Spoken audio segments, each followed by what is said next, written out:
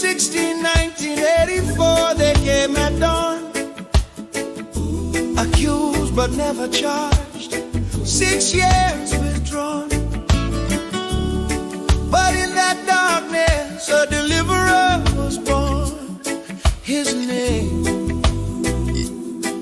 Chiroma. Railway engineer with nothing but honest dreams, working for the nation, or so it seems. Coup attempt happened, North was blamed. Chiroma got arrested, 6 years unchained. Condemned with a Yoko, amnesty cried out loud. But Bia left him rotting, wouldn't be moved by the crowd. No trial, no justice, just darkness and despair. But he taught himself English, God was meeting him there. In the prison cell he learned compassion's power. That's where Chiroma grew. In the longest night preparing for this hour. That's what suffering do. When you've been where the people are, felt their pain, you can break their chains. Now he's running for their freedom, nothing to gain. Chiroma, Chiroma the deliverer, like Joseph from the prison cell. Bacardi is a Bacardi, he knows the story he can tell. He's been through the fire, 6 years couldn't break his will. Chiroma, Chiroma the deliverer, he's gonna save us still. Oh Chiroma, yes we will. Trust Chiroma, he's so real. It's that Chiroma understands our freedom's in his hand.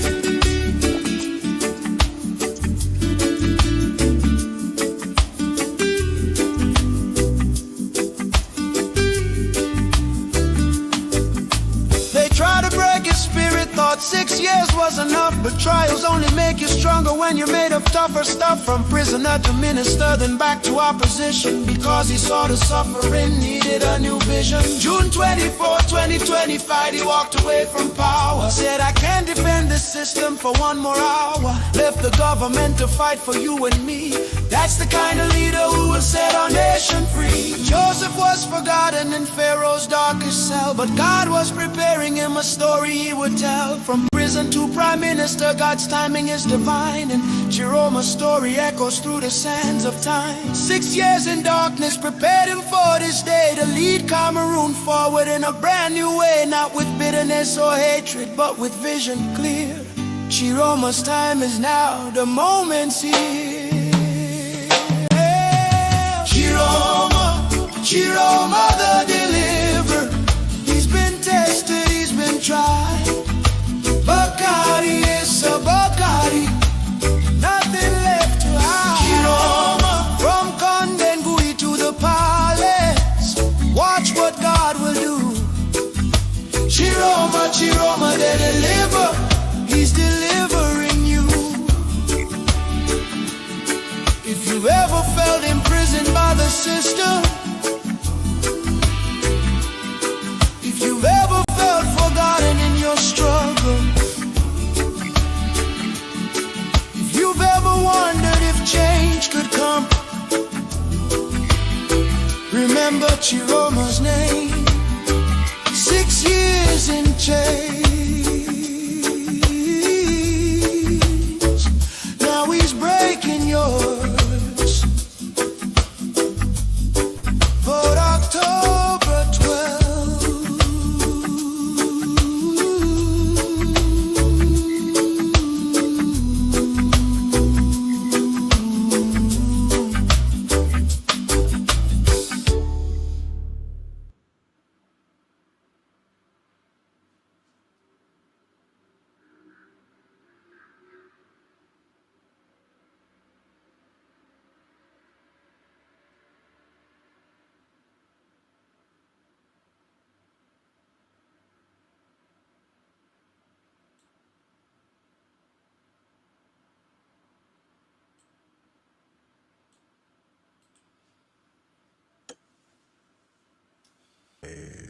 Okay, so I have so much to say, but I won't say it all. And it looks like I'm gonna speak a little bit of Igbo in this video. So, Obone Boni Igbo, and you're listening to me now. Achomki Gemonti. Unu na yo na funa. Ihe me nwanne anyị nwoke Nnamdi Kanu bụ ihe akwadogola akwado a long time ago. It's a plan. I don't really know a lot of people who were not expecting this to happen. I personally was expecting it to happen.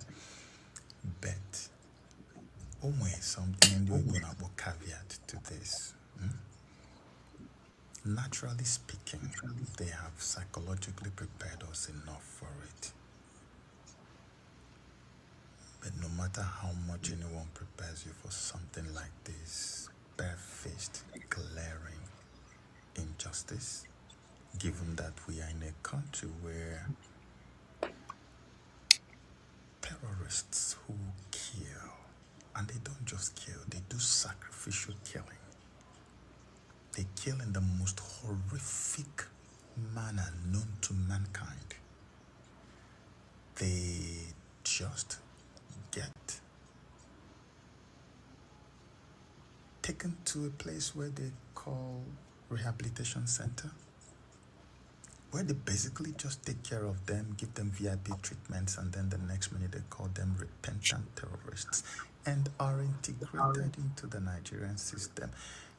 In a country that does this, a country that tolerates hardened terrorists, globally proscribed,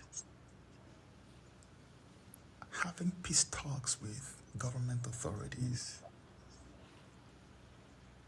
having press conferences, terrorists that disembowel pregnant women, take their children, the babies out of their wombs and then kill the babies, are pardoned without even a chastisement, nothing, just pardoned, integrated, all VIP. In a country that is like that, one would expect that it is absolutely impossible to sentence a man like Nnamdi Kanu for what he said in a broadcast. But we are living in a theater of the absurd. Nigeria is a quintessence of absurdities. But that's not even where I am going. Nene benaga.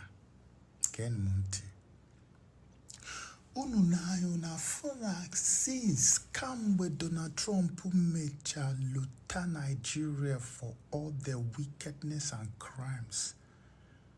Chupuna wenya ike owe designate Nigeria. That ever since then, when he went there, Ezigbo watching there, all of them have been fighting, looking for how to say that it is the problem of Igbo people. No Igbo melo Trump juwe lota Nigeria.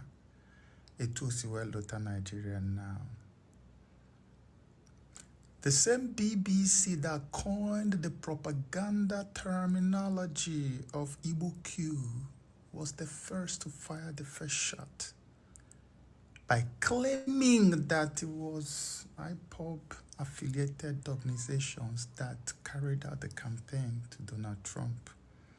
Kewe man against those guys no kafa we bidaga bubendi bai. Nka make the kwa make on a chi walk on your ebutekwa another one. Nka make kwa gonna be trend on mukwa ebutekwa another one again now. That no some Biafra we put some stupid document has now with them from 2021. Meanwhile, Trump had already designated Nigeria in 2020 before. Natural death. So basically, if you look at it, if you no need Bihariak everywhere, now try to hagis we rope on the book in Kebidaga before Donald Trump Polundia Milan and Nigeria. He had put the plan. Had Chohoka Ndibo di normal, di okay, di sane.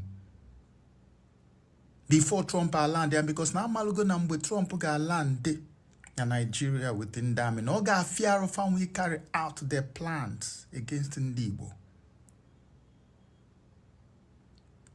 That is why Ihamelu Nnamdi Kanu Juwebia, to me, not as a surprise, but as a setup or distraction or setup. Actually, can the buy react here?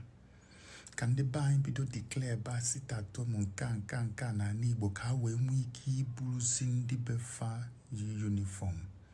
Weje ba sine we go serious threat in that place. Then we serious, then we can declare state of emergency na buy. We lose their uniform.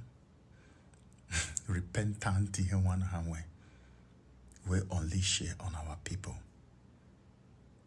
Mbe repentant terrorists basi na bayana army na bayana police be kichi na ndi ni na haiti ngasi na army no. The bank kwan muntio. Since the Civil War of 1967 and 1970, Ayadibe were anywhere close to freedom as we are today.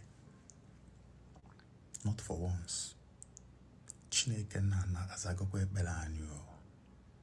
Not to hear your brother na gwage.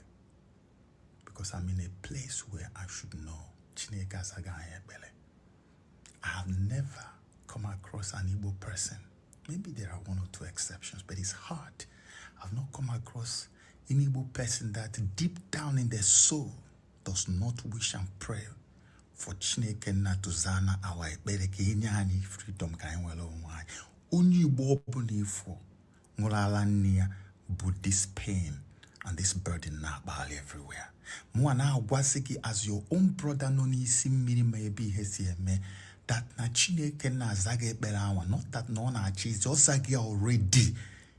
Ndia we na chozi ke provoke why can you make something or ga ba me tupu nyemaka na achi bia elu ayaka obuna hebuto sigondi ba nine e akwa set up. So achom inweta video kesasia video to as many people as possible. One the buy nine nam say ho nyo obuna dere no ju una ango na ngwo na nkwu na abia. At the US Congress hearing on the designation of Nigeria, hearing now take place right now. A congressman, black man, literally was speaking about Mazi Nnamdi Kanu to the hearing of the whole world media not there. The guy when they disgrace Nigeria with the case of Mazi Nnamdi Kanu even mentioned that the guy had to defend himself with sickness and everything. Yet, terrorists are walking around free, holding press conferences. Owanina Malugo, Nigeria is dancing naked, completely naked in front of the whole world. And only Nigeria seems not to know that it is naked. Happen on Nigeria. Okay? Happen on Nigeria. Una dabakwanana trap in the Nigeria. Dono muna kananti. Jidono muna aka. Una wakwana anwa. Overreact to heneme 19 work because decision on our brother. Mputia Adiko decided. I will not speak more than that. Una anwa we baye na trap mpakara ndi kwensua. Because I daba na trap fa more debts for us. Don't worry yourself about Mazi. Lotana Mbwagia today. 19 work ya puta. And it will happen soon. God bless you.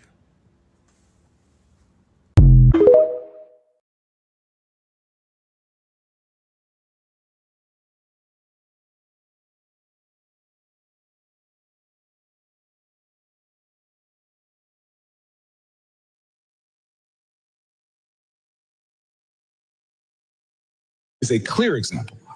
In 2022, Nigeria's Court of Appeal struck down the charges against him and ordered his release. The UN Working Group on Arbitrary Detention has also called for his unconditional release. Yet he remains in solitary confinement, in deteriorating health, and recently had to represent himself in court.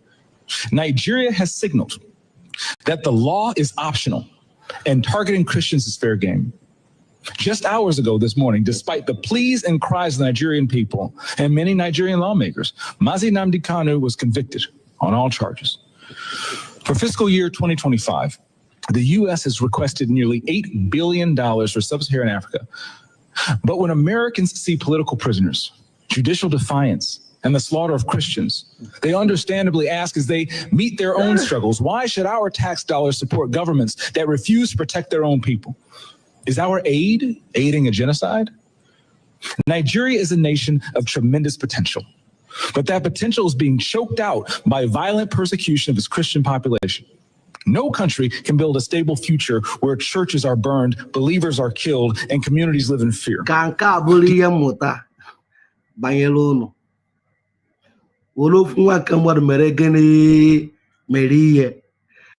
Nnamdi Kanu is a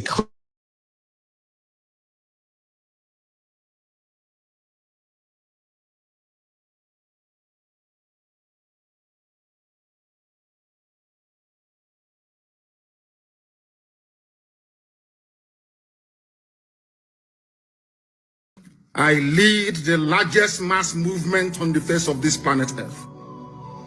Determined men and women, prepared to give up everything in pursuit of what is right before God and before man. Let us call upon heaven to take its rightful position this very evening. I am going to pray a prayer of David, because we are nothing without Elohim Adonai El Shaddai that gave us this very mission. The hardest mission in the world is to set Biafra free. The hardest task on this earth, because most of them are born ingrates. We must honor in heaven. Do you think we apologize to anybody? Without apologies to any idiot. This is a year of insanity and a year of madness. We must pray, because the whole world is listening, and I especially asked Nigerian youths to tune in this very evening or morning, afternoon, depending on where you are. I'm going to pray in English language. We shall praise thee.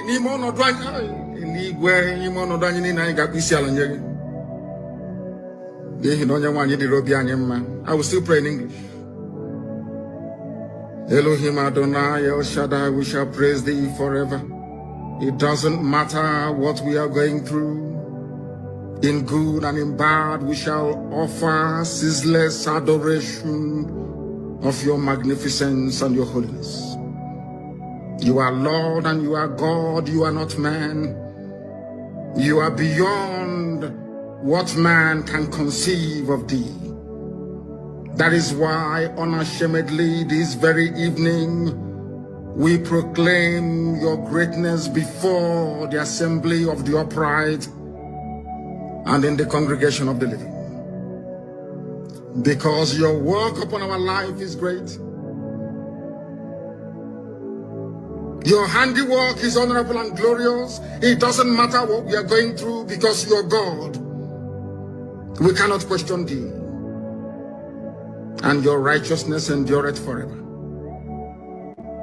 Look at the things that you have made, the heavens and the earth, the moon, the stars, the ocean, the rivers, the streams, the mountains, all belong to thee. You are full of grace and compassion.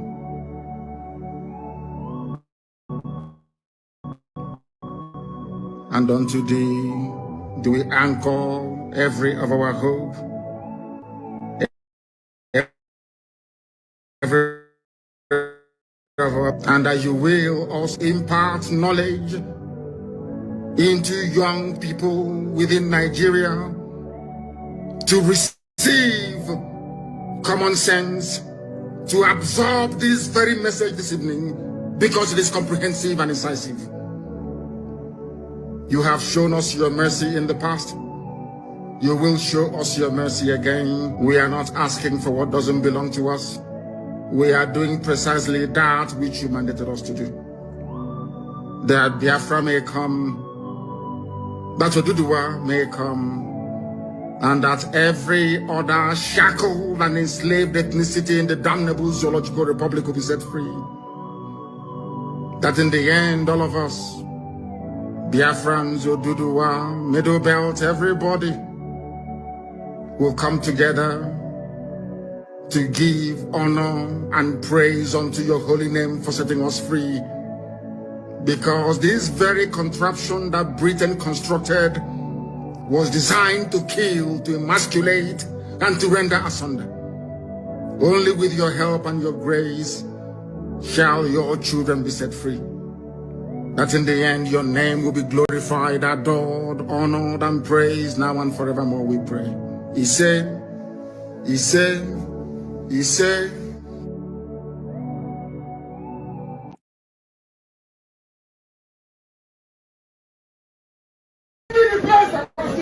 show me! Show me! Show me! Which law says you can try me an unwritten law? Show me, you cannot show me, and you're a judge. You claim you're a judge. You don't know law. You don't know law. Nonsense! Where is the family to address? Where is it? Which law gave you the right? Show me where it says you can break my right. Show me the place I want to see. Show me! Show me! Show me! Which law says you can try me an unwritten law? Show me, you cannot show me, and you're a judge. You claim you're a judge. You don't know law. You don't know law. Nonsense! Where is the family to address? Where is it? Which law gave you the right?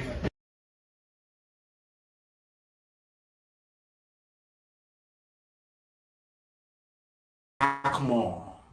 Okay. If they say we are being insulted, insult them 100 times more now. All right. Because the devil has come out. Can you be easy? The serpent has reared its ugly head. We must decapitate it. We must cut off the head of the serpent. Now, not tomorrow. Not tomorrow. You don't know it's a connected attack against us to see if they can get our people to move. To say, oh, I don't want to, if it's the type of Biafra that is going to come. Me, I don't want it. Biafra is not religious freedom. Rob, when I say that you are free to worship a snake if you want, they don't want to hear that. You see? No, they don't. Are you hearing it? You are free. We need a Biafra of freedom, a Biafra of religious tolerance. That you heard me say on radio Biafra that you can worship a tortoise if you want to. You see? You can worship a goat. That is your business. Onyenakia, they will never hear that one. Is that one that their treacherous, envious, stubborn nature is telling them that's what they want to write? Yes. That's what they write. Yes. That is what it doesn't matter how you explain. That thing they want to write is what they will write. Yes. Because they're foolish. They are doing it today. Because they're not in the spirit. They are not in the They spirit. don't understand what we are doing. They can't. They can't. Now, it didn't end here. I want you people to also listen to Mazi Nnamdi Kanu. Say he don't trust nobody. He don't trust you. All these people that are talking rubbish, Mazi Nnamdi Kanu do not trust you. He preached about the Iraq, the criminals, expelled criminals in IPOB. Mazi Nnamdi Kanu speak about them. Now, listen to how he speak about them. Because as they say, where we come from, Obi the Kwaro, Obi the Kwaro. Can never tell. What you wake up and find a black man doing the next morning. Okay. No. Okay. I am the only person that I can vouch for that tomorrow morning I'll be doing IPOB, I'll be doing Biafra. You see? Putting everything that I have into it. All right. So go and search your conscience, all of you. Search your conscience, all of you. And ask yourself, am I ready for this battle? Ask yourself, are you ready for this battle? He was talking to the criminals we have successfully expelled. He was talking to the Iraq we have successfully expelled. He was talking to Barrister Ejiofor, the criminal and the murderer. He is talking to anybody and all the people that have actually betrayed because he was kidnapped in Kenya. He was talking to them. So search yourself. Are you the one Mazi Nnamdi Kanu was talking about here? We are in a very dangerous phase of the battle. Battle of hearts and minds. Okay. No, they're insultive. Is this how Biafra is going to be? It will be a dictatorship. It will be this. And I have told them I will not be the head of state. Oh. Okay. Because as they say, where we come from, Obi the Bible. Listen, you can never tell Obi. what you wake up and find a black man doing the next morning. No. Right. Okay. I am the only person that I can vouch for that tomorrow morning I'll be doing IP, they'll be doing Biafra. I'll be putting everything that I have into it. Okay. So go and search your conscience. I tell. And say and ask yourself, am I ready for this battle? You are not ready. We are in a very dangerous phase of the battle. Battle of hearts and minds. Yes. No, they're insultive. Is this how Biafra is going to be? It will be a dictatorship. It will be this. And I have told them I will not be the head of state. Oh.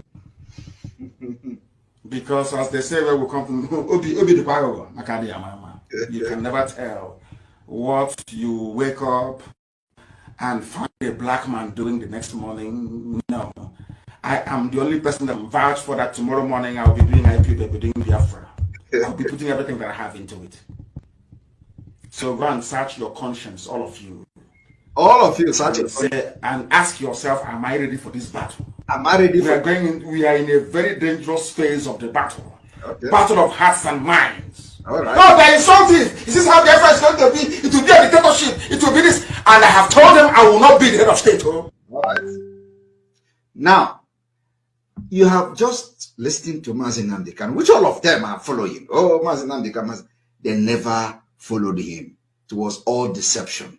Now, and the multitude doesn't need to fight for this freedom and get it. Only the chosen ones will fight it. All we need from you is your support, financially and otherwise. Now, I want to commend those who are repenting. I want to commend those who have now come to realize that all the blackmail against Simon Ekpa, they are all lies and propaganda, and they are repenting. So this is one of them. If you repent, we'll play your voice. They found out what freedom fighting. They found out what freedom fighting. Okay, I be the freedom. Because Simon, I'm sorry. All right. Officially, I'm Uncle John put your blog. Madam, Madam, because I believe Akuka, and Aka from Bobana. Okay. Couple years ago, we've talked enough. So here need to pure action, and the action keep the Kitanan. So more than support 100% because when you were make you go before. All right. So Kitanan had to go fully in support of you. Oh yeah, can you draw blame buy a color story? I had that. For how long will the feverish birds tremble in the hands of their own tipper? We can't keep like this. So now I'm afraid of always hear what someone and do the US. Oh yeah, anywhere Kitanan, I will come out and challenge and defend the money. You are going to freedom fighting. Okay. So in the US, one I in Chagao, Msuadro, Ekugiana Ganese poster, flyers for Biafra referendum. Yes. So Unusuan Unutori, Kitakaiga, Mazno, and we will fight you guys because justice kind of fight before. Dala. So I call him story. Kitanan, Kitako, this broadcast now, girl from Simon, but Kitam Kamazle. All right. Madam Atam before my candidate but I challenge him you need action, and I have been saying it from day one. All we need is action, not history. History, please. Because first of all, they ask you not to listen to Simon Ekpa. It is a plan, and you buy the idea. They ask you don't share anything about Simon Ekpa so that you will not know the truth. These people are pure evil, demonic, and just the same pattern that the Fulani. What the Fulani does, they say, let us remove history. Don't teach history. So that they are going to die for the lack of knowledge of their history. That is what these criminals did in IPOB. They say, don't share Simon Ekpa, because if you watch Simon Ekpa, you are going to listen to the truth. You will know that Simon Ekpa is not deviating, and Simon Ekpa is standing where he stands with Onyendu. So they say, don't listen to him. Don't share his videos. Block anybody that share Ekpa here. Remove the person. And they succeeded in removing everybody that listens to Simon Ekpa. So how can you know what I am doing? This one just happened to listen to the preaching and the broadcast of the other day that I was mentioning about the posters. Only that, because he has not been following what we are doing. And all of them, many of them, don't follow. The only thing they do is don't listen to Samanekpa and they don't listen. So when they see one video, they will cut it. The same Samanekpa, they say don't share, don't listen. They will cut one video that suits their narrative and they will be sharing it. Samanekpa say no Biafra. Samanekpa say Biafra is dead. Samanekpa, and they will be sharing it. The same people will now cut video of Samanekpa addressing IPOB in Germany after the attack of Ekweremadu. Oh, look at him. He's attacking IPOB. He is calling Mazen Nnamdi Kanu. They are sharing the video. But they ask you not to watch Simon Ekpa. So how do you know what Simon Ekpa is doing? So I'm going to play it again.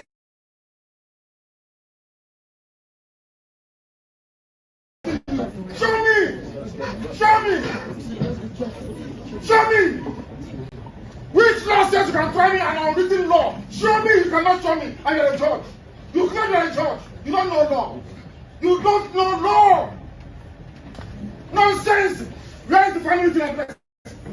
Where is it? Which law gave you the right?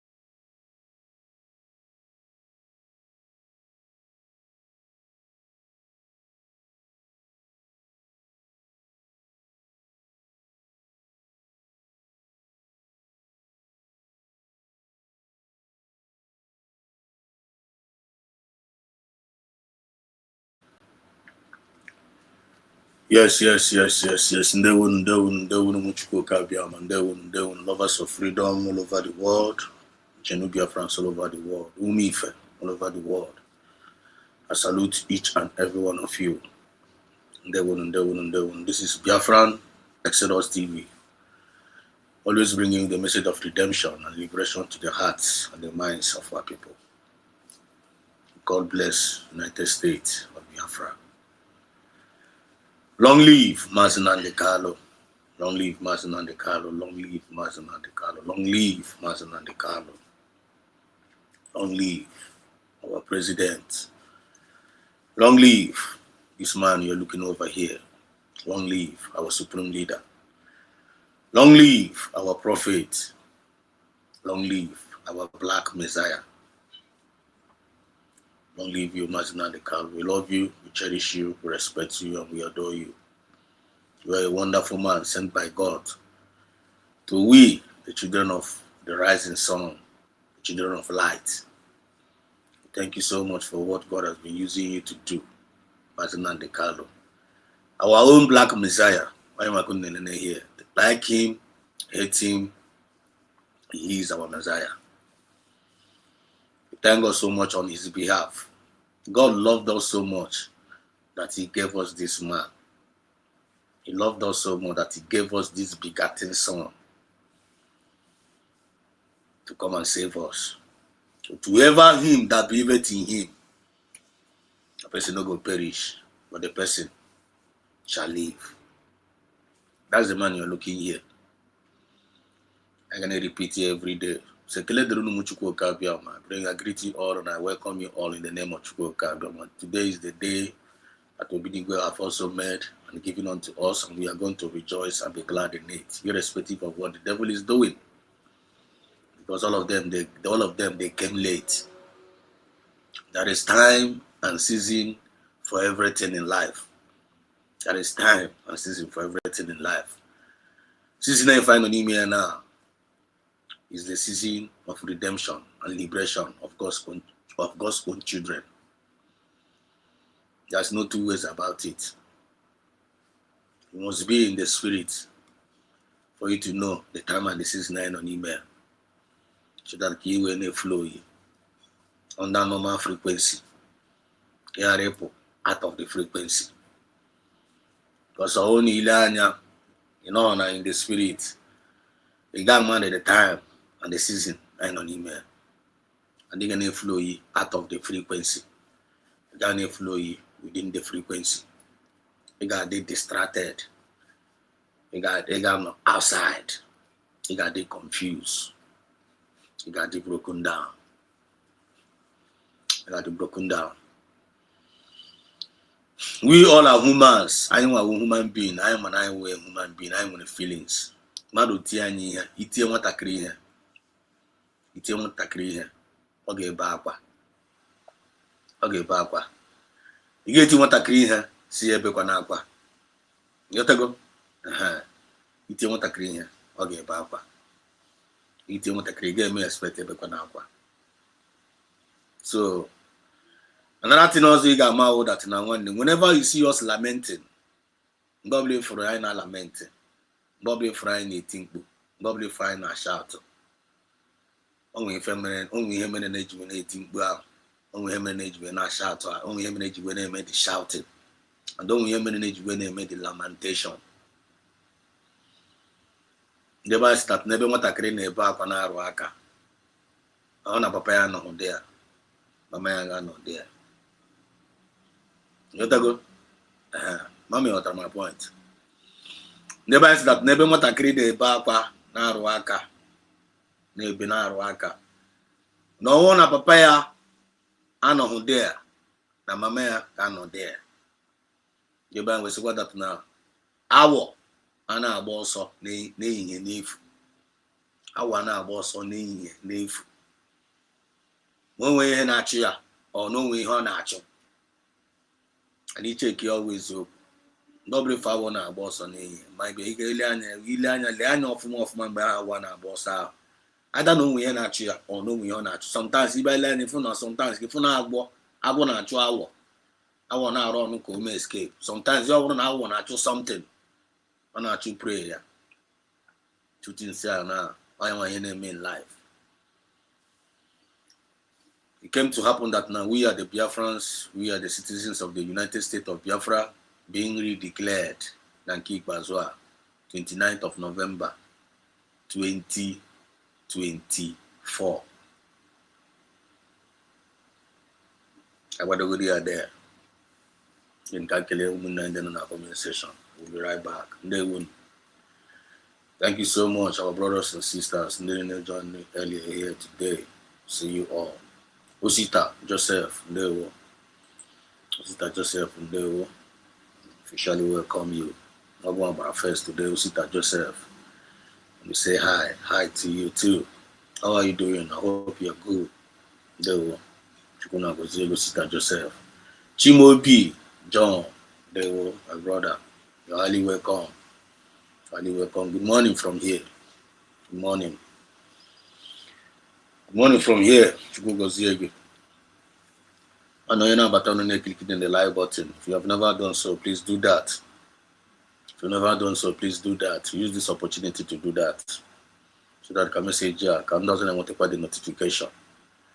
Yeah, and I put every email will be charger. Yeah, and I will put every to serve and maybe to charger. I just kind of to not serve. Because here I know about redemption. Yeah, and I remember the defined or the defined. Overall, here now they're all defined. It is well defined. I'm going to purpose, and I'm going to dreams, and I'm going to vision. Purpose that you went on about is to come and serve. You know, to come and serve we, the people, we, both you and I, to come and serve us. Go on up outside the bar and up yourself, nigga, come on now, and they believe in here more. I believe, you believe in this the same one leader. I in here. You only believe in this the same one leader in here.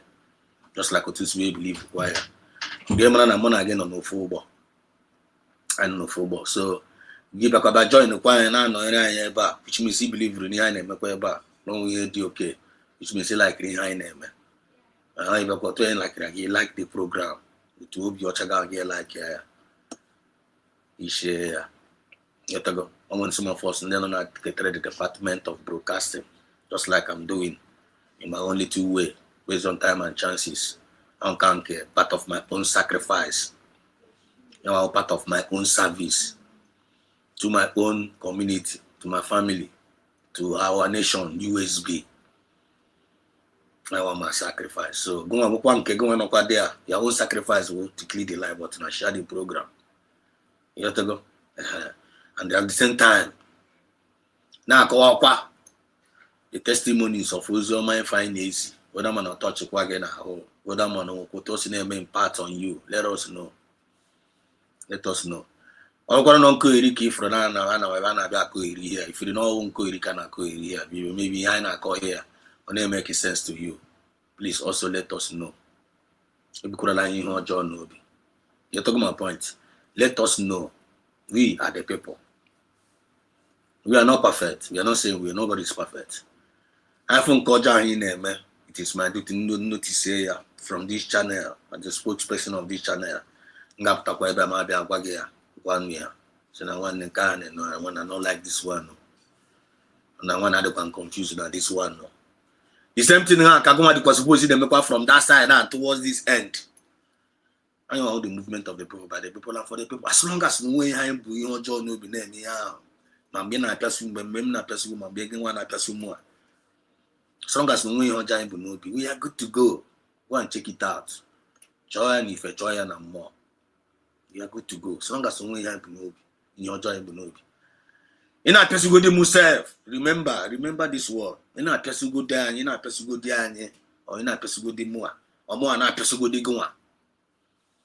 Welcome. Welcome. As long as I'm pursuing a pursuing or pursuing a pursuing go on. You're not a pursuing go away, the Remona Ganama, Pursuing called there I in Amma, not pursuing called Remonama, Dragonama, when the pursuing called Remona Ganama, and my mayor welcome. But all in a pursuing keep your boom, and then in a pursuing, if your boom wonder. You may know when your jib no be. A day or Jahi Bunobi, or go a cogabera. He said, then all no one a person who can piabuogo. Get on to a fuma. All no one a person who can piabuogo. Your number, you John no be, you're the which Miss Ebru, John, which Miss John Bupa no be Gabera more. So I had supposed to be a sick, I got a swoon wine, I piabu wine. I get to my point now. I am a wisdom. I am a conuche. I am 1 + 1 = 2. So when I pursue wine, or when I pursue wine, Kyle did I in Amma. One, I got 34 money. After that, in pursue, I got 54 man. I no be. I got me manifest. On you, on 4. But all I pursue wine, can piabu wine, just like some of us are doing right now. And I pursue, can piabu, piabuani. All I pursue, can dry and a man pursue, can piabu, just like what they are doing to us. That impression and appear capable, or have piabu.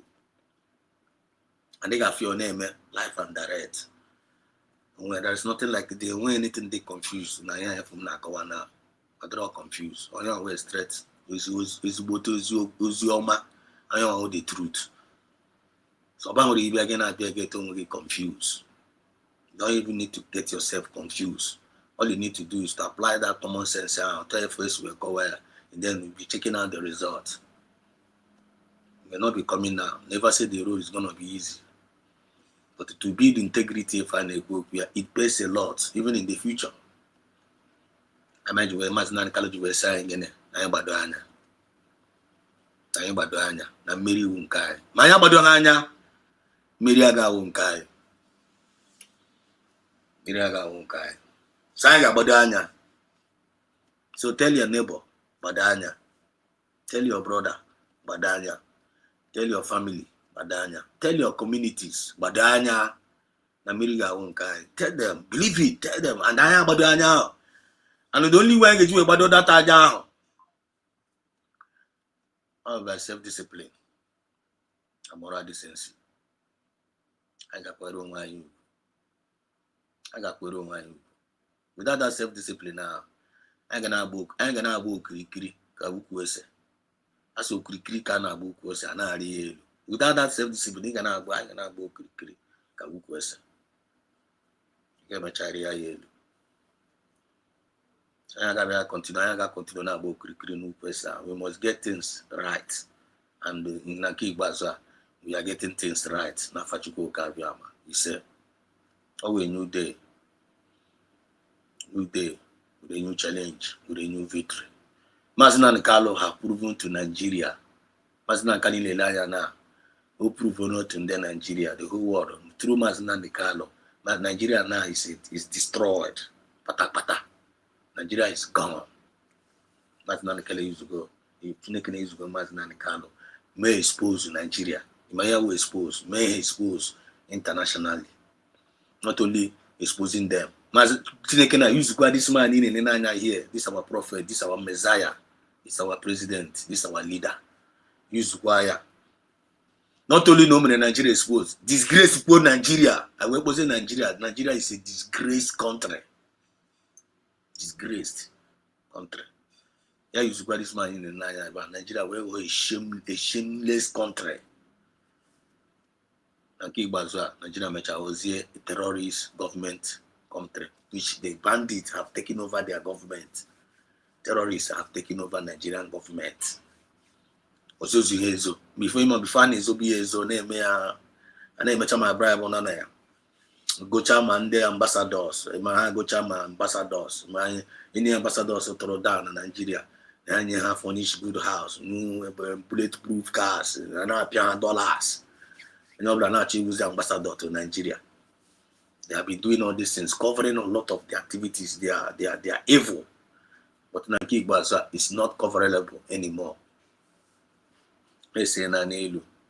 Exposed, disgrace, and they are about to be destroyed, just like Sodom and Gomorrah. Any remedy?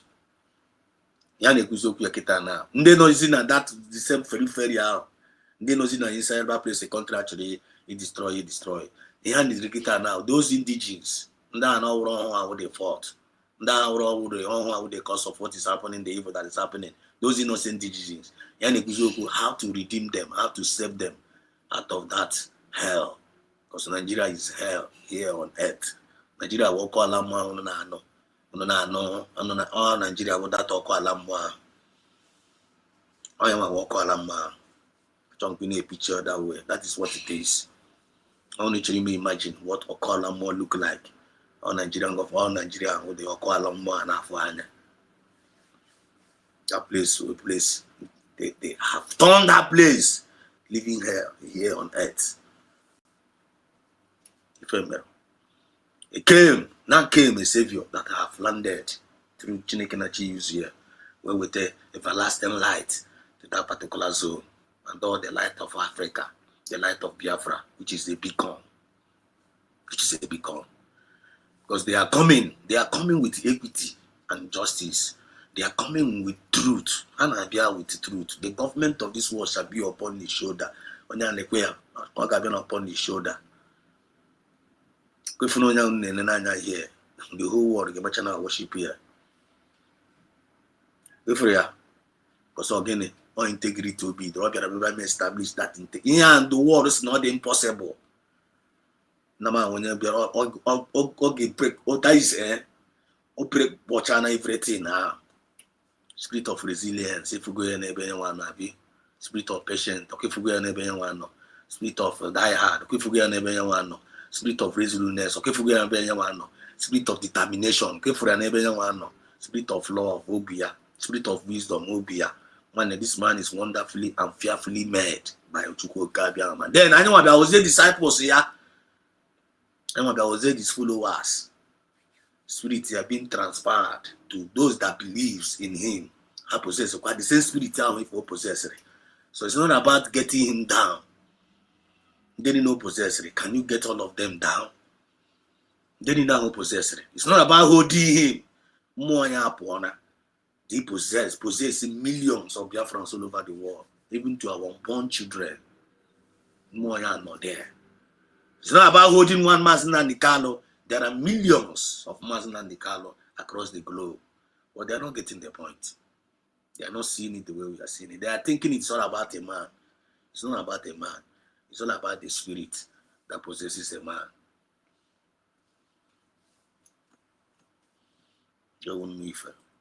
Shimobi Lion, they will see you. They will, good morning from here.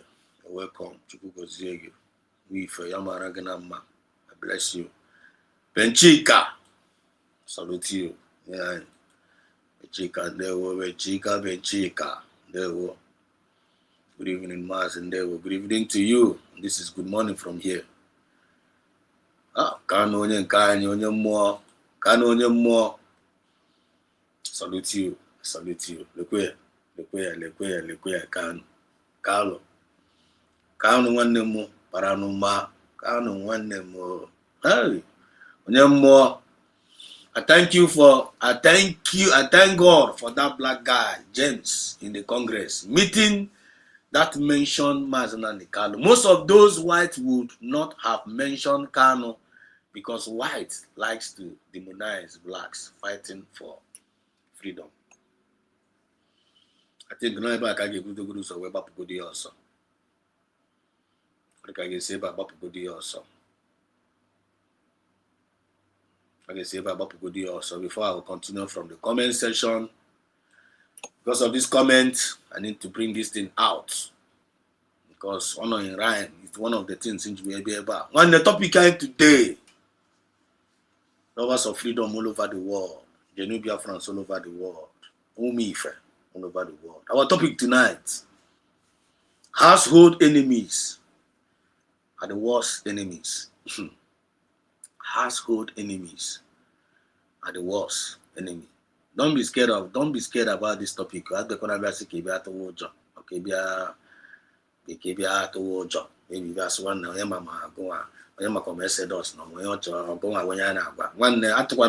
Feel free. Just feel free. It's not about you. It's all about the spirit. It's all about the spirit that possesses this household enemy. All spirit kind of deal with. We want to redeem them. We want to save them from that spirit. And achieve extract that evil spirit of that household enemy. And then may extract from them. Separate from our people. Then I cast that spirit out of them. All by one KJ and by more by Upiki. All by Upiki Kachukwane when I all is all you need to do is to make yourself available to be used by that Biafran spirit. Give you an and I confirm life and direct. You feel me? You know go. Household enemies are the worst enemies. And the solutions. Bruni Anobi, you're still coming to that. But meanwhile, because of this comment, I thank God for that black guy that spoke about us, that spoke about this our leader. Because I cannot go to the side our leader. So those whites will not have mentioned Kano because white likes to demonize black fighting for freedom. So let's take a look at this.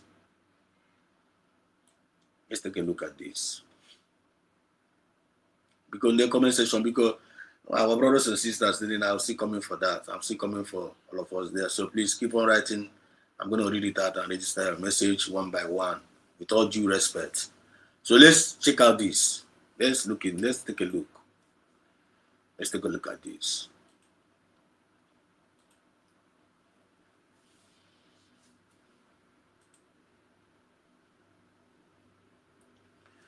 Let's take a look at this. Let's take a look and see what is going on here. DRL as well, since they publish reports on this that cover some of these issues. Sure. So you'll see in our human rights reports where we call out human rights violations across countries around the world. In terms of Nigeria's curriculum in particular, I don't have that information. Before we continue here, it's a breaking. This is from Holy Nicola. It's a breaking. Listen to what U.S. congressman condemns. Listen to what U.S. congressman condemns Mazen Kano judgment. The Committee on Christian Genocide in Nigeria starts. So now, this is a hearing in the U.S. Congress. U.S. Congress stage. The whole world international media are there. All of them are there. Live and direct, listening to this hearing. I'm very, very glad. But I remember when this time said, I thank God. I'm very, very glad. And I also thank God. The same way, this kind of our brothers will feel require any more. The same way can we feel connection in the spirit. Receiving the same signal from the voice of the spirit, from the voice of Biafra. Unless we draw connected with the Biafran spirit, you're not going to be connected in what is happening. God is connected in what is happening. God wanted the message. God wanted the intel. It is goes in and with even when intel flies in front of you, you got my own meaning. You got my. Let go. So I'm gonna pay you attention. I'm gonna pay you attention. Because without paying attention, you got the resolute, you got the resilience, you got the mommy otago, you got the weak, and you got the confused. And how can you with the spirit of confusion, this movement, all the very, very dangerous. So I'm very, very happy. I was very, very glad to see this video and to saw this development. Watch our brother Joseph in the first video as a jingle. You know, they heard our brother Guru. Us arrived from 1967 to 70 to return now. They have never seen us being so close to this our freedom like this day. Joseph Okechukwu Kuriya. No food I had to go so close. No food I had to go so close to this our freedom like this day. Yahweh whispers say to us. This is and they can change. But in line in the spirit. I know me find I now confirm one voice of the spirit. I need faith and I need faith and power. In a quick way, I need faith. I never in kind of way. Not to think any to. You're talking my point. I never in kind of way. Not to. You go there against us yesterday. Give you today. You wouldn't notice we something in line of me. I find believe or why man always you. I get select resume pick rear out. And you pick rear out. Would I add there to our gallery based on this one. Make sure they develop resume more. Develop this have a meaning into our life. I forget baby twice in the midst of in a Guezoku. And I got separate Asian from Ezoku and Ikureku. I separate area from Asian and Ikuria. No matter how it is, you were already. I say, no banner Dezoku. I can go filtering. A separate choir. We put there. There was a choir bubble, so we got us Asian. I got up there. The special help of Chukwu Biafra. That is a tax. I don't want to do it. And they are doing it under Biafran spirit unction. Biafran spirit in that unction for them to be functioning. So that you're not going to get us twisted. I just celebrate all that Asian from that truth. They are web taco asking le only and then good this year, but le to want assist we batane. Le be the Asian garaga dodge ya. We try that Asian to saya. They feel very, very clear. Are you not catching the flow? Are you not seeing it? Are you not? Unless me not going against you, unless you are not flowing up. But then I got to be able to say, I got to work on my ass. I'm going to put it just let the way it is. So this our brother say, Yeah, but we try to say na half be ya go so close to our freedom as 60 today. Just if we could chukwu na-ekwu ya. I said, do you know the reason why? Now you want no in a place, in a place ebe man that reality and they say to go. You want ma. Now for ni when they went there Nigeria, ni when they were ha. Now they very angry. No ndi Igbo gaga stays there up. No ndi Igbo mechaziri. Finally, when I was telling you people about Igbo Chronicle, then I go to my Igbo Chronicle a few days ago, right? Remember that topic, Igbo Chronicles. So now that day tears came out from my eyes on a live program. I was trying to hold that tears. I don't know how before I get for more tears, but I'm not around. It was that day, it was on live program. The thing overwhelmed me. You receive him say, I don't know, Biafra. If you know what you are as a Biafran, now not you gonna make for the glory he possesses as a Biafran. Now I got this, I got water, to all this, bring on my soul level to if you not be so 1 minute, and this was him, and God has possessed us with the rightful spirit to take over this world. Now you are would the people are a poop come arrive, but now you are I am here water. I now water, I need bring on wine down to the extent that now our slaves now so Kunelu. Now could imagine tears came into my eyes. I hold it, I have to off the camera and went and shed the tears, latch back. So till the day was going to come when the eyes of our people anya ga emecha dey open and anya ndị ba anyị mepe we go but ihe mere o ji nwayọ na-emepe and come if mepere mepe come if o jisiri ke mepe o mepe na anya nwa ndị ba anyị we dere unique n'ụwa and very very stubborn, very hard for you to convince them, to our people, for you to convince them of one of the hardest thing. But once if you have wanted that true revelation, had they confused and when he get me no again napo that thing now again. I am a Igbo Chronicle. Check it, people have been talking, people have been screaming. Ndibo from the half of the rising of Trump, one chapter. The first one, I was away, so I chopagide. Mandibo, the rising son, how may be for manade, and they trace the progress from afar. They trace progress from afar, how they see progress from that is one of the Igbo Chronicle, Hannah, on in us. Half from Trump, Anya, for ya no one way, Abia. No, when you have for animal, and Masan can do Kuranamuma. Not only Trump that was going to end this, not Trump that he posted the oligarchy between the Fulani and the UK, not Trump game here. American here. Trump can step go in. Now, Congress, look at this great news here, Biafra all over the world. The USB Congress now, they are talking about Biafra. Even mentioning the name of Masin and Kanu Kamere yesterday. And they are Congress here. Now, listen. Listen to this report. Right in front of me, but we're happy to report back to you on the committee. Sure. No, that's fine. I appreciate you both. And thank you again, Mr. Chairman, for having this hearing. Thank you for your questions and comments.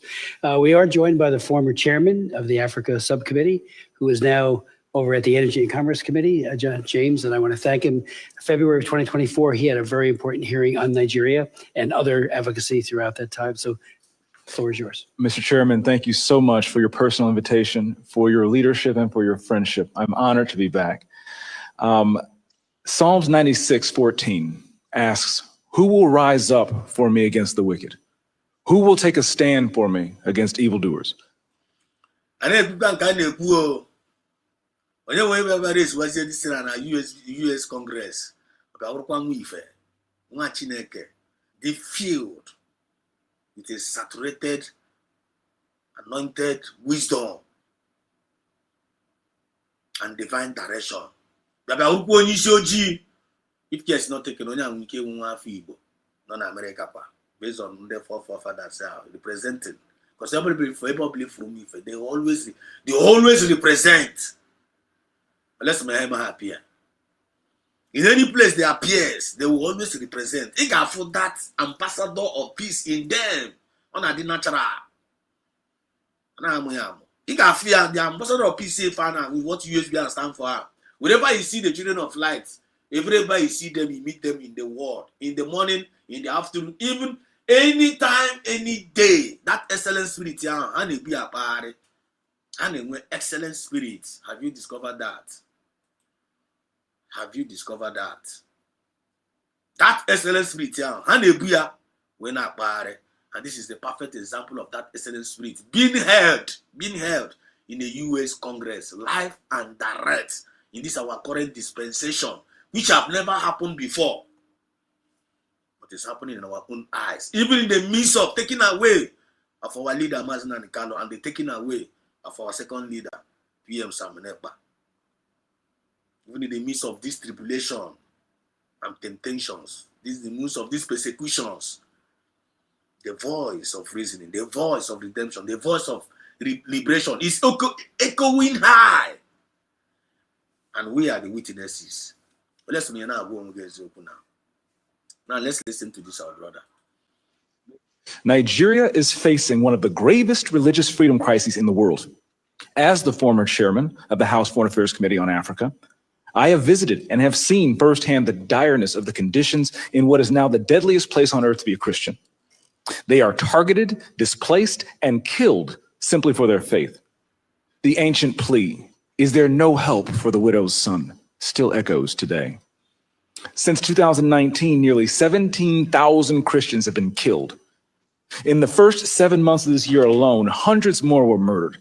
On June 13th, during the Yellowwater massacre, more than 280 Christians were slaughtered in a single day. These are not isolated tragedies, but a sustained pattern of religiously motivated violence, often ignored or even enabled by the Nigerian government. Extremist groups like Boko Haram, Fulani militants, and ISIS West Africa attack often without any meaningful intervention from authorities. The lack of response has created an atmosphere of impunity where Christians continue to live in constant threat and fear. The United States has previously recognized this crisis. President Trump not only designated Nigeria as a country of particular concern during his first term, but redesignated it again in his second term after President Biden inexplicably removed that designation. Religious persecution is tied to political repression and weakening institutions in Nigeria.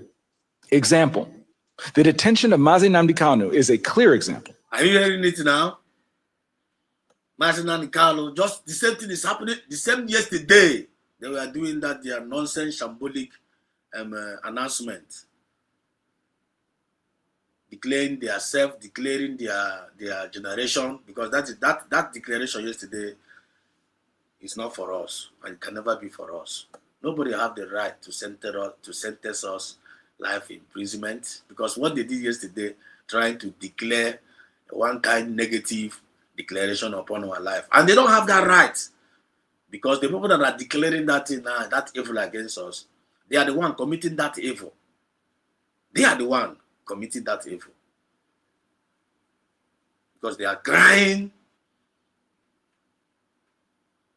to create a very, very evil narrative against the people of Umuchukwu Kabiama, which is our leader, is the target. We hope getting him down. Then our life in the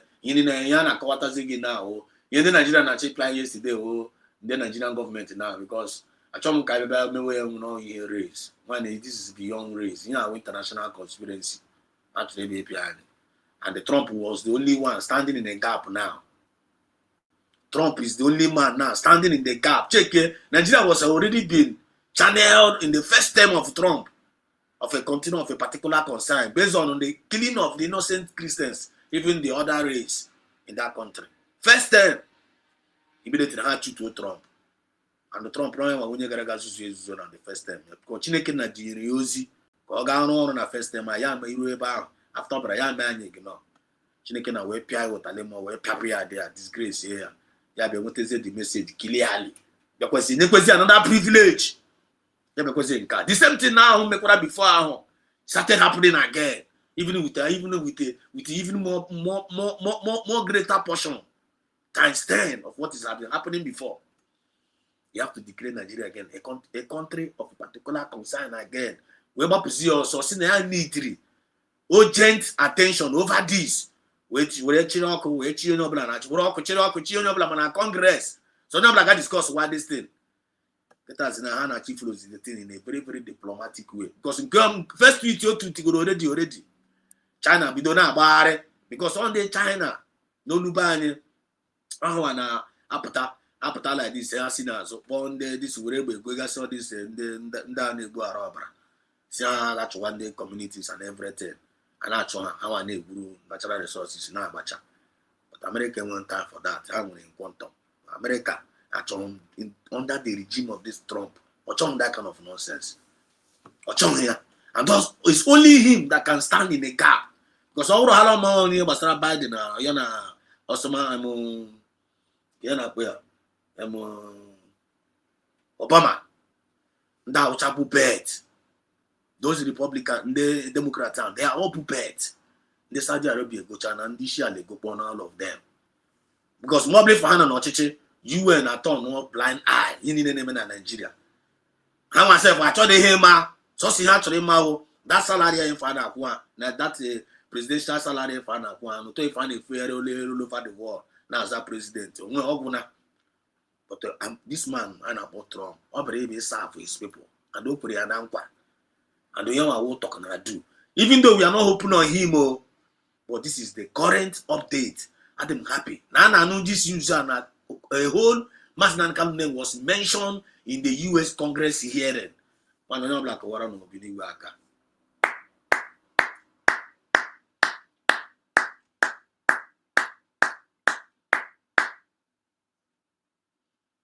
impressed. I'm very, very happy. I'm very, very happy. I'm going to go here for now. Let me go to the comment section. Let's go back to the other side.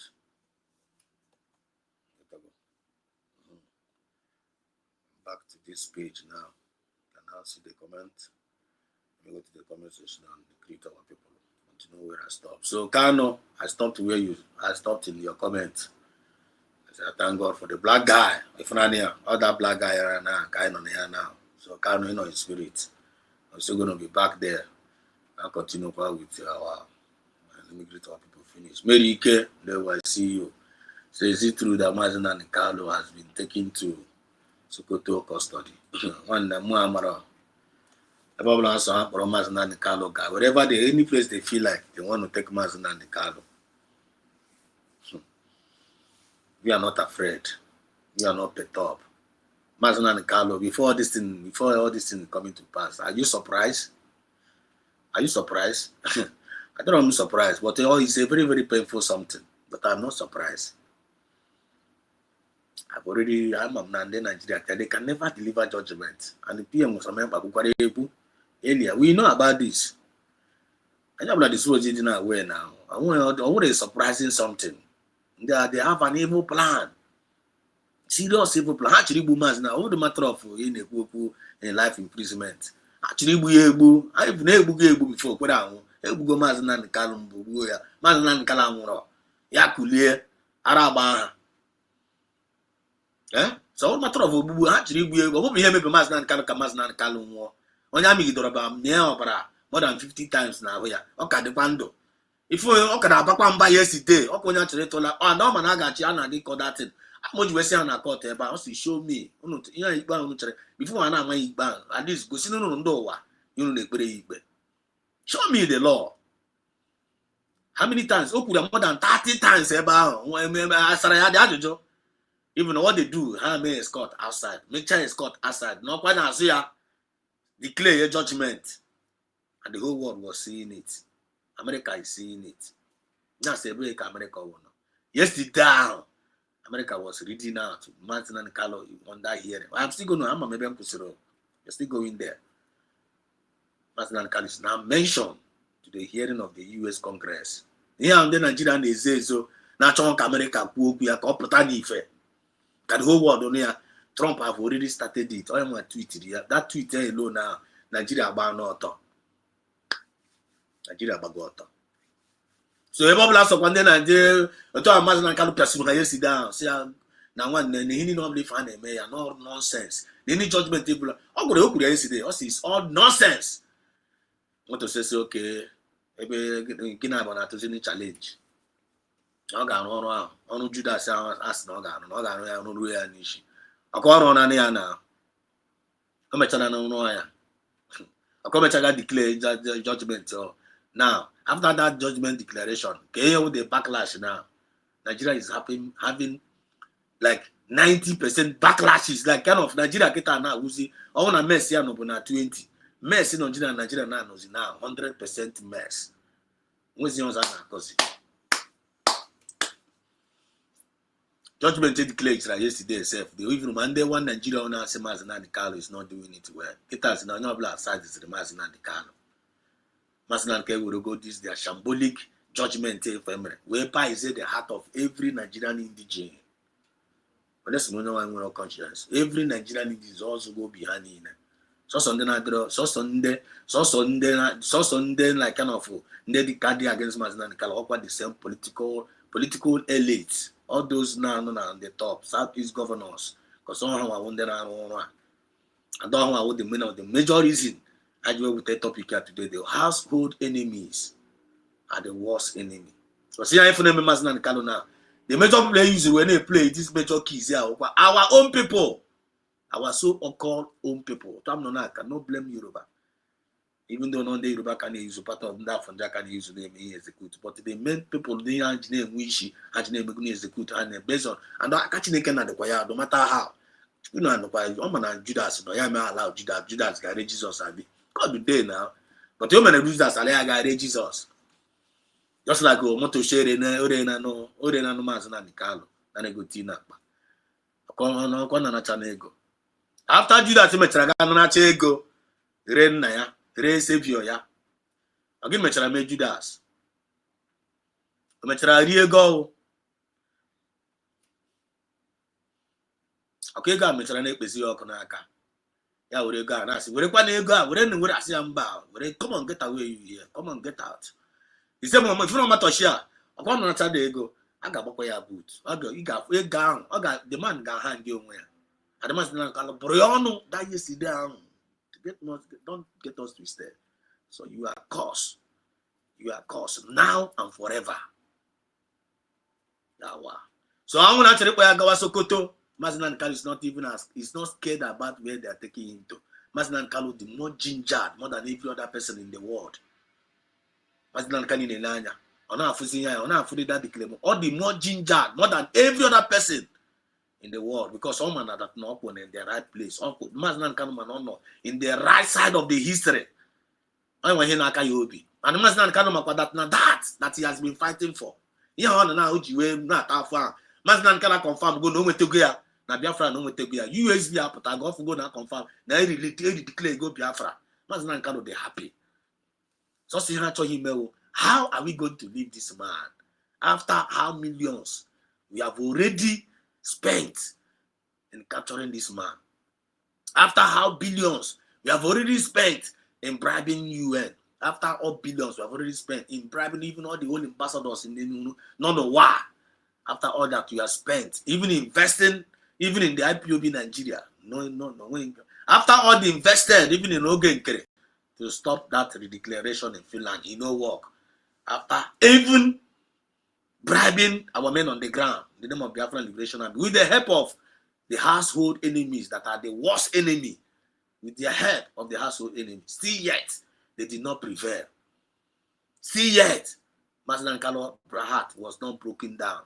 Mazinan Kalu Western. Now, Papa and on top of it, Asimba, come here, Nama, come here, can actually make it out, to see a flame, I pronounce go no. Say to go. When I'm out here for me, that is down. Here, Kachukunaji, we pin and then Nigeria down last. Mazinan Kalu, I probably answer Aburiaga. What you need to do now is expect on the unexpected level. You know, give and keep Bazua. But Mazinan Kalu is about Potoga, they not surprise. And we know. Because I'm now. After that day, in Finland, that day, no. That now in Finland, the terrorism related charge against someone, but charge then Nigeria go. But after I pronounce that thing now, say for these people to pronounce this kind of thing, maybe PM Samine Pano. But I see here I give me because it was the help. It was the help of the Nigerian government to convince the Finland government. Yeah, man, for Finland to do that kind of a thing to their own citizen, what might have transpired in the secret. For Nigerian government to be able to convince Finland to do that kind of wicked act, and their citizen no, in the Finland, but the mayor, the Nigerian government I was thinking that inside my heart, I'm saying, but I won't get back the internet. Because my old man go, I been down when keep pull out this kind of thing, never PM Samnepa no. Can have one better convince Finland, can have the message our leader. Yesterday, can we for them say, okay, they will do the worst more than what they did to Samnepa. Because when they got convinced, when the Nigerian government got convinced, the Finland with the help of the household enemies. Because with the help of the household enemies and I get sort of out because household enemies here. Biafra are gonna go right, and in the China Nelu, and more people get super Nelu based on this Zorezo. Biafra spirit get to touch all of them. You can never run away from it. So say if Finland can do this kind of thing to Simon Epa with the help of the household enemies, they will do their worst. Because when the Nigeria got convinced and the Finland got told their Mahanga, told their own son nga in their own land. Then they say how I was in the Nigerian government in Parankata. I bet yesterday I just released our leader. Say na one they go, the child and acquitted. Na imeriena. Kayen the Finland nigga name. The Finland nigga say na the Nigeria betray. Say na one no dey got the possible. Na Nigeria get he release Mazinanical because when they do, and Finland they no problem. I like back hatukwa odi nke hanga. Based on ka mekwa hatukwa yanga. Although because ya shambolic tonga. Shambolic one or one that in an ekpo deep by that is a very big shocker. We for that money turn or upside down. In an name exist because of your man just go on what he said or what he did, what he said with the microphone.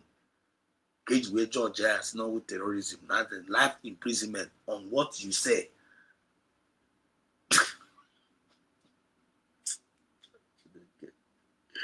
Everybody could not know. Can the Nigerian government no the whole world? Buy the whole world. The whole world. No. A judge life in sentence of what somebody said in a broadcast. Whereas in the what you do, the mother name Bemadishi. Now what time 1 hour for Piawashire, born of villages, Popo Madishi, Bone Mado. Nigeria from the Nigerian government on a big way. Even as we speak, 100 children, video no I'm can't happy bear. Kidnap, even from the church or kidnap or from school, 100. I can put 25 kidnap. I can go brigadier Kaburebu. I can go mande pastors in there can the sin can agapa. See yet now in the midst of any now, Nigeria still declare judgment. Never must not the canon. What does that tell you? Keep paying attention. You must pay attention. Okay, the kind of work here. Hana chingwa go that na anyone wundi Igbo Chronicle Hana to anyo job right from day one. Hana to anyo job. They don't want to give us that space. They don't want to give us that chance. They don't want us to live to our full-time potential. That's all kind we in our resources because I'm ka we mara na anyone but the real I want the real deal now. Ihe efu ndị ọcha efu ha na-eme ifule na amị nwekwe ihe ama nwekwe ihe ndị ọkwa ndị Igbo anyị na-ele anya Igbo a ndị nwanne chere ịmakwa mgbe ndị Igbo ga-emecha lee ya dị hands in their resources ime onwe mgbe aka ị ga-ama potential nwanne ịmakwa anyị wụ mmụọ hai Chineke nna chọwakwa n'ebe wakwa m na ahụ ha ga njide onwe m aka eri ike dewo. They will Jehovah protect Mazinani Kalu. He said, that's it. I want the thing. I want to probably for not to protect him. And God will protect him. God has been protecting him. Amy Sami, there were, see you.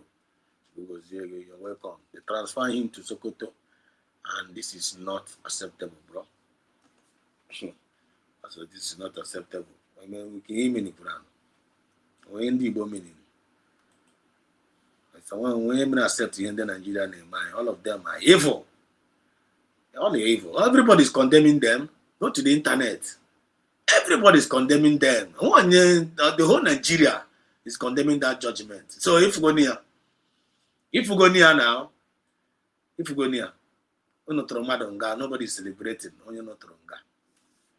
Bandit may arrest na Toyanga. You see how people will be celebrating. I got to politician, go to you see how people will be celebrating. Or I got Jesus Carona, maybe weekend. Go to weekend now to go there and go. Nigeria got power party. The whole Nigeria as a nation. I need to get power party. Keno now for Nigerian politician now America now. Toyanga. You see how people will be celebrating. When you lock and declare judgment against an innocent soul, when you celebrate, people will be angry, people will revolt, and I am upon the reason why they might catch you back it out now.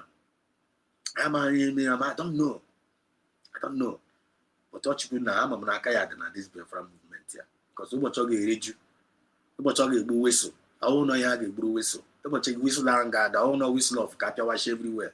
The day that divine whistle and gather, you got fear and give me a Biafra land. I'm not going to Master can pray about this is the time of madness. It's not this is the time of madness. But this is the time. Now, one of the most difficult tasks to come and save the Igbo people. But now he accepted that tax without looking back. How does anyone who's the flow was bring again and complain? But as he with the complain again.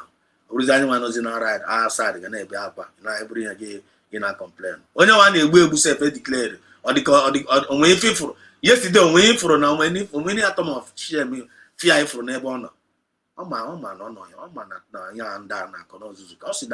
You think we pretend telling people to come and jail me. You think that you can jail me, but you cannot jail me. I am massing and the car. I better jail there kind of. One I can never know from nowhere. I want American achievement. We can America see from Israel. I don't know. I'm just saying. I am going to teach outside the boss. Before they see from nowhere, come and show us where man. Come and show us where this way you put this man. What is wrong with you people? If you are because Nigeria make Ariana. Nigeria may go here this was like there is nothing like breaking international law. You thought the Nigerians will break a law, commit your friend. International law break what the law. Now make the needful. Nigerian citizens they break what the law, make what the needful. That is the only language in Nigeria now. No? Oh, that is the only language, and that is the only solution. If all these household enemies say if I'm one day, detect them out. Go see who's up. Go see who's on one day. My neighbor. My mom in there, well, mommy in there, mommy. Respect. Long live, mommy, my neighbor. Long live you. I wish you care. Organiro. That was your portion. Mommy in there, my neighbor. We say we are blessed indeed to have such an Iroko. Highly blessed, mommy. Thank you so much, mommy. Akonono. Ako.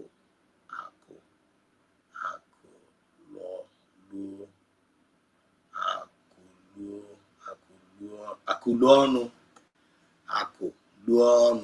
worldwide. Akuluono worldwide. I see you. You're welcome. Igbos are too weak and full of betrayal. Oh, Monday full now. One day, Ako. I want to call Igbo ni now. Oh, one day full. You cannot see a full Igbos. What I couldn't put here. A full Igbos are too weak and full of betrayers. What I couldn't get in a all Igbos are. One Igbos are not weak. Original Igbos and they are not weak and they can never be weak. Original Igbos, they are not fools. They are not betrayer and they can never be a betrayer. I want you to catch Igbo now. Ejiro weakness we mara original Igbo. So we lie. Igbos are not weak. You can see efulefu Igbos. Ndị efulefu ahụ. Ndị ahụ nechara ihe ha ga-eme hapụ ihe Igbo standard for. Gaga uri ike ha. Dosara ya ndị Fulani si amariwe. Onda kun ga na-ekwu okwu ya na ha dị weak.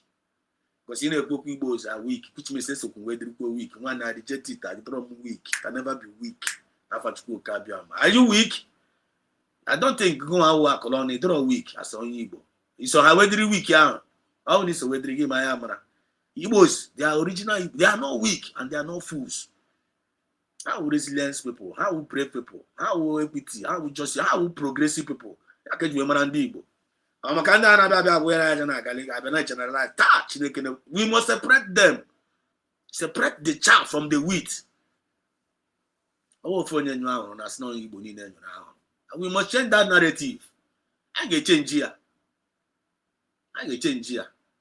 I know what the problem of ourselves, we know. But then when the genuine ones among us doing the needful, and you can never see them change. When they can never compromise. I compromise, good at compromise. How to come herself? How with a conscience? Igbos are not weak. They are not fools. They are good. They are nice. They are profitable. They are brave. They are resilient. You remember how days you now? They are they strong. Mazina Nikala only Igbo. Why not Igbo can be Igbo be weak? Why Mazina Nikala is not behaving like Igbos that are weak and Igbos that are betrayer? Mazina Nikala only Igbo. Why not we betrayer? Why have never betrayed us? No proof go that thing now. Wrong. That Igbos are not. Or imagine I see Igbo love money. Man can call over Igbo. Why not love for that money? None of the money happened no black or no black more. But he rejected that money. He rejected it. Or passed one that allegation in an illusion. He have passed everything. The last one not to know okay, isn't count to reach show it to me. No go see her. No, ya wana told you nigga my igbo. Ya na told you, but you go see her that igba and ko wafo. Ajo. Ada go and sharia law. Go chaya go bell. Go chaya go bell. Well, you know. Feeling on a go chabel no go abuna. Ta ba for dia. Onye ka na akuru bell. Anyị nwa ga-akụrụ ha bell ọnwụ n'elu isi. Ndị bere bi ikpe anyị ikpe na court ka Maazị Nnamdi Kanu mechara kpee ya ikpe merie ha nwanne. Yesterday was victory. Yesterday was our victory day. Yotago ahụ nwanne ihe nne Nigeria ihe mere ha a ga-agụzie ya sentence so ọ ha maka ese ha nwa na onwe ha ka sentence life imprisonment not us, not Maazị Nnamdi Kanu onye ara. Back to sender kind of sender ha nwanne. The household enemies are the worst enemies, and the solutions I got sort her out. I can go see who's Captain Spirit will sort them out. If you know all these household enemies, they are not hidden. If you think you are hidden, you are not hidden. We have a message for you tonight. The Captain Spirit will sort you out. All you house enemies, those who chebu, the Captain Spirit will sort you out. All you that are causing the problem that PM Samenepa is suffering, causing the problem of our Maazị Nnamdi Kanu is suffering today. All you that are castigating our USB government. Onye aka Chukwu wetere, afa Chukwu wetere, obodo Chukwu wetere, onyinye ọma Chukwu wetere. Unu na-abịa castigate ya because of na unu gara ebe ịgba nzama, editate unu na-agba nzama, egosi unu ụzọ. Ebe a na-agba nzama. Look at the way. Come on, get out of the way. Get out of the way. Get out. I am ebe ịgba nzama. Unu puzie si na USB wuzi USB charger.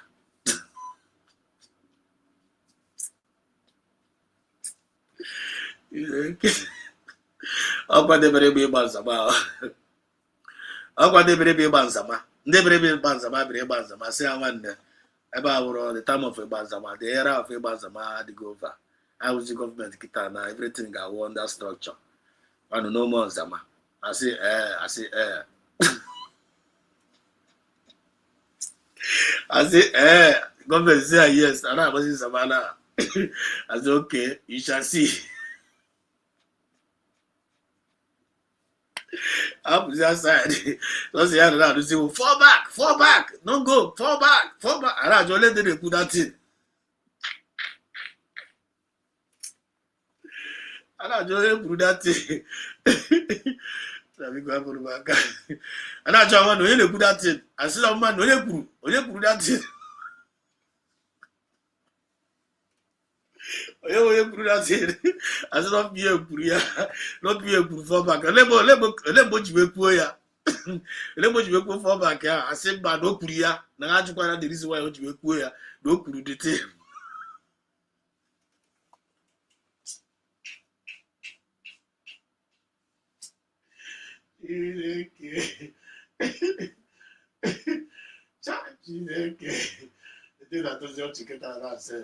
The thing is very, very funny now. Very, very funny now. Eh? And I call you over call. You think I don't got about one day banzama. The Tetapa studio, one day batara, berebe banzama. Mbano na banzama. Bano there na about this about it. USB, Obato Biano can campi. We follow you, we there your back. USB on the way, up USB. And I was about it, up USB. But I made you say I want to know about too much, she never achieved to. I know she ever put a baby about some. I actually got to a wow, actually, I said, bah, Guinea, we shall see. Genesis now put a hard abuse of a go down for back. I know you put that in. Up when they win I got front, Cabo, Wabana, Kelana, and I say follow back. And I just make a follow a becalaga. I said, but USB I declared, but no, was it fake. Up when they bounce them, never be bounce them, then not to worry account. Then not to worry account. I never found this in an account. Now, in the name of Biafra Trust, they believe Chaha. People like Van Vamwa, people like one we short chat. And then not to account. Van Metaga create a site. Site Bulego.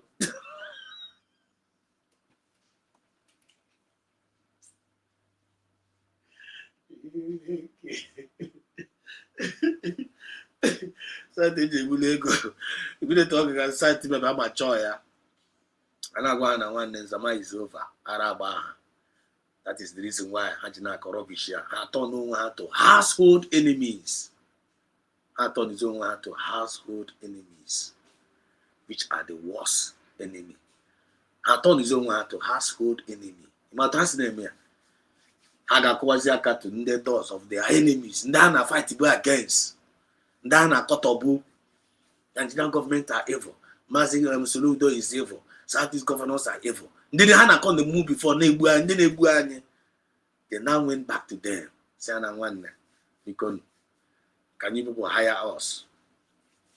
And now when we use us as a willing tool.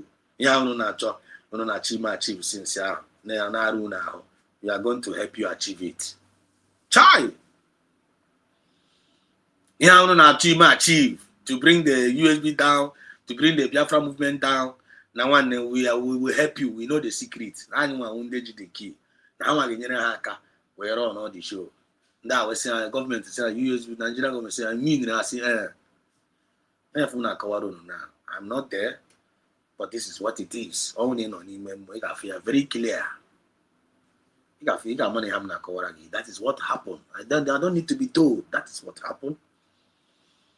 Because I'm saying the G Shiano, where man will touch that their fruit you shall know them. By the Angbura Kota, Kijama. So, in the household enemies, which are their worst enemy. I don't know the last fight if I want now. I don't know the last battle. Nigeria is won already. Mazna can finish go Nigeria. I've got before now. Pierce America finished the forces of Nigeria. I told you, you guys are not there. Musa can never rise up again. Nigerian army is gone. Or they even reintegrated Mbuka and family. Samanepa Goroha Iba. No finish her. I don't know can around now today. Chenayana, but there is time for everything. Oh, now the men on the ground now, they were not poison, they have poison on their mind based on this willing to the contract. Gaga was in the Nigerian government. That is now Jesus, because of gịnị ha chọrọ na-agba nzama ọ na-ahapụrụ ha na-agba nzama ahụ ha na-agba na USB a ga na-eme the struggle ọ ga-aga n'iru so every day anya na-erotate because ha ga na-agba the nzama ha na-epraise kwa gị up USB amobiara maazị Nanikalo amobiara my 10 fold and my 10 fingers once ahụ pụrụ ha nzama stop ha change the same confession I make with Donoha that Namaz Nanikalo, my Lord and my personal Savior. USB opposite USB. USB is my new nation. I changed their confession. They started confessing against their own belief, against their own vision, against their own dream because of Muzama. Because of Muzama Naba Akusria. I said, okay, since Ebuna Chohon, since Ebuna Chohon, since Ebuna Chohon, since Ebuna Chohon, since Ebuna Chohon, since Ebuna Chohon. Ka anyị nwa continue Zama na ha nwazi na chọziri ka ha na-erisi because ha na-afụta na ihe awụ ihe agbata eke ha na-afụtazie na ọwụ ihe individual na ebe Dr. Ngozi Orebeze chụpụrụ ha onwe Dr. Ngozi Orebeze did not sack anybody. Did not sack anybody. Every opportunity was given to everybody to serve, but instead of them to serve well, they decided to compromise. The Biafran spirit now rejected and injected them out. That is the honest truth. Injected them out because you don't want them to be a contamination to the movement. Instead of them to respectfully leave the office and go and face their secular life and forget about the Biafra movement because if you go out of the grace, if you go out of the race. Because once you are out of the grace, you are out of the race. So once you suppose it is supposed to man, it is supposed to maya. Once you're out of the grace, you're out of the race. All you need to do is to respect yourself. Go and focus on your get your business because you want to apricot. Go and look for business out there. There are many business out there. It's not only Biafra movement you can get money. Go outside. Go show every guy about apricot. Instead of them, you got to about apricot. Under secular world, they still want to enforce themselves to the grace that they were already out of the grace. One or the other possible. Now they decided to go and collide with the enemy of the Biafra movement. They collect a contract to bring this thing down. They were given a chance. I said, okay, go and do the job. Maybe take this thing, take this token. Let's see what you can do. Then we know what we can do. I don't know about household enemies. Because all okay no law, but okay no nama that nazo no nangiga. Then onye nwezi the law, that dictate is here that no okay as one in funangaga every time as you for nangiga. How manage? Onye nwezi law bebe we say anya bawazie touch. Bawazie touch. Come on ebe ministry we ban ukugoro. We dictate is here no okay no la ya. Gazigina aga fuze ebe okay no la ya si no la ya we po. Jamuze ebe oke nọ n'ụlọ ya nọzi outside na-akpazi nkata wit oke si n'ime ọhịa na-agwa ya n'ọsaịdị a ka ị ga-esi n'ebe a ka ha na-etinye ahụ ndị ga ahụ n'ebe a yọtago na-emekwa n'aka ọ mara na onye nwa na ọ ga-adị ya na ọ ga-ewere ya na ọ ga na-enye ya dị info mgbe ọ bụla etiri na nzuzo ahụ. That is what is happening in Nigeria. That is what is happening. Ị mara ihe dị ona mere dị ona gara odi ona gaziga gozie onye oke chizie n'ụlọ ya ghara chikwuzie ma ebe ahụ that okano no na ga-esi apụ that onwe ebe ọ na-esi apụ na-aga anye that information ahụ chikwo dị ọnya ahụ dị ya mgbe dị oke ahụ gaziri sizie ka ọ gaga mezie gaga nyezi information ọnya mazie ya dị ya oke ahụ na-abịa agwazi na agụ azụ na abịa fụzie na oke a na-enye information adịgo trapped nsogbu wee dizie ya fụzie na that place ahụ ha na-esi ya a na-aga pass that transaction ahụ dị na fachichie that place ahụ. I want now one every day is for the tea, the day is for the owner. Owner utter the message now. Because I know many can you but tell me under practical. Go ahead now with theory. Can I what I on that practical level? You will man that now one next movement here. As long as this earth remaineth, seed time and harvest time will never cease. Problem no black or I'm a come again. It has now. All of them no na mkpụrụ ọjọọ n'ime. And all they have and eripi the food ko and eripia. Ndiri na na-ewish mas na nkala ọnwụ ma all those things amuga ka na amuga nwanne. Masnan Carlos and Badanya. Namiri Unkai. Badanya or Wogene. Self-discipline and moral decency. Don't allow anybody to take you away from the grace. Because all USB are with the almighty umbrella that covers each and every one of us as the citizens of Biafra. You need to acknowledge USB. You need to respect that USB. You need to follow that USB. You need to defend that USB. You need to protect and provide for that USB. You need to support it because you are doing it. We are supporting each other because this is ours. The movement of the people, the government of the people, the true democracy government that are standing the peace, fairness, equity, and justice and progress. I want to happen. I want to happen. I want to neglect. Because when Nigerian government will happen to you. I get to the point. Oh, Rosie, one more, there were Rosie, one more. See you. You highly welcome. The woman that said us. I salute you, Rosie. Thank you so much in all you do. We appreciate you, and you are a blessing to us, we Biafrans. It was hot online, one Igbo. It was hot online. I was there 3 years, debunking, tweeting. It was us as a boss to see me. They are actively afraid. Biafra is here. Thank you, mommy. Thank you, mommy. Thank you, mommy. When Igbo also, America said, other tribes in Nigeria looks at Ndi Igbos with this disdain and surprise as Ndi Igbo dislike on their fellow Ndi Igbos. On the flefu aho, the flefu Igbos, who can separate in the Abicon? Who can separate here? I'm going to original Igbo. Original Igbos, will in Akelu, he will Akelu. I will check Akelu when they raise a Bazia touch. He got food originality in them.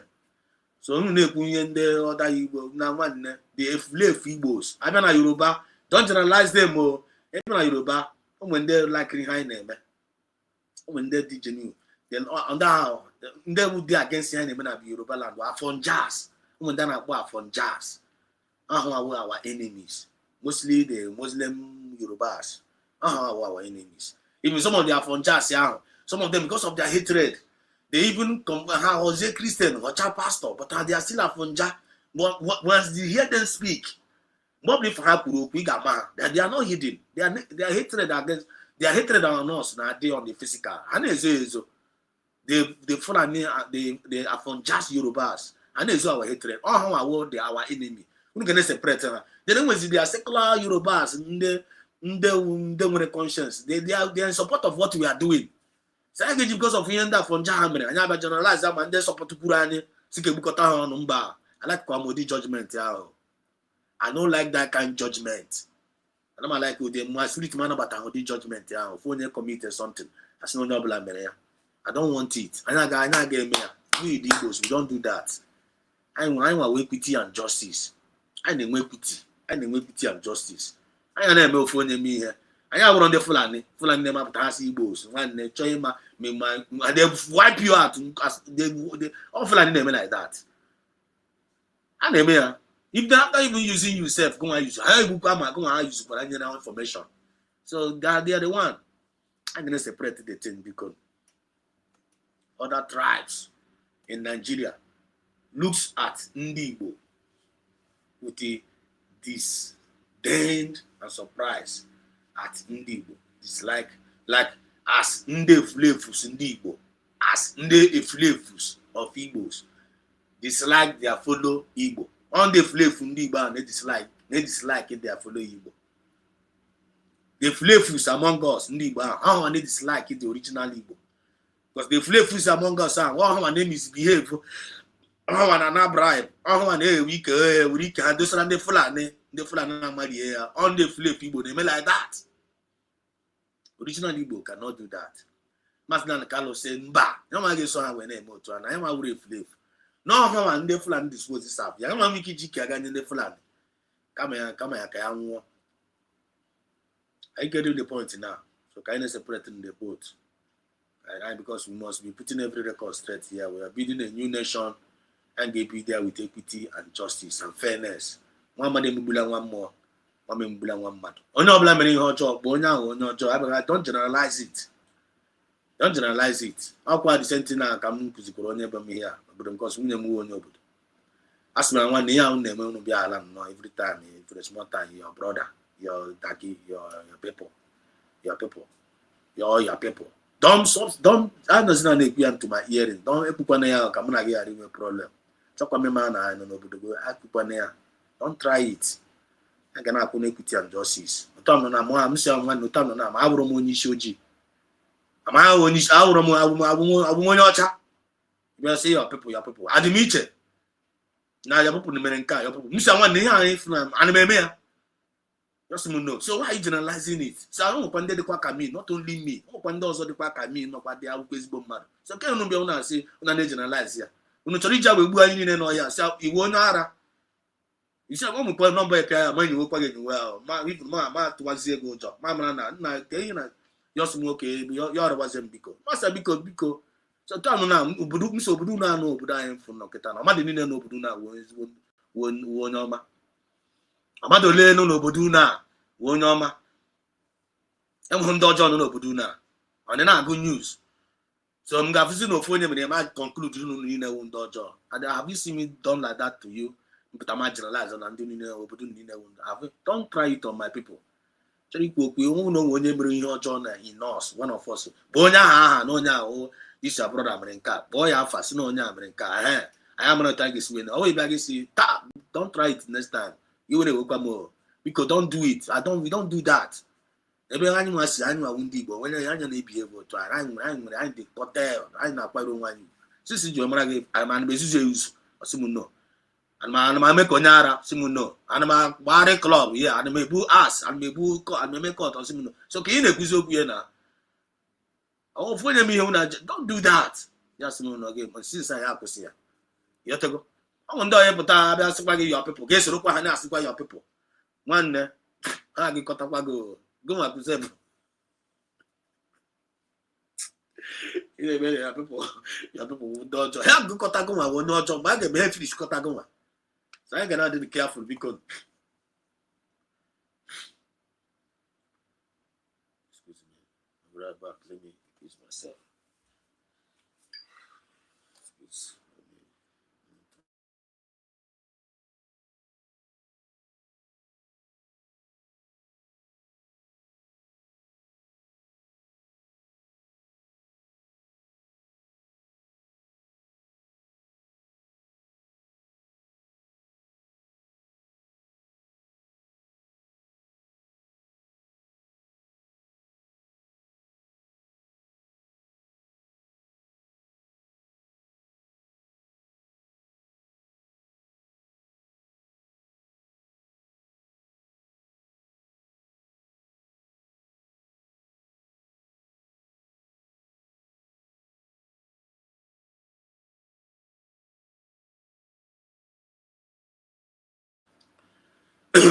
Excuse me, sorry, I off my mic. I'm back. It's Ndibo. End all betrayers from America. America is saying here. Ndibos, end all betrayers and envy and all whatnot. From today, love and unity, oneness in doing things. In Anugoya, very, very wonderful advice. Positive minded. Ndibo, kuna Anugoya. I got it from yesterday now. Caught yesterday now. They cut off this. All Sharia law in there. Yeah, that is what Sharia law is all about. Nigeria Jimas Nanikalo, we showcase it to the world. This is the current dispensation of their government. Nande bandit they take over. Non the terrorists in charge now. And the nine big the Christians. Now bring and the Maznan cannot actually use our set example. And they remember, Emmanuel Maznan Kalo support Trump. We are aware, Maznan Kalo is a supporter of Trump. So I want to feel that now one natural. But we challenge. We challenge. Let's see how it's gonna end. We are not gonna talk too much. Careful how this thing is gonna end. I could be nigga and the if and up where. Yet I name in kind, be nigga name in care. No shaking. And then we did also. Because what I got of last night, pen and my again, you know, only Jimad and Alajumia. When in Nigeria, they don't want to leave us alone. Let us see how they are going to do it. Let's see how they're going to do it. So, Mibo, because just to advise someone in a neighbor now. Let's stop down all the hate. Stop it. If I hate town name and I found if live because problem when in Nigeria now I found Yorubas and if live in Igbo. And then the third people now the Fulani oligarchies. All these three people are kind of problem in Nigeria. I found Yoruba if live in Igbo and the Fulani oligarchy. And on the Fulani oligarchy would be Eze, the Afonja, and the Eze, the Ifulefu, Ndibo. Fulani oligarchy, they use Afonja Yorubas, they use Ifulefus, Ndibo, they take Nigeria. All these three people are now the household enemies, the hardcore household enemies. Afonja, Yoruba, Ifulefu, Ndibo, and the Fulani oligarchy are the household major enemies. And when I say department, if you live in Igbo, they are the own department. How they are funded the greedy among us, Nandi, now this Biafra agitation now. The work of the Flavus, Ndanaji Brika, Bugarande Fulani as the politicians, Mawashitan Ike, Mezihan governor, or maybe Mayor local chairman, or maybe near Chief Justice. And does use some of these are lesser influences in Igbo. Then no inside this Biafra movement here. Nekle muna gena bona anyina ha na run kata this movement and ne debao amo biara ne debao obato biara nkan camp ne debao ma holy mass nanikal all those noise makers. And they greedy among them, the envious among them, the flavors in the political elites. Ndiba how wanna get dictate nda ndo di rat ya dictate ya nda agora Barana Biafra movement iba apriko. When they detect them, how can they use it? When I look at the movement, how about the body more ya bam after side hand to any. How I would do okay. Naga go okay no outside down na as no nangika. But that is a danger for all of them. Both the major elite and both mande Elukakian, both mande Afonjasian, both mande Fulefusina. Ani nekita na si China nelu. Ani no zikita ite kita. Na so poto. No way of escape for each and every one of them. Are you seeing it? Are you feeling it? Somebody can you feel it? Do you see it? Do you feel it? I'm going to go kita now. So yesterday, Masnan Kalama Chikotazi Hani no. Chetakwa ngene fulo Masnan Kalo wonye mo. The God of heaven is the God of justice. Now don't you know? That's where they can be enemies, you know. The man channel way bregu. Yeah, yesterday. Yes, and you no pronounce na judgment against Nelisha and all of them. On the file, spiritually. No rubbish, no nonsense. I declare, nonsense, nonsense. The whole world is talking now today. Naya yesterday was nonsense. The whole world is talking about Naya yesterday was nonsense. I was going to go Gabeba, Gabia, Sisen, always na one na ta one yesterday was nonsense. When I take that rubbish out. That yesterday did not exist. How pronounce that now? Nelisha, not on us. Not on us. Why I got work. One Igbo, the spirit of truth, confirm. Consistency, personify, confirm. One name. Consistency, personify. May God continue to give us, Obinigwe, continue to guide us and to lead us with the spirit of truth. Because truth are with the king of this Biafra movement. Truth are with the king of USB. Truth are with our life. Truth are with the governing power. And with that truth, I got to turn the world around. With that truth, we are getting married. I got to continue now on that is in good times and in bad times. Put on that is speak truth to people. Use your channel. Only way we broadcaster among us, anywhere, anytime. Don't use that your channel land to lie to any Biafra, no matter what. Don't use your channel to lie to any Biafra. Don't use it to lie in any form, in any way. You make a mistake to us. Make sure everybody to that as gap. Where there's open not there. Send the when I did the sorry, the map one to us. What that is very, very important. Don't use your channel to come and lie to any Biafra. Once you do, one you got for once you do, it won't have say one. Don't lie to them. Don't lie to them. Why that is so cool?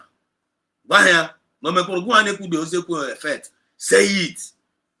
It's okay. When you are saying it, you are giving us life. Mama go and that is one. Nto kine nyai. Masna kala na go ezokwe chemani chino we break ko ni. Masna kala na listen to every day. Every doctor we akwo izo ndo ko na enye. Ke yes down gbara mara self. I was the case down. Nka e for kwuru na court that day. Asa gbandi Igbo okwu na ndị Igbo na-egege ntị. That guy nọkwa n'ime mmụọ ya sị gbandi Igbo okwu na ndị Igbo na-egwu ekwu ya call the man ya lekwa ya ga-ekwa ntị ya kwukwa disenti ya mekwa meka. Ọ chọghị rush. The thing came the third time. Ya sị mgbe ọ nwere ya sị ndị Igbo anyị gbado n'anya. Amiri unkai. Asa nwane yipu na aka dịkwa too much. Ya sị ha na onwe nnukwu na onye maka oji na-etipịa na ndị ezu. Adọ na onye nwa na-enweghị iwe. Kino mgbe o kwuru ya na onye nwa na-enweghị iwe. We did not see any sign of weakness, never. We did not see any sign of downcastness, never. We did not see any sign of fear, never. All we saw about Mazi Nnamdi Kanu was courage throughout most in a court and weapon. Ya baramba self, Kesukotonyo Blanaba, we did that the same truth to her. What are you talking about? So may God continues to lead us with the consistent spirit of truth. And may it become a personified something. Never anyone know that truth. Oh, God, they personify. That truth and they personify. Go be there. Away go through to today, road tomorrow. Give rarire. And I say one case yesterday. Get some bar. Now what was he yesterday? The USB will go through to. Now was he fake? Now was he charger? When you get into now, the next time after you got USB or pop USB forever. God, this isn't a USB and always a charger. No draws the rail. No name exist.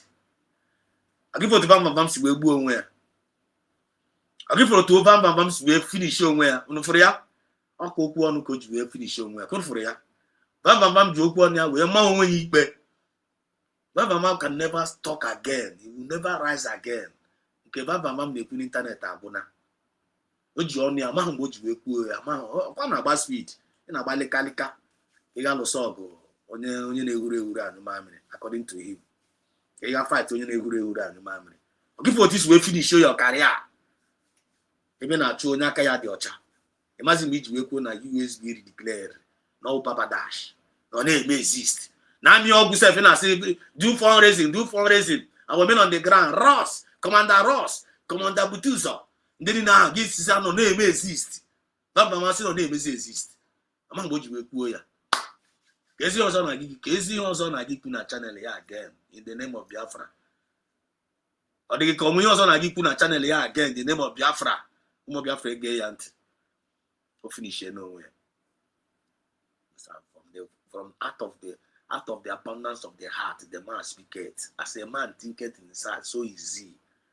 You are justified by your words and you are also condemned by your words. If those who put on us will come, which way will put on your boo where? Onye ga-asị na onye nwa mere onye mere ya kwa ma chaka ya mu nwe. Okay, bona balika koga tipia somebody. Oman go ji tipia so nwe ya. Because never mind to really see that na obosa agbakuru ogu ama na ogu won. Are you getting the point now? Household enemies are the worst enemy, which is the last battle. And the solutions. Biafran spirit is dictating them out. How are you want to dictate now? I don't know what Jack and Achipton Ponama. I make a confession. I confession how they took money from Ogenkre. How Ogenkre was giving them 1,500, 400 euro. How they were paying them monthly. They are the ones saying it. The same Ogenkre. They started fighting the same Ogenkre. No was idiot. No one lawyer. They are the one saying it. Voice again. Somebody called us. He do Zoom meeting. No Zoom meeting. Household enemies, the worst enemy. Now have a Zoom meeting with someone, but he talked to us, even talked with Commander Butuso, even on Gentle Yahoo no Kudia. When after that phone call now, what next? When you are a basic Gentle Yahoo, I'm going to appear on Zoom meeting now, Gazri. I got a Zoom meeting now, and they don't want to address Biafrans anymore. A basic hangara. But they want us to believe them. To the extent that no one blasts that now AI and to go require AI and can't come in. Where are they today? The freedom fighters. They now we love for to be more than everybody. Where are they? Where are they? Eh?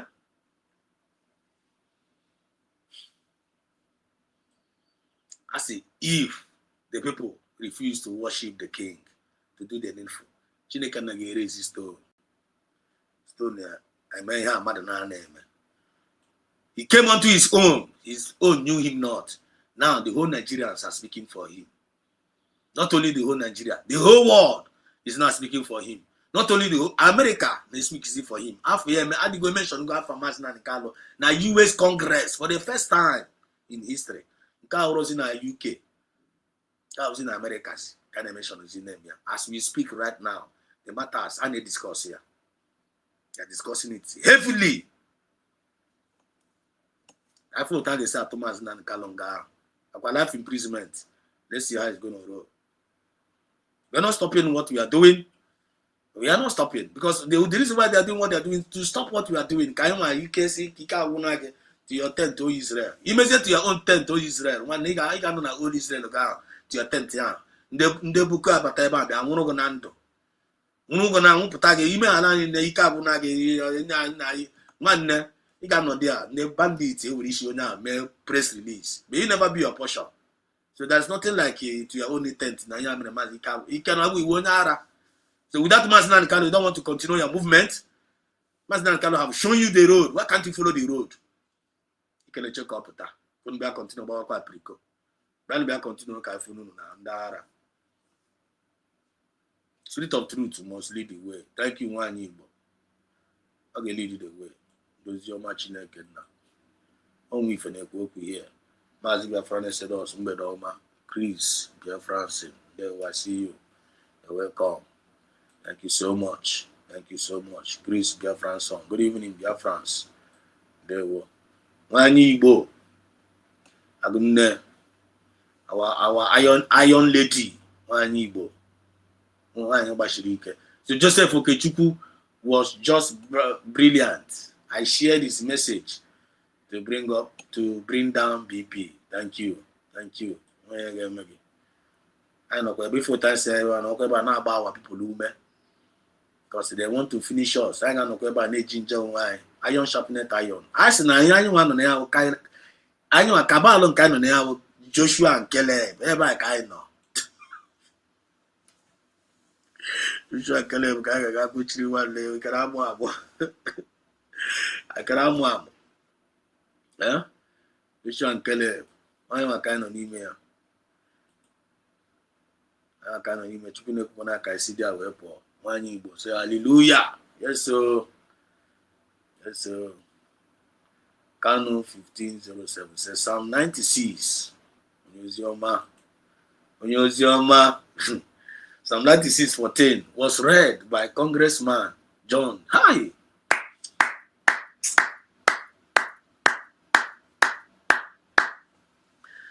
Psalm 96:14 was read by Congressman John James when he spoke of Nnamdi Kanu. Oh my. If only you understand how deep that is for Biafra and Nnamdi Kanu. God have reason for Kanu on the day he was sentenced.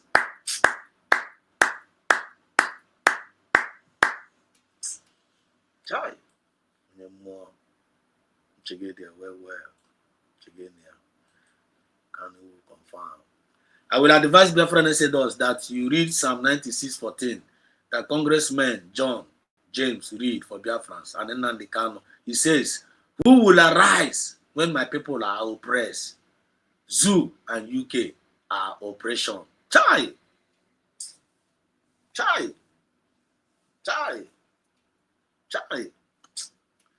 Oh. Nah, John Kanu, because I don't want to be emotional tonight. I feel you. I feel this. I feel the power. I feel the anointing. I feel God's presence. I feel that deliverance. I feel that liberation. I feel the redemption. Who will arise when my people are oppressed? When I give my arise, when my people are oppressed. As we just now watching it out. Nigeria now in the age of Nigeria now, very soon going to implode. What's the answer from? So self-fulfilling now, boom, everywhere now, and the journey now as weekend. Just one switch by, all the darkness in Nigeria disappear. What the nice is okay, my movie about Vikings. I'm going to my movie about Vikings, right? That movie we could my Vikings. Those invaders, those in down on a remote area. Watch a movie about Vikings, Galilea. You let a movie about Vikings. That is what is happening in Nigeria. Fulani Hessmen, all Vikings now. Fulani Hessmen, they are the Vikings. I want to today go through. They are the Vikings. I know they right from time immemorial. The Vikings. Sasiana no, I be in the remote area. Now Ghana rural areas. They will conquer you, take your gold, take your resources, take everything, render everywhere, rape the women, destroy everything. I mess Chaiban up. Afuna yini neba. We have to work able also develop. I talk about another place develop. Those on has chakwara. Once they discover it, they will chop people say behind a church, man. How to can say Vikings? Go and watch that movie. No, ever have Bugidezi. The Christian are set to Gide Asemba. Go and watch that movie. Asemba na one kind and that kind area. Can't go the Christian or the enemies. And the Christian Tom said to Hagam Moaziog, more test about that. How come they not about that before? Then they live with their normal life, civilized life. This Vikings are about useless at their place. Asemba come Hagam about let them fight with their enemy. And they fought. And they really deal with the Vikings. Mary Chakwa, the Viking, Lapa Gary strategize. Because I know they do the rest. I want blood suckers. They do the rest. Cameraman go for this. Let me see if I can see this. Offense.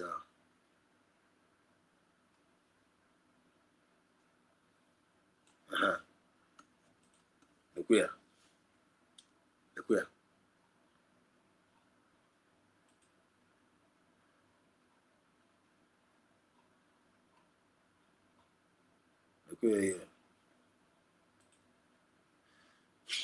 But le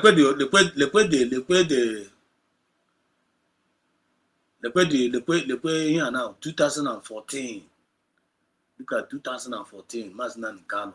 Le you offense here. Half in Nigeria money. But naga money here. Le you were.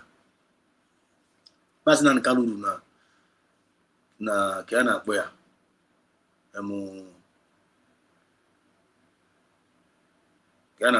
2014, 2nd December 2014. The Queen of our people.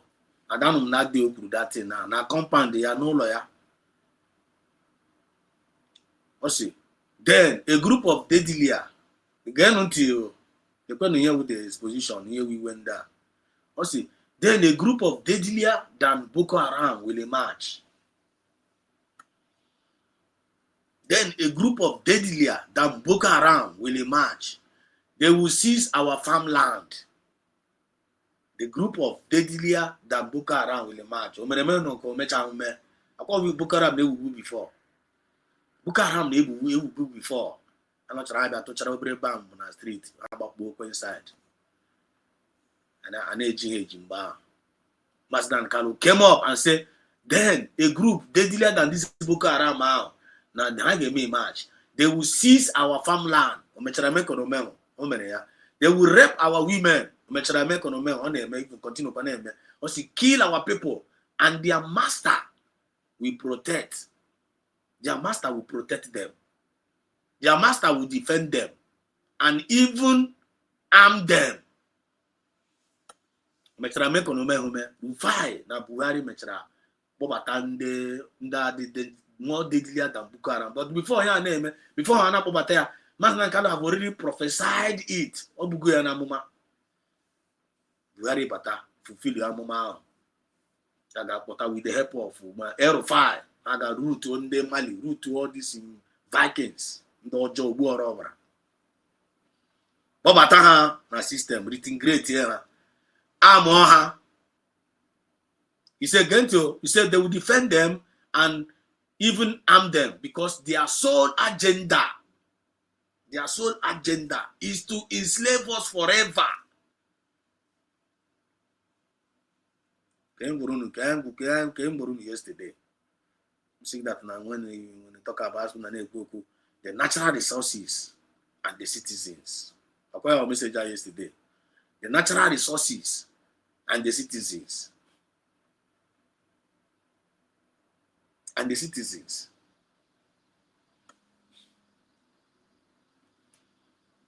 Once they get the natural, once they get the power, and what the power, they will now use the power and get over your natural resources. That is how they roll.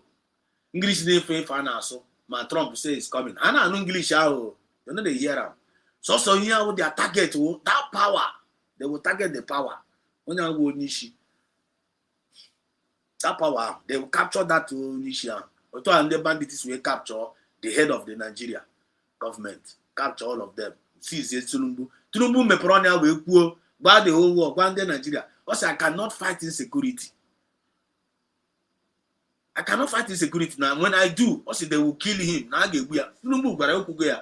Then we can fight insecurity and I say I got fight. When I want to man, I get weird. Or then they will kill me out. Or then they will down. Or then they will all full of new oligarchy. Or then they use the full of new oligarchy on the UK. But this time around, Trump and go that and the UK now support the Nigerian terrorists. And the Nigerian terrorists are chonka and we know chichi. And Trump no Uyamakwa, no Lubanyo, Trump no Uyamakwa, and the UK has support on regime here. The UK chonka and America. And the UK not support the Republican, the Democrats. UK government not support Democrats. And then Trump got that the Nigerian government now and support for the Democrats. I chonka and win. Then Yama Machara win. And then the Biafra not support Yama. Why not get Yanaka? Oh no, Yanaka Chineke na boy oko. Trump and Chineke na boy oko. I'm telling you. Oh no, fail again. This time around that. Again, may escape. Those who cannot see it now, also they would like to turn into a slave. The agenda is to enslave us forever. He said, those who cannot see it now will soon see it. The hatred in their soul for my people is legendary. They do not see us as humans. Kunamia. Okay, enough from the household enemy. If one of the household enemy, the major household enemy. Also, their hatred in their soul for our people is legendary. For my people, is legendary. Also, they do not see us as humans. I don't have a human. So to check out as a woman, they kill, they slaughter, they burn, and they destroy. Mindless bloodletting is in their DNA. Mindless bloodletting. Vikings, when you're Vikings, when you're Ebunde matter, and I catch a form, and then you go and you go in the most horrible manner. I am a kunuga for chande by for child, they don't want to sit all. I want can they buy a man for child, you don't want to sit all, you cannot sit on the fence now. Koiri, you cannot mean one Nigeria, you cannot mean what is USB charger, you know what is a declaration, and they are not existing. I want couldn't put up in a Mazan Calibrunama. Shame on you. You don't even know what you are doing to yourself. You say, my people are in trouble. 2nd December 2014. I did the receipt. The only living prophet in Nigeria. Others are predators. take it or leave it. I remember every single kind of you but we have to prepare to work and can issue me. I can remember they put every record very straight. When your blind went and me trying went, no problem. When I know you can new age. You go. Thank you, Kano, for your amazing comment. Who will ascend for us when my people are oppressed? When I'm like Tonti Anad. One Igbo also said here, one Igbo, he said, we do not care where they take Mazen and Kalo. They have lost already. They cannot provoke Biafrans. We are calm, calculating, and smart. Thank you so much for that wonderful advice, Mommy. Easy Alpha Carlos. Easy Alpha Carlos. Easy Alpha Carlos. He says, if we can deal with Igbo Sabo, our problem is solved. We are dealing with them. And Jesus couldn't deal with them. Their France spirit name exposed out. And we are going to use one. Ana choka, ana chi create chaos among us. Kaibido biabu why. Am me otago? Because I went a phone. Oh, okay. Oh, message one of our brother could hear. That is, I think this is the opportunity for me to bring it out. Yeah, based on this comment here. This commenter you make here. If Igbos can deal with the Igbo Sabos, our problem is solved. Our Sabos, the Igbo Sabos among us, are the flavors, the Igbos. They flavor. When not live for Nakoto PM Samenepa, Nakoto Mazina Nikalo, or USB government, or against this Biafra movement. Yeah, but we don't Igbo. Now I'm for that. I don't like what Mazina Nikalo is doing. I don't like what the USB government is doing. How are they flavors? How are the household enemies?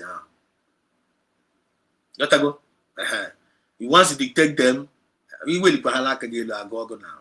Only then you share na puta. Once you dictate them, man know how they are. How once you dictate, Biafran spirit know them. You got one of them. See how all of them. Just be watching out. Igbo efulefus. Then in Fulanda Fonjan, they're not the same thing. Nando Fulani oligarchy. And you know fit now. Nanda Osimia Gragaga, but the Nigerian government. Now when they come ahead, we are going to deliver to you. We will help you destroy Biafran government. Don't worry. We are going to condemn USB, condemn Brigi, destroy everything, cajole everything. When all of them get on a channel, and you know fit. Biafran speak a teacher, and you know fit. Teacher and Koti, Poposu, Tian, Agishina, I can never support. If I read Biafran TV, I see you when the man to go see again. Good evening, Master said, thank you so much, our great comrade. To go see again. Read Biafran TV. Thank you so much for joining in. God bless you. I say thank you so much for doing this good work for the Read Biafrans under the United States of Biafra. Thank you too. God bless you. You're doing great. And subscribe to this our brother at Read Biafran TV. In his own unique way. Just type Read Biafran TV. You can if you have never subscribed, subscribe. Share his program. Let go. He's doing a good job too. He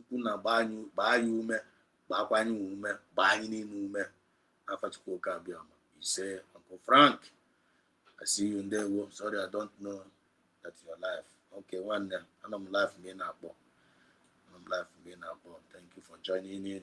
Appreciate it. Machanga watching you back. Musa Afube. If you're gonna Musa, there wo. When you're faka. Musa there wo. Isheni kefe waka ga. As long as you be your man, you'll be there for aka. Your man gets so good Musa. Only book before John will be there for aka. Ikoroko now. Greeting to you, man, as your friend said us. Ah, the poem. There wo. You're welcome. Welcome. Good morning from here. Trust you're doing great. And we thank God for grace. Thank God for grace. One greetings to you, my genuine fellow Biafran citizen. Triple M is greeting everybody. James Nchoko, as they said also, there was CK no law. Thank you so much. Thank you so much. Thank you so much. Thank you so much. Thank you so much. James Njoko said also, right on. Thank you, James. I really appreciate. One Igbo said the Vikings tarnish. See, Vikings are movie out. Very, very bad movie. Could you believe that Omoto Show said that the international law of self-determination, Omoto said that international law of self-determination is a crime in the constitution. We could even respect all the Sharia now. Always go take crime because you have idea. International law of self-determination on this. No, Sharia law in Nigeria now. No, Sharia law. You have to yesterday with Sharia law. I am a Muslim challenge here. No, show me the law. I'm going to challenge you. Show me the law. Show me the law. I go see the law because Muslim can no Sharia. I'm not Sharia. Yeah, Buzo Ghana P, Ghana Supreme. They should not do this thing, no. Still yet, I can't be got the Sharia law. I go Chagonia now. You can't here now. So let us go there right now. So let me just say this guy says something here. Based on here, this our brother here, crazy. So now he goes also now crazy that comment down. Where is this comment? I say if we can deal with the Igbo Sabos, our problem is solved. So let's listen to this. This our brother. I have something to say. I have something to say in regards to that.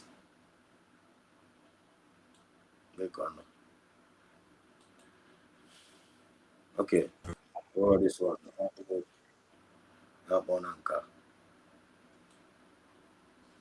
Oh, this one. Where's the guy knows? Okay, let me see. I think it's this. So stop wasting your time. They will not release Mazi Nnamdi Kanu today because of one reason. The bad. You know this guy, man, I know state. I know all these content creators, these bloggers, but at least Onyenka, so we join and this so ego to be talking against Mazi Nnamdi. So ego to be talking against Christian genocide happening in Nigeria. I'm going to buy room after this. Kunu here. Onye my mukana boy Benue or Benue again sitting governor a sitting governor a Christian after this video I got by that one couldn't fear the guy on the household enemies here couldn't for how their spirit roll. I'm gonna go soon everything here but couldn't afford the separation. How the separation goes. For government, the bandits for government, the S-men for government are using Mazi Nnamdi Kanu as a point of contact to kill Igbo people. Yes, Igbo people are being slaughtered because of the point of contact of Mazi Nnamdi Kanu arrest. If the president can release bandits, can abandon bandits to go out there say they don't repent, what about person will use mouth they talk, they put her for prison? They will not release that man. He give them joy whenever they see Igbo man die. He give them joy whenever they see and say Igbo people are suffering. That's the truth. That's the truth. The Fulani oligarchy. I'm a Afonja Yoruba. And they flee Igbo. These three set of people are with the household enemy of that country called Nigeria. We know that Nigeria is a group of company in the UK. I have an idea of that one. But everybody man, Nigeria is a group of company of the UK. I will know. But at least, those puppets are in Nigeria. Those puppets are you can use when a committee, this manner of evil and that. At least they're supposed to get at least one little small conscience now. At least we one conscience apart from Kepe Sumre. We to just we to know. We born tag them mad out. We born is suffocate. We born is make them mad here. Tag them mad out. At least give me to one over Messi. Me to one don't hybrid to Kano. I mean, to say that in Nigeria, they're more evil than Satan himself. Satan himself had the more wicked than Lucifer, Nigerian government. I swear to God Almighty. Give this guy in the Equator. Now are they happy? Now are they very, very happy? Now are they very, very happy? Now are they very, very happy? Now for no Igbo, now on Igbo. Okay, have to go back for now. Now about this case since get to this number. Now about dictate here. Since na age the remarks na the card na since ya na ndị Igbo ji we na-egbu onwe ha asị okay owo asị owo ka njide ejidere this man na ejizi we na-egbu onwe anyị ha a na-eshi ọmụ na-achọ na-akwụ ndị amị ụgwọ sef ndị amị na-egbu na which means ka ha jide kwuzie this man ka anyị were nwaya because of eji this man ka anyị were nwaya systematically ka anyị were na-awapụ onwe anyị away. Are you getting the point now? There is a point there. If you are not seeing it, I'm seeing it. I've been seeing it. Because I'm going to when and down when I make we are here. And down carry like the only weapon on the front is where we got TPI. Secret TPI. How are the united against us? How the united against us? This only Fulani oligarchy. How the united with the Afonja Yoruba? Didn't united with Efundi Igbo, but the only difference they will claim that they are united with the Afonja, pretend on one the one and one then I will your back. Now you know together. Don't allow these Igbos to rise up. They will now take some of us Efundi Igbo that are willing to land down Amawashike. When they come, we are going to make you king. I get moon now in your own land. You got way billionaire. You got way millionaire. Just come and serve us. We will make you king. Among others, Kaganana king in the Fulani. King Chineke Najiaka Mege. You reject King Chineke Najiaka Mege as the prince and queens and princess of the land. Get neglect here. Kaganana king in Kende Fulani. After Moacharagi Keo. Charlie Chineke Nepoli or job. After Moachakuragi Ke, a Mezegi king gown. Give Tawazi aside, give Azawazi chief Cubana priest, give Azawazi in car, Zawazi in cause. In a Buhari moto, in a display yare, a Babla property gate or down. A Babla man, 9,000 life, give one idea. I read the heart of the Anage Kego. I go the flood in here. Just between us if we are doing one Nigeria, just go there. We won't Igbo. And they say Igbos are marginalizing people. At least you people will be representing your people. And I forgot that Nandi Igbo, they are still prospering under our regime as no the oligarchy, the wicked Fulani natural Igbo. At least one Igbo, they wouldn't down, they deceive the masses. They wouldn't deceive our people. People that get now call the same Igbo. Are they not prospering under Buhari regime? Are they not prospering under Tulumbu regime? All on the body, all how they conquer the lion. You say, oh, how they are. On the Fulani as sponsor, they are not representing us. They are not representing us. Because if they are representing us, gee, by this time, able to go down their millions. By this time, able to go down their billions now. That their millions. If they are for us. I want to claim now on Igbo. Everyone singing and protecting Ali Igbo. But you are not protecting Ali Igbo without recognizing United States of Biafra. Protecting Ali Igbo. Every listening love for Ali Igbo. You want to protect Ali Igbo, but you fail to recognize United States of Biafra. You fail to recognize what kind of love in Igbo are you? They get the kind of love in a claim in Igbo without failing to acknowledging USB as your government. Then can love how they deserve. They happen United States of Biafra. You are not acknowledging it. Then if again I got them mad, they love from the Igbo. You are very, very crazy and stupid.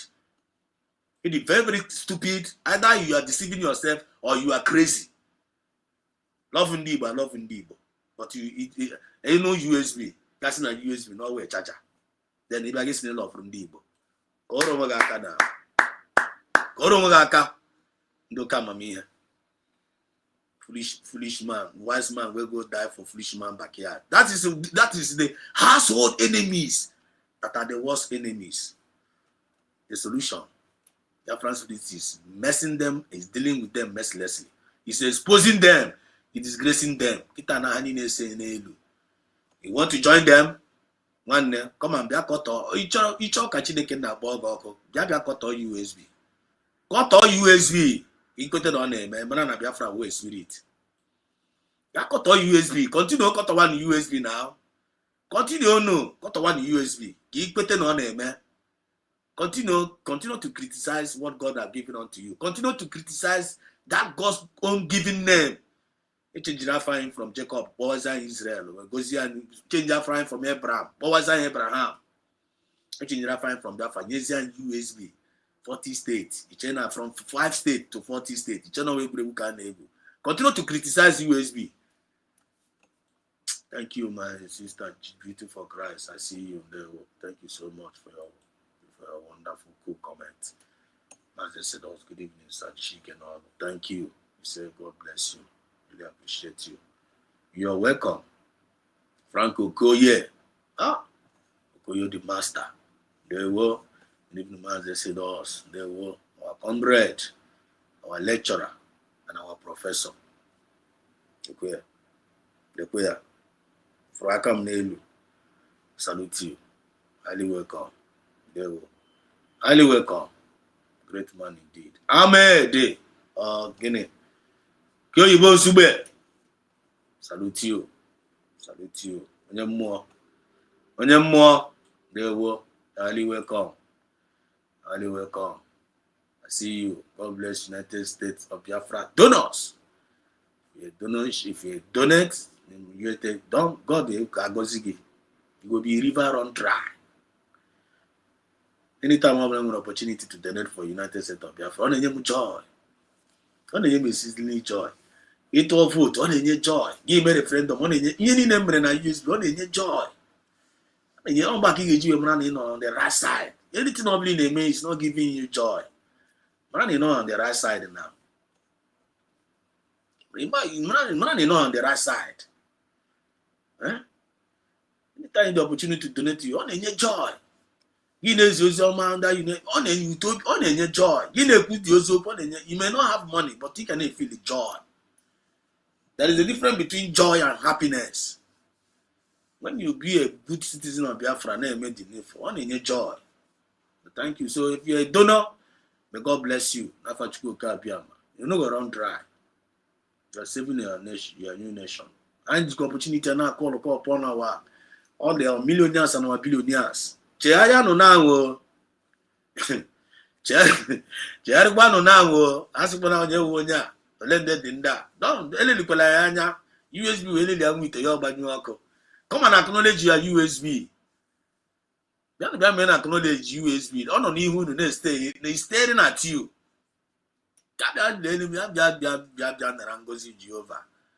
Come and receive all your the grace, your saving grace, the only umbrella. Save us now, but I also. Never one Vico. Mana never no bag, no bawa no basheni. Kebiko, please hit the like button. Oh no, this is your first time of coming across this channel. Hit the like button. Subscribe. To side the Uzoma, no one's gonna receive the Uzoma one. You know, we receive here. Get no take on here. This their business be demolished, their house be demolished. If they give them joy, believe me or not, bandits full everywhere. If full soldiers, if full policemen, so many things. I go to prayer. Now then they talk am now. Akwa hunde one Nigeria busy anishi. Announcement they found how many years ago. And you only open a PR na baro banko. Yeah, and you put now. One can just go put a room. One can go put a room here now. Mr. Kangwari Corona again. 2014. 2014. Come be prophecy Abira. What year are we now? 2025. This is a prophecy that came 11 years ago. erosion in 2015, ya na ahio. Then a group deadlier than Boko Haram will emerge. Deadlier than Boko Haram, not give me emerge. You can have 10, 11 years ago, 2nd December, the date here not there. Our only living prophet, I am a Kuria Masna Nikalo, Kekano Pandumat today. Nasna name Anna Maya Ibong. The Mura Gijers, Nana Moye Dindo, Ibong. Onye wo okwu okwu like this eluigwe n'ụwa edere du n'unu na-amaghị ikpe ọnwụ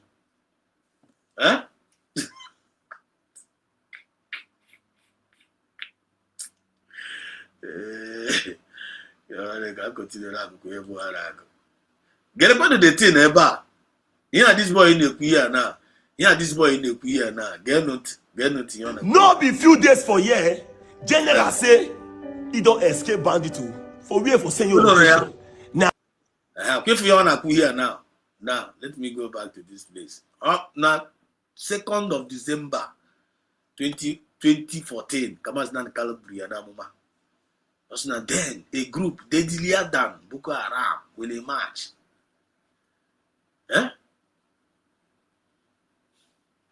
We came no room where the Tamagabago was here and history of Mazin Kalo, history of Biafra. We can get on something like this. In the book of Mazin Kalo, chapter 2, verse 12, 2014. Owesio, then a group deadlier than Boko Haram will emerge. They will seize our land, farmland, rape our women, then kill our people, and their masters will protect, defend, and even arm them, because their sole agenda is to enslave us forever. That is their mission. They will take over your power. They will use your power to obtain your natural resources, and they will use your natural resources to turn into their everlasting slave. Go and come here yesterday. They will use turn with your resources, so with the blessing and chukunanya again. Since you now hotel say use here. Since I am a hotel on the United, when develop our place, then they deserve me. Those are our enemies here. Oh my grand Israel, they don't know me when I had the same thing now. On the Vikings are born Israel area. My mom blame for us. You the Vikings abata. The Babylonians, so then they are the Vikings. How destroy Chag, how Oroziegi as captives. Ogaziegi, now their own territory. That they are remote Ogaziegi bound. Turn on to some of them, some of the women. I have selectory, and have a selectory of women. Not make the deal. None about when some of whom they flip for. Have a select is the best part of one you select area. No one when they get so part of one. I got on you and on you or on you. Oh, now I got no bagotrena age 18, 19. Hey, 21. Now one the pepper soup. You go. Some of them are not who get bound. And I tell you, Ram again. In a team, very, very horrible. Very, very horrible experience. Channel 2014. I said they will enslave you forever. Those who cannot see it now. Nanda na trying fear now. Okay, na 2014. Those who cannot see it now. But all the name no me go. Those who cannot see it now. You will still see it. I met her for where now. I met her for where. I na fear. I am a kind of for. I met her. I know blah. The one Nigeria met her for was here. Just like this, our brother. Today, na go for where. Today, now can this our brother but for was here. Can't go now. And here a day, bandits to go buy them. Only can the okay for ya bandits. Metra buwezi ndem mmadụ na-ekwuzi ndị mmadụ kọkụkọ. Us na ndị a na-afụ ya that day, ha ga-emechafu ya, which is fulfillment ya ka anyị na-egosi na ya life and direct with evidence. So the hatred in their soul for my people is legendary. I'm going for the hatred eba. Can go spoon the hatred. They put the hatred. Get no eba and this boy here in confirmation. Us na ha na dey happy. Na ndị a na dey happy if na ndị Igbo na anwụ. No need her joy. Get on to again. Listen here. They talk, they put her for prison. They will not release that man. Again, He give them joy whenever they see Igbo man die. Give them joy. He give them joy whenever they see and say Igbo people are suffering. Their business be demolished. Their okay for ya. No need her joy. If you gonna prophecy at 2014, also their hatred in their soul for my people is legendary. They did not see us as human. I want the joy and half one ebani buane and then when angry. Ebani destroy our name when angry. They slaughter us, their name when angry. They burn and destroy everything. They will destroy. Their mindless bloodletting is in their DNA. The Viking now know their DNA. They can't change you. The only language I know, that's the only language I know. You have a kwata ha $100. I got plan. They can even plan 100 years. Get check one halana. But check one again. But also only Biafra with their cure in Africa. I'm my hammer. Okay, find hammer. I'm my my people are in trouble. My people are not in trouble. I'm in trouble. Every USB declaration now. Even got this USB redeclaration now. I'm on the 29th of December 2024. Kenya call today. Then we got this Trump tweet. No about least the one in the Munuziana cast. Kenya now. I want Trump winning this church. I imagine now. I want the Democrats winning here with the Kenya na Chikonya na Roakadike. Harris, and where Harris is not again. Harris, Harris again. Harris again. Can somebody help me remind that the Vice President of the Democrat? Is that for ya? Harris goes no again. Oh no, why now church, Konya Rorakadike. Oh no, when you metra bana, war President of America. Can a major Giota Capwatch? Mamma not touch. Ochia, good George, Chi, believe in ourselves. What church ourselves give you the next question. Eh? Odio now, God, the one and the Fulani, Hey, Joe Harris, what is going on? Thank you, Merike, Kamala Harris. Kamala. Eh? Oh, no, we do not teach ya, we know Chichia now. Kiagana call. When you're the really fighting for Nigeria, they are all puppets. That have a good one, all of them. Eh? That have a good one, all of them. We have given Trump, the Democrat, Trump in the first 2020, Trump went this in Nigeria as a country of a particular 2020, the first election here. What you go in Nigeria already now? Watch list. Immediately in the Democratic battle again. Haga we people Nigeria na watch list. We people are there. They remove them na watch list. Some Trump batakwa again. Fukwa na Nigeria. Ya tikwa na the same watch list out here now. Check is any on there Harris win because Nigeria so sponsor Harris. And so sponsor Harris Kamala Harris. Nigerian government Tulumbu so we bunye ego. Makwe go le millions of ego le Tulumbu bu in the America na the Democrat. Now this is the last session. Obi you go na Democrat. Chena they win. A win no. It's not so Trump ga happen haka. Can I look anya? I hate Trump we hope, but I know the reason why I do act. Give them the more reason they need to act. Get on table. This thing here. House be demolished if they give them joy. Believe me or not, bandits full everywhere. He full soldiers, he full policemen, so many things. No be few days for year, general say he don't escape bandit for where for send your location. Now there he day bandits to go buy him. Who got the information? They arrest they kidnap some children. Group of soldier men won't go rescue the children. Bandits attack them. Who give those bandits information? Say those men they come. Oh, okay, no law. Kragago okay no nama. na asụ nọ na ngịga onye onye ka na-ajụ ụdị ajụjụ a ọ ndị reintegrated Boko boys na eticha ha na army navy anyị na ọcha dị as spy just like otu esi wee tinye nwaanyị isi ọcha tinye as spy na Biafra movement ya na spy ihe niile na spy na-enyopịa every time ha nọ tajara ga-echekwa na gị na ha bụ nọ household enemies, the worst enemy. Yeah, ga-echekwa na gị na ha bụ nọ ha na ebe a na-ewere information na wire na the other side. Okay, nọ n'ụlọ a na-awa ya apụtakwa na-achị itie ọhịa Biafra ha esoro gị tie ọhịa Biafra itie love Maazị Nnamdi Kanu ha esoro gị tie love Maazị Nnamdi Kanu. But when you check them out of their works and their fruit, if na ha gbara zero, na gbara ezigbote zero, 100% zero. They can never give you any good job.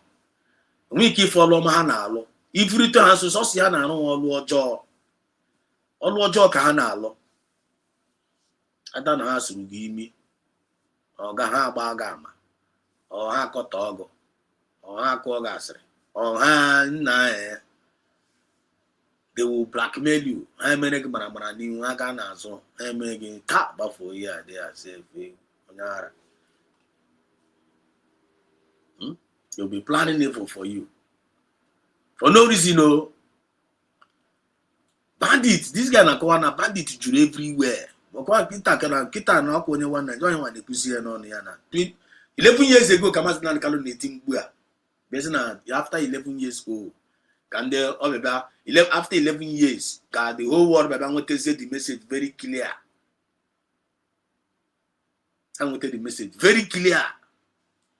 As we speak, the Congress in America now, they are hearing of Maazị Nnamdi Kanu injustice. They're hearing of the killing of the Christians killing in Nigeria. And I discuss there. And then you know the details. Because in America, before I know, I go when I go to Taraga, one in Mande China and I say, no, don't go to Nigeria. Because in China, America, don't go. Nigeria is a sovereign nation. America say don't problem. Before then Nigeria no achieve protect. Before na protect I'm reason why I know put the details. The reason why you say Nigeria a country of a particular concern. American government na nesia details after details. The China na for the details. Because some of them in a topu nkita akpere na ahụ ga-egosi ya ka ọ ghara isi n'ịtụrụ ya mbọ. Enwa ka ndị America na-eme na hearing, a na-akpọ ya hearing. Obodo nwere equity, fairness, justice. Abịa gwa gị hearing na a na-akọrọ gị arụ ala ndị a na-arụ. Because anyị ga-emechakwa laghachikwa back ebe ahụ ebe anyị wepụtara data anyị ga-alaghachikwa back ebe that guy na-ekwu the hearing anyị ga-alaghachi. Ihe ndị anyị na-ekwu ebe ahụ we are talking about household enemy. Onye ha na-arụ iwe na-adị aware. A sị gị na bandits nọ everywhere. Ahụ ma na-leak information. Ha nọ na levy, ha nọ na police, ha nọ na army. Abịa with information na army barracks na nwe na-elekwe na ebe ndị Boko Haram nọ. And then ha ga-ebuku ụzọ nyekwa order ahụ. Because onye bụ their commander, ọkwa onye buko, the leader, because the leader, they always capture the power. Ha na on top. How man again the order? Them have the information and he will take the natural Nina will train the Nigerian Navy, Nigerian police or forces, you know, with information based on intel about Walanaro. Hey, Kelechakwa go. If you say go and you that intel out, hey, tres reg bagua with train teller, buko magua. I mean, people are no longer talking. People who say your jaw, pa. When say they because on your na to John. They to talk old John at the end of the day, buka magua to the old John. Is she?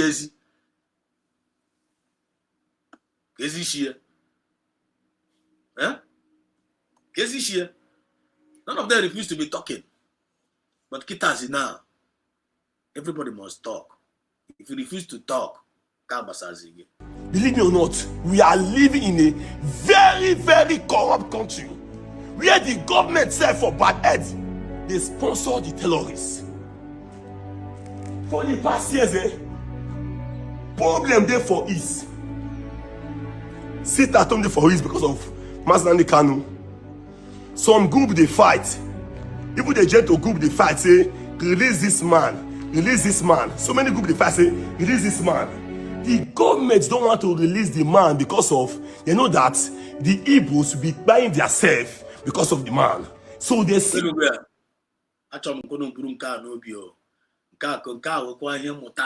Because we need to be learning. We need to like kind of amend.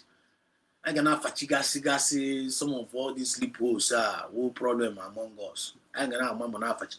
You get information and we bag fachi na fachi. I go for number the guy right here. When we command what you go ya. Us that the federal government actually release Mazi Nnamdi Kanu because do you know why? Because I'm an engineer the Mazi Nnamdi Kanu. There's some of us go gonna go you and the jail we need go wine. The jail we need go wine. Because number one, Njide fetch the Mazi Nnamdi Kanu. Some people get jail when they are cash it out. Some people get jail when they be sabotage. Some people get jail when they some illegal work in the name of Fulana fight the Mazi Nnamdi Kanu. All part of killing. Topless we go onye gburu. Ejide onye sabo gbuo ya, igbo na nwanne gị. Gemenka igbo nye obli femere nwanne ejide gị kita na aga treat you for cup na. Ejide ga so no ojo atwe na nsogbu. Aga treat for cup go na. All part of ugbu. So go na inugo ya na ebe onye nwa Nigeria na agba gị ya. Then ọwụ na iwu somebody nwere akọ n'uche. Egwuru na iwu onye osimi. Asumi na agwụ onye osimi na no di message ya. No di message ya. Na nwanne asumi na ka nwere awụ na nwa onye osimi na no di message ya. Ihe ngeme message dance na nwanne na which means na ndị a na use Bible na anyị here. Which means after you chamu na as onye osimi a gasucha nwanne mimi na I'm coming man to me na but the way question because when you sucha mmadụ imi na aga de gwa asuru di imi aga de we kwa gwa ga use mmadụ ga arụ mmadụ aka egbo m nwanne mmadụ egbo papa mmadụ egbo nwunye mmadụ nwanne mind ga no tia ima na mind ga no zi at rest mind ga no zi at rest after you mention that na obi ga na apia go tale and don't some forces ga na achụwarị gị if you go you know go life got go messed up you will go a -1 from us as a citizen. And I am part of Ubu. So I every say na egbusi onwe anyị. Because when we get Jesus you guys in a boom, you guys in one them in a church, my bagging kit. Or less more washishi. So that is now supposed to be a very big lesson now to us. Never I am going to go little intel of that now. Ejiji man na ka lo ka anyị were agbo onwe anyị. Ihe anyị ga-emezi nwanne, anyị akpụsi ebrens mba. Anya ga-egbusi onwe anyị kama ka anyị chọọ n'uwe a ga-esi wee reach out come on together under one voice which is under this way, under this only one government here.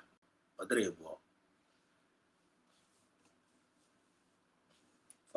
this one we have only one government, USB. Okay, for the Otunda Tongozoro basis in Erek yesterday. Our great mother, I want to use this opportunity to thank her and to bless her life in the name of Chukwu Kabiam and all the genuine cabinet members, to thank her and all the genuine cabinet members. They're not easy. In the midst of all these persecutions, wickedness, evil-minded, bad decision, shambolic God declarance, our mother, Dr. Ngozara Beze, she still stands strong. She is one in yesterday. It took her time. Blast her every segment, every angle, every touchlight, everywhere. Zigari European Union knows that Nigeria would the worst country anybody can live. This declaration now, nobody have the right to live. Now that Nigeria. They declared about life sentence, as the indigene, both Yoruba. Because I'm not going on there from Jaw Yoruba with the problem. If you live from Igbo with the problem. But to my indigenous of Yoruba, they were Hausas, Igbos, all of them, they have declared everybody like kind of only them they made them they're not there. I'm a kind of Kawatragi here. Because Masnan Kalubert may expose. Masnan Kalumere expose. I want to hear because of this prophecy, Obruna, 2nd of December 2014. I want to hear we were. But how manage? How did Mazi Nnamdi Kanu got this intel? Because they wanted to do this thing secretly, systematically. systematical genocide actually. Ghana ana-egbugo ana-present the world na ihe dị mma. Ndị mmadụ ubi kuba na-emekwa pati na-emekwa nzọgbu enyi mba ndị mmadụ esi n'ime ọhịa na-anwụrụ ndị na-anwa na-egbu ndị a na-egbu ikwu okwu ha ga-abara abụọ UN. That's what Maazị Nkanụ bịa suwe aka oyibo nsugbe gbuo ara agba agha si mba si chọwanụ this man ebe ka ọ nọ. And what we need now based on ihe ada abụọ na-ekwu na nwanne ojije eji Maazị Nkanụ fụ anyị maka anyị nwe iji aka anyị ma nke ife amịrị na nke ikpeazụ ada ahụ ha bịaba mee ya ka iwe ruo onye ọbụla na anya si gịnị anyị ebidozie. May God just give us wisdom. Because as Chineke na ifuna na nke ikpeazụ a give our people wisdom. Ịmara ọnụ mpịakasị ka anyị ga-apịawa na nke ikpeazụ a nọrọ mpịawa Chineke na nye anyị the sign, give us the nye anyị the make the order this divine instruction ka ọ dị way cleared ka ọ nwụọ mpịakasị na anyị nwa dị ready kwa anya anyụa ụtọ anyị nọ na anyị dị nke ọbụla ọrụ as long as not Chukwu na nyere the divine instruction ahụ anyị ọnwụ nọ the way cleared nwanne we are in. Ọnwụ mpịawasị ọrụ nwa David si Chineke nna David jụrụ Chineke na mgba nwanne should I pursue ọ jụ Chineke na ọya chụwa nda Chineke na asị ya ọya ngwa pursue nwekwa nke ọ ji asị ya ọya chụwa nda Chineke na asị agakwa na lekpota ga-esi eme ya na opi ike ka ga-esi alụ a ga-eji opi wee lụọ nka echekwa na owe egwuregwu a na-aka otu a ga-esi egbu opi asị ya gbuo na opi a lekwe ihe unu ga-eme gbuo na ọnwụ gbuo na ọnụ sususo date lekwenu that day gaa n'okirikiri this thing gbaa na ya 7 round the last day unu gbuzie n'opi na ihe niile ga-ada na onwe ya na-gị use the sword na unu ga-anọdị ya na ọ dị enemies ga-agwụ sọsọ unu ga-emezi unu awọkụzie in ga-achịrị gold ole chọrọ chịrị diamond ole were nkicha nwanne unu take over. Mana anyị nwa ụmụ Chineke na anyị ga na-follow up divine instruction and it can only come from this one government. Unu chọrọ na-anụ eziokwu unu ga na-anụ ya. Let's make sure you are not paying attention. You need not bring food here now from the voice of the Biafran spirit. Don't joke. Or you can only take the divine from this government, USBG. You have only one government. Like we are here. Anything outside this, you are a joker. You are deceiving yourself. Anything outside this three, you are a joker. Anybody that is speaking against, anybody that is outside, check one touch. Support of this. Now demo. Anybody see no one Igbo. You want to have against this three. One know how their household enemies are, and now how the worst enemies. Take it or leave it.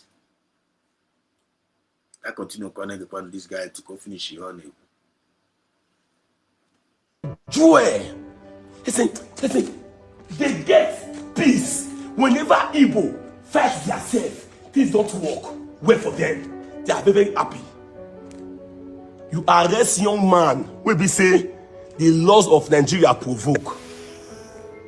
The man said that I am tired. Divide the country, let us go. Because of say the way the country system they go, they work well. Everything wey the man preach about Fulani S-men will take over your bush. Everything come to pass. This young man is a prophet. He see everything that is happening today.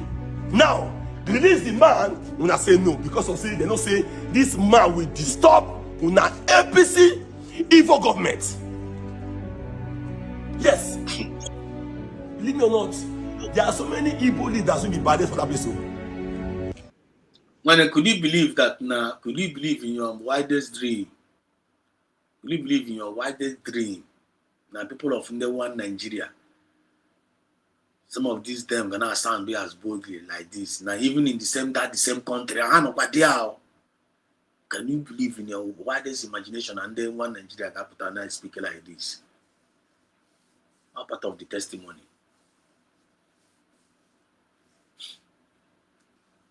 Part of the testimony. Your widest dream, you believe in what they are the possible. That before you see this, that before. That now sound people like this before. Because half go the handwriting in the world. Half go here.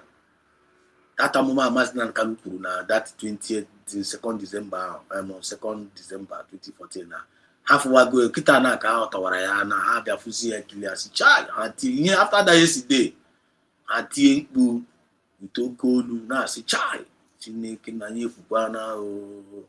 Agwa na-eme na Naịjirịa niile na-etisi na chai na otu a ka anyị si wee fuo chai so na anyị efukwana no chai na ndị akwụkwara ihe ekwuo Maazị Nnamdi Kanu kwukwara the same akwa na-akụrụ na akọ Noah akwa na-akụrụ na all this why na otu efe anyị na-eme ya some people na-achị ọchị na-asị don't mind them, don't mind those useless idiot nwe aka ọrụ ndị USB charger online country a na-achị ọchị, so don't mind them.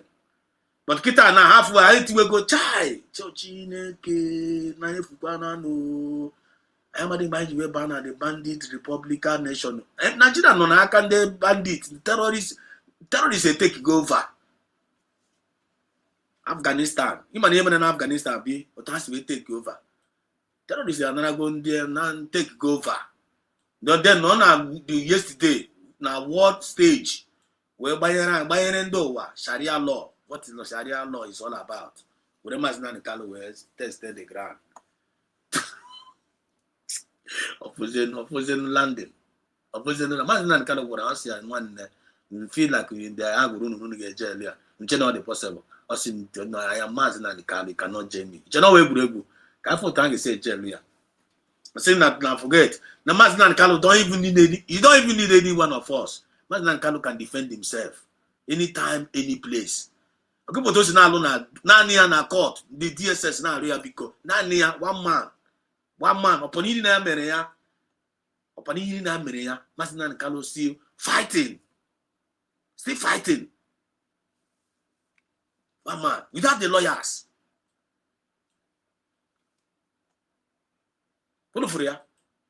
Igbo leaders bad here doing for that place.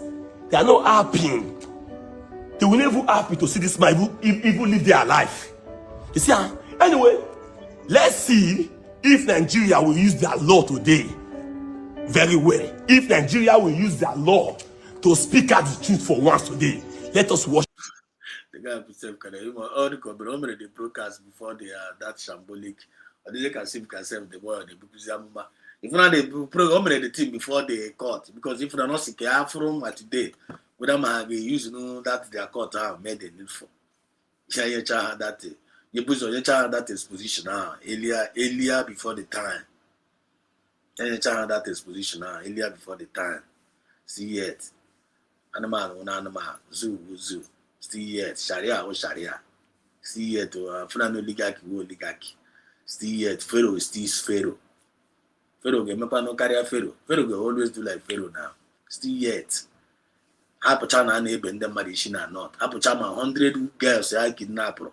Apụcha ma brigadier aka gburu ọfụrụ. A whole Nigerian brigadier, which is ọgwụkwọ onye Igbo. The president of the so-called sovereign nation a na-akpọ ya afa was not able to make any press release. At least say something about your own brigadier Igburu na war front. Only ndị sikwara ya imi ọkwa the same ndị amị ahụ. After the man mechakwara escape o. Gbakwazie ndị amị ọwụ. Na nwanne lekwa ebe hideout ebe ọnụ bịazi na ebe abịa buru m ndị ha sendiziri uzie ndị Boko Haram agadị ebe ahụ dịka anyị nọ na-eche savior ndị Boko Haram ga-apịrị ya dị ya gbuo ya gbanyekwa ya na kamera. Tinubu did not come out and do any press release. I got buru 100 even in the midst of but had the focus now ikpe Maazị Nnamdi Kanu ikpe and they can in the whole world Sharia law court can be declared that they declared. You know, I call you then Hemagonia now. I get we are now the United States of Biafra will reply them. United States of Biafra government will reply them, and they have replied. Our DPM have spoken yesterday, and she was on fire. And everything she spoke yesterday, that was DPM. Go and listen to that again. Go and listen to the cry of the Tongoza Rabeze yesterday. We're Divine Mother. Our Divine Mother call. If you don't know it. Go and listen to her cry. Come and listen. You need to open that yesterday. That's divine instruction going in the world. You controlled the whole world yesterday. Dr. Tongoza Rabeze controlled the whole world yesterday. She was out of the space. She was out of the space. Go and check that again. She was out of this world. She was on her the topest mode. Oh no, out of the space. We declare control all the whole world. We say it's time for you to put Nigeria to what they belong. On the name order yesterday. He was giving the word order yesterday. And they all of them will come to pass. Nigeria will be messed up. The whole world, I get in Nigeria, Abraham belong. I got sanction all of them, all those politicians in here now, all those household enemies in here now. And none of them are being spiritually arrested. And I give the whole world, American against sanction. In Canada got sanction. UN self got sanction. UN got sanction all of them. All of them got it. We can phone to Chineke get see magnify the voice of DPM yesterday. She gave an order yesterday. She ordered the world what to do, how to place that Nigeria. And all of them will come to pass. They will do all of them. I'm going to get surprise.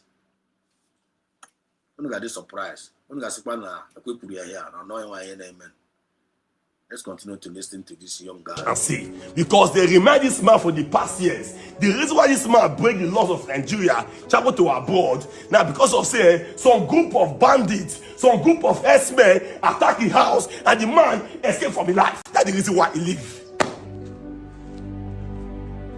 Right now, the energy when they arrest this man, we are using the same energy to be arresting some of those bandits for no change. Broad daylight, bandit they give press conference. They threaten Nigeria. Broad daylight, bandit enter church. Bad Christian, bad the poor people. See yet, they are still planning to travel before they cancel him. God forbid. They cancel no cancel him. Travel not travel. So about Nigeria. You guys should be guided and be careful because bandits. Another confirmation. You guys should be very, very careful. Yesterday. Speak to Ndibo. Yeah, saying Badona Anya. Namiri Wunkai. Okay, Badona na English. I will be careful. This guy have forgot the thing. The guy have forgot the guy have seen I forgot the light. The guy have forgot the truth. I forgot the danger. This guy have forgot so. I forgot the danger that is coming. Danger 11 years ago. Now today come from ya. Yeah, I find the thing we are seeing. Oh, yesterday, oh, forgo ya nanya. Arabaya. People just are the heart. As out of the abundance of the heart, the mouth speaketh. Okay, for Obi the guy, and for Obi ya. I'm not going to Ezoku here. Bob Ezoku Potara Yenagama. Ezoku na quarter. And it can come out from any place. The problem, are you sensitive to know what? It can come out from any angle, at any person, from anywhere. They can walk in, on a walk in a very mysterious way. No, but I want to claim one and also somehow when they went to Ezoku. Now, my Ezoku sing from you, where was also one yara. I would also say us in the Ezoku. I would go on a comment session in Ezoku. Ezoku can come out from any angle. The only thing are you sensitive to know Mbapotara? Or are you making yourself available to be used by that spirit of truth?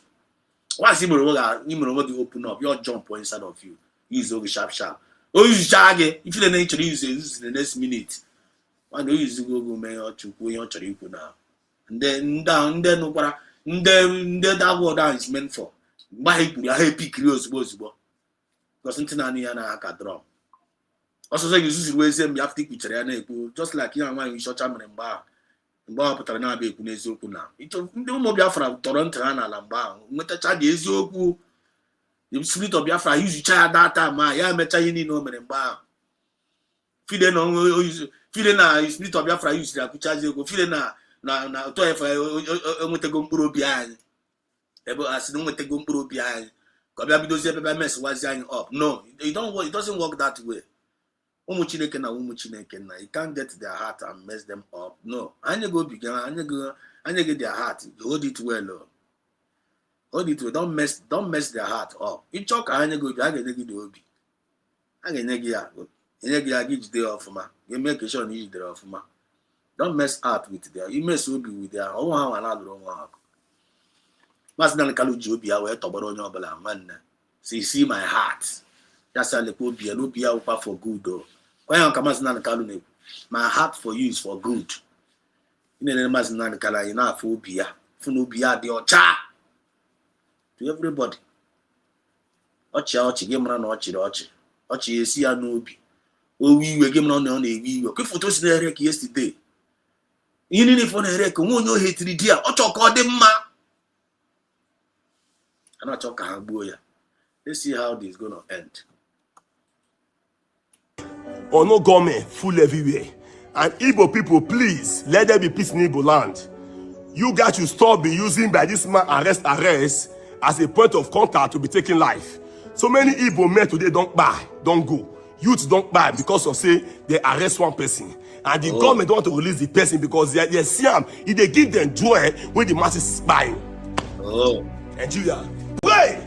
May the country no run you street. They are very wicked. They don't want to release this young man because of say so many bad heads for government, so many bad heads for East, so many bad Igbo leaders. They see that man as a threat to them because they are evil. Yes, they are evil. Like Nigeria, as Nigeria country like this, I would say we are alive for this country. We don't buy since rubbish people. Telling you. Exactly, absolutely, 100% where is some marble, truth personified. Now look at this guy Pierre here. Take it or leave it. You went to your honor. So you're moving. You are progressing. When you're not children, when you're not getting no children, you can not get why. Can you write Chanoch? I thought you go Kaviaba.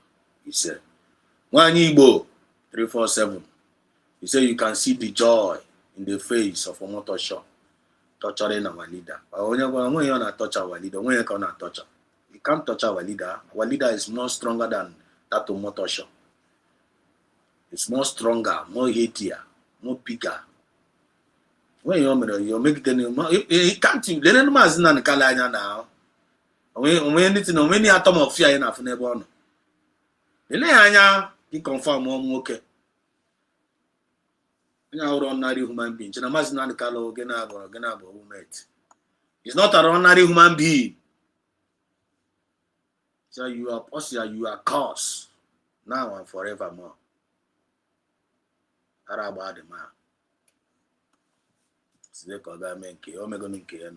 Kamara zone oku ya ga-agabigazi onye okwu ya ga-eme nke amazi na nkalu kwuru nke ahụ motosho nwụrụ anwụ ozu nwụrụ anwụ kwuru 300 million ọchị at yesterday nye ya script si abịa agụọ ọgụcha ya ga na 300 million ọgụcha naanị ya na ọgụcha naanị ya họfụrụ ya na dama na ebe ọ nọ na ọ ga na-ehi ụra amotosha iche na ọ ga na-ehi ụra ebe ọ nọ. Unless you are joking. Uzio, I see you there. You are welcome to the program. Good morning from here. They will say they moved Mazina and Kalo to Sokoto Correctional Center as the wish of Caliphate. Their God justice watching them all. And Anji Chineke now, Mazina and Kalo is in the hand of God. Any evil plan not be found against Mazina and Kalo, it can never prosper. You got prosper. Any person of like church or the Mazina and Kalo, or maybe Kadame and a Powashim Madike. That is any the hatchery chiche. Chete and chiche may message Chineke na gab na Makagamana Mazina and Kalo, guardian angels in the Nesea. And he's not alone. So don't be afraid. Mazina and Kalo is not alone. Only angels in the neighborhood. We ta. Even in the DSL, some we can tell as we speak now, we can do DSL as here. Now, don't mind this stupid judge. Monday DSL, we can say now, you are not going anywhere. I can't go Sokoto. Yapuzane bar, Naboja bar. Let's know Yana Bogana. You're going to mind who be a giant, or you're going to preach down here. And you're going to advice. In my Hamas not going to accomplish Naboja. Some of you and I need more. People to the DSS is idea, please. I've already converted all of them to himself. If we that guy could article, that young guy in the testimony. Also, Mazina Carlo, almost 90% in DSS they are with Mazina the Carlo. I want under their custody. Then that tomato shabenyezi now one what the DSS I don't want to say what I don't, but to you I'm not going to say feel based on my personal observation. We not give me Mazina the Carlo. We not give me I better late. Great joy indeed. Maybe Kamara Harris, yes, already talked about the stupid woman. Erika says all Igbos that still want one Nigeria, they are being spiritually manipulated to hate his own freedom and generations slavery forever.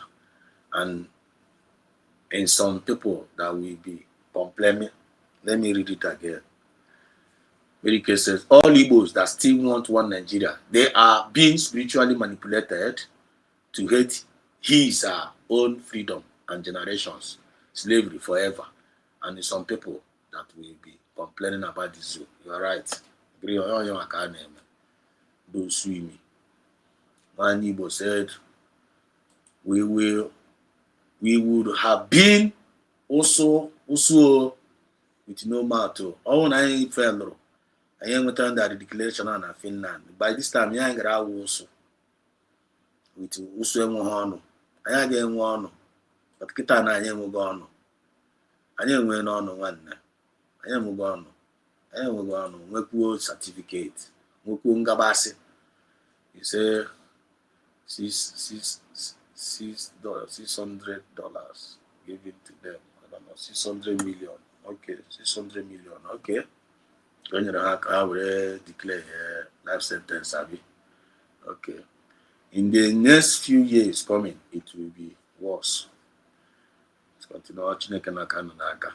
Yemu ana fu vitre. Yemu ana fu soso. Yemu ana fu vitre. Rama fu any other thing apart from vitre. So yemu ana fu all round. Yini nene mena. So yemu ana fu. Even though na the thing yesterday I was very very angry. A lot of things get involved yesterday. A lot of things, but I still at the end of the day, Biafra Street was able to rebrand me. Refresh the say okay, on your views and say yes, and the people say okay, thank God. I saw it clear. So okay, thank God. I'm gonna even more because so you need them one for vitre.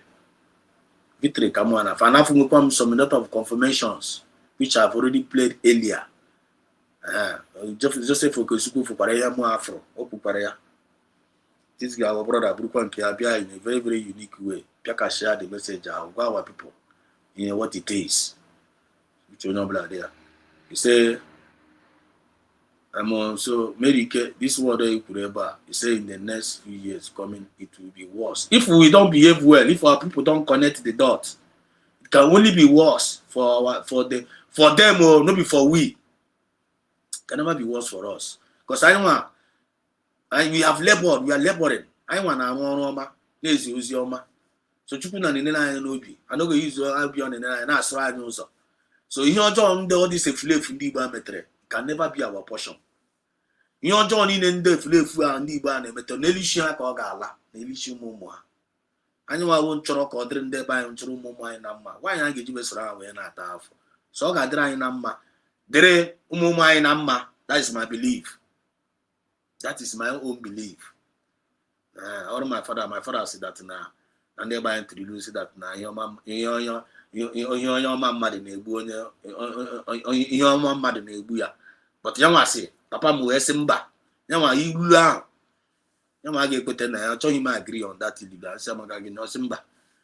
Or sitting your maya. Women and mother gave me a coming home woman and mother gave me a your ma woman and muddy, your ma woman and muddy, go now, man. No, your ma woman and mother gave me a. Assign anyone we and I will the same thing now. I made him muddy homa.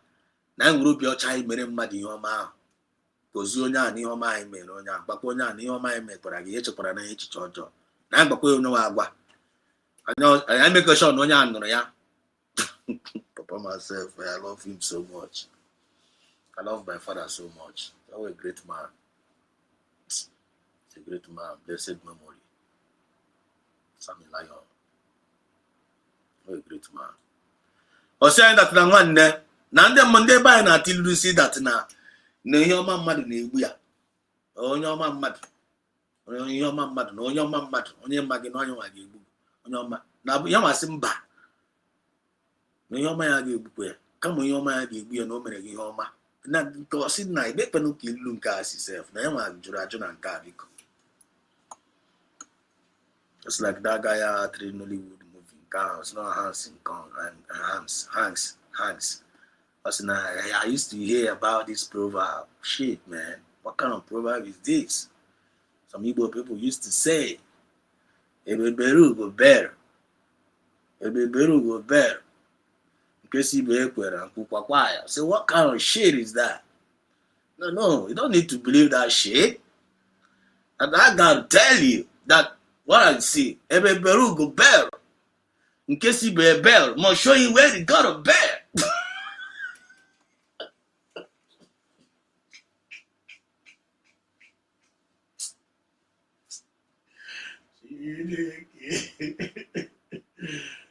Oh, get it. I come to see baby was going to show you where you gonna bear. I'm telling you. That's only can we don't put me a Simba. Over Simba. Come and kuga kwakwa ya maybe they bought no pumande. Come and kuga kwaya. Come and koya ga go see that table. Ya go see a boss or gebe. Come and can go up one come on.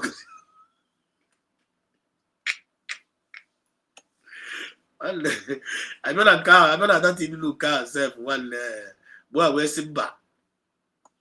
One own am better, more way go. We all want to go. You all want to way better. No problem with better, no problem with better. Fuga give better. Go to get see no katabas again like a pepana. Why now? Why you do a cigarette pepana? Then all no more we cigarette pepana. Ebembere nwanne nkanku kwa amụ I believe from na nkenku a I believe from na nkenku kwa ahụ ya kwa the person ono mo asige benekwara ya kwa amụ a why what are you talking about why ngeji we sige go sige bi ebe which means na nwanne go to what level ebere mụ na enwe enough space check oshishi na she better none way no space on us no ga-ebere kwa why ga-eji wesi nnu n'ọzọ aga ebe so on is na nku pacha gị ya refusi nku ga-eji wee ebe wee chọwa ebe onye ọzọ na-aga ebe mana ọ dị very simple so ndị be anyị tụrụ ha tụtara ya ebere ugo obere kesu ka ebere nku pa ya that's nothing like show me one gonna patch so ihe ọma ya ga-egbu anyị ihe ọma maazị na Kalụ ichiche ọma ya efu o nwere n'ebe anyị nwa nọ ọ ga-egbu ya ọ ga-egbu maazị na Kalụ ga-atacha afụfụ niile a luzucha ma parents ya luzo ma 38 men luzo ma ihe niile ke nke a ga-ekwu hapụ ibe ya si na na-aga enwe ma ebe ka Chukwu na-anọzi Jehova ga-emere onwe ya afa adị m so confidence I'm so confident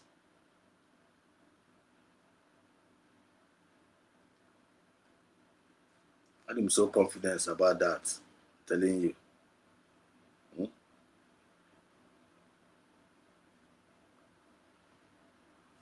Why are you so confident?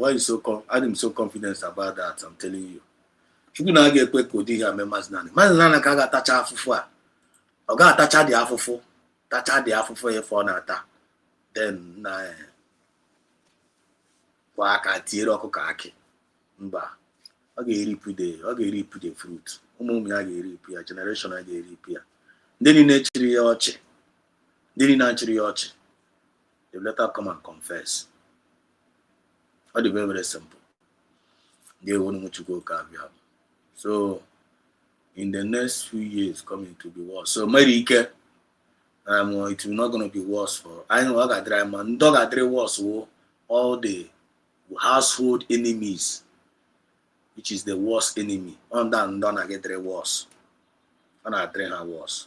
But anyị nwa ụmụ ife, ọ ga-adịrị anyị na mma, dịrị ezinụlọ anyị na mma n'afọ Chukwu oke abịa ma ise, dịrị Maazị Kalụ na mma, dịrị PM na mma, dịrị ya wa Dr. Ngozi Orabieza na ọ dị Jenu Cabinet na mma, dịrị gị nwa ụmụ ife meri ike anyị nwa Sedos ije gili tas nwanne m bara nụma ije nwanne m bara mma. See you now. Dewo nwanne m Chukwu gọzie gị. You're welcome. Gọzie ezinụlọ gị. Ezigbo nwanne anyị. Our own militant, our own Angel Michael. Now you be that. Erike said here, he said this guy is saying the truth because since the holding of our leader, Ndigbo's has been in disunity with him. That is it. That's it. The guy from Kilia. Well, the guy, even the guy picture will take my solution.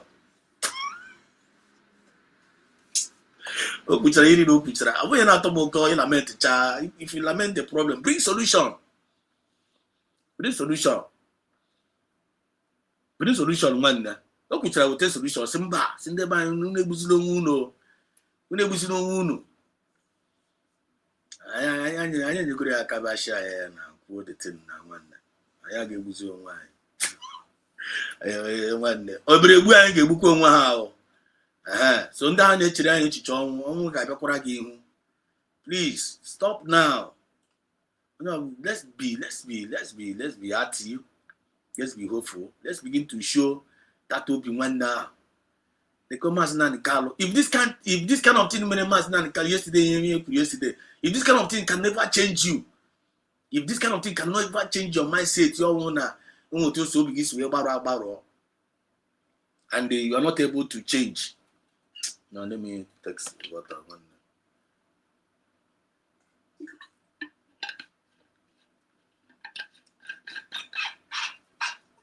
I want to hear you on amen. I'm going to be back on Obi. Go and see key change here. Go and win your job at this movement. Go and that household enemy. The chunky change here.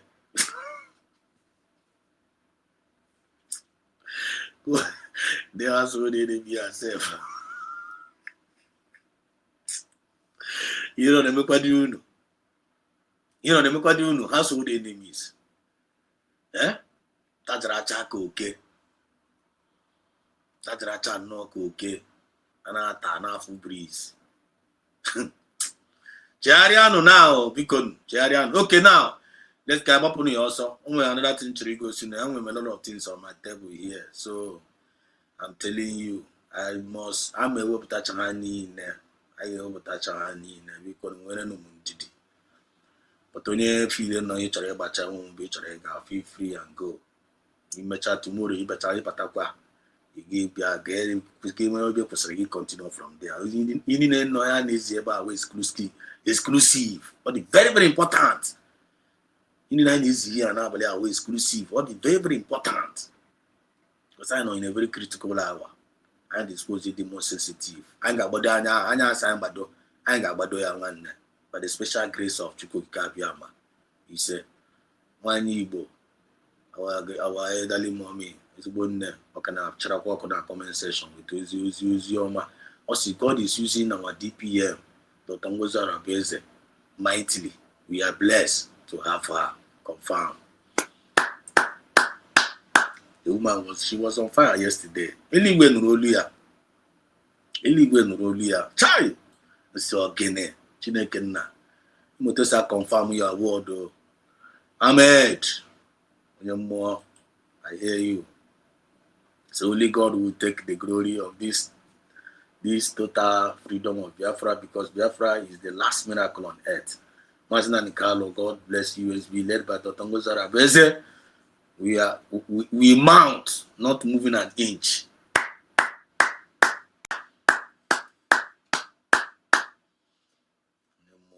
hear you. Comment to Bara. Comment to Bara. Comment to be wait. Well, Bara. Biafra register go me on Obago here forever. As long as internet leave it. Obago.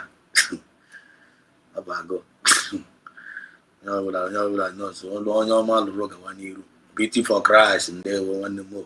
I say our DPM was really on the fire yesterday. The world will never be the same again. I'm telling you, if real, you saw what I saw yesterday. You know, in spirit, beauty for Christ. I'm gonna enable take confirmation because I don't want to be saying what I don't know. I can only say what I know. Know what I'm talking about. Our DPM was really on fire yesterday. The world will never be the same again. The same thing I saw, the woman was out of space yesterday. You see now why I wrote Divine Mother. Eh? May God continue to protect and preserve that woman. That woman is a fire. Oh no, up to go from human being. The Thomas is in the line. Biafra spirit or they go possess, or they go highly possess. The same spirit and possessor can as well possess you. Only when, or if you have the fear of Biafra spirit in you. The same spirit and possessor our divine man, you can still possess you. But if you don't have the fear of Biafra spirit, you can't speak like her, you can't act like her, you can't make a move. Also, now Finland come I was that now when the Biafra spirit possesses you, when the spirit of Biafra possesses you, you say you move. You don't go Korea. You don't get time, you don't get time one, forget about Orion for some guy. Oh no, DNA. When no DNA. Medicaid says Igbo all over the zoo should lock up their shops and personal mechanic shops and market for 7 days and sit at home. This will make them realize that Igbos love Mazin and Nikalo and value Mazin's sacrifice. Noted. Igbo kuna nugo ya. Igbos all over the world. Ndeno na Lagos, ndeno na Kaduna, na Zambia, na Zaria, na Kebbi, na any part of Nigeria. This idea they go okay.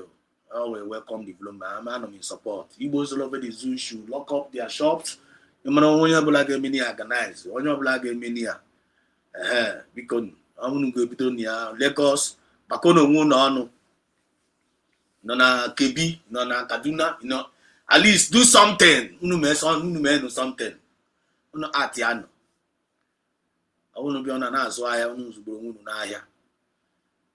Na asụ ahịa na-egbu onye ọbụla ụmụ ya na gị gbanye unu no mgbe le na anya ebe a na legodo na anya ebe a watch this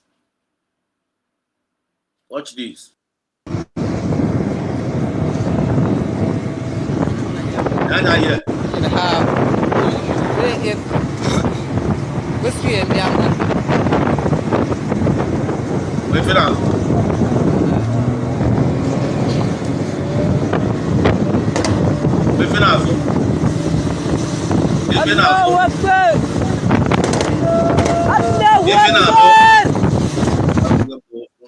ana m like it there no nka maka ndị nwe ndị you ọ dịghị afọ ala ha bịa swara English after the program okay we fun na afọ akwado ka movie this is happening this is here with their otu aka nsa abata emechakwa operate aba akwa n'ụgbọ ala akwa ihe ahụ Vikings movie ife na akpọ Vikings kuna watch go movie ahụ the Vikings kuna watch go the movie Vikings onwe ihe dị iche onye nwa lekwe the real life one nke abụrụ nke acting nke una watch na noli movie nke acting nke but that is they have been there and they see from their rural areas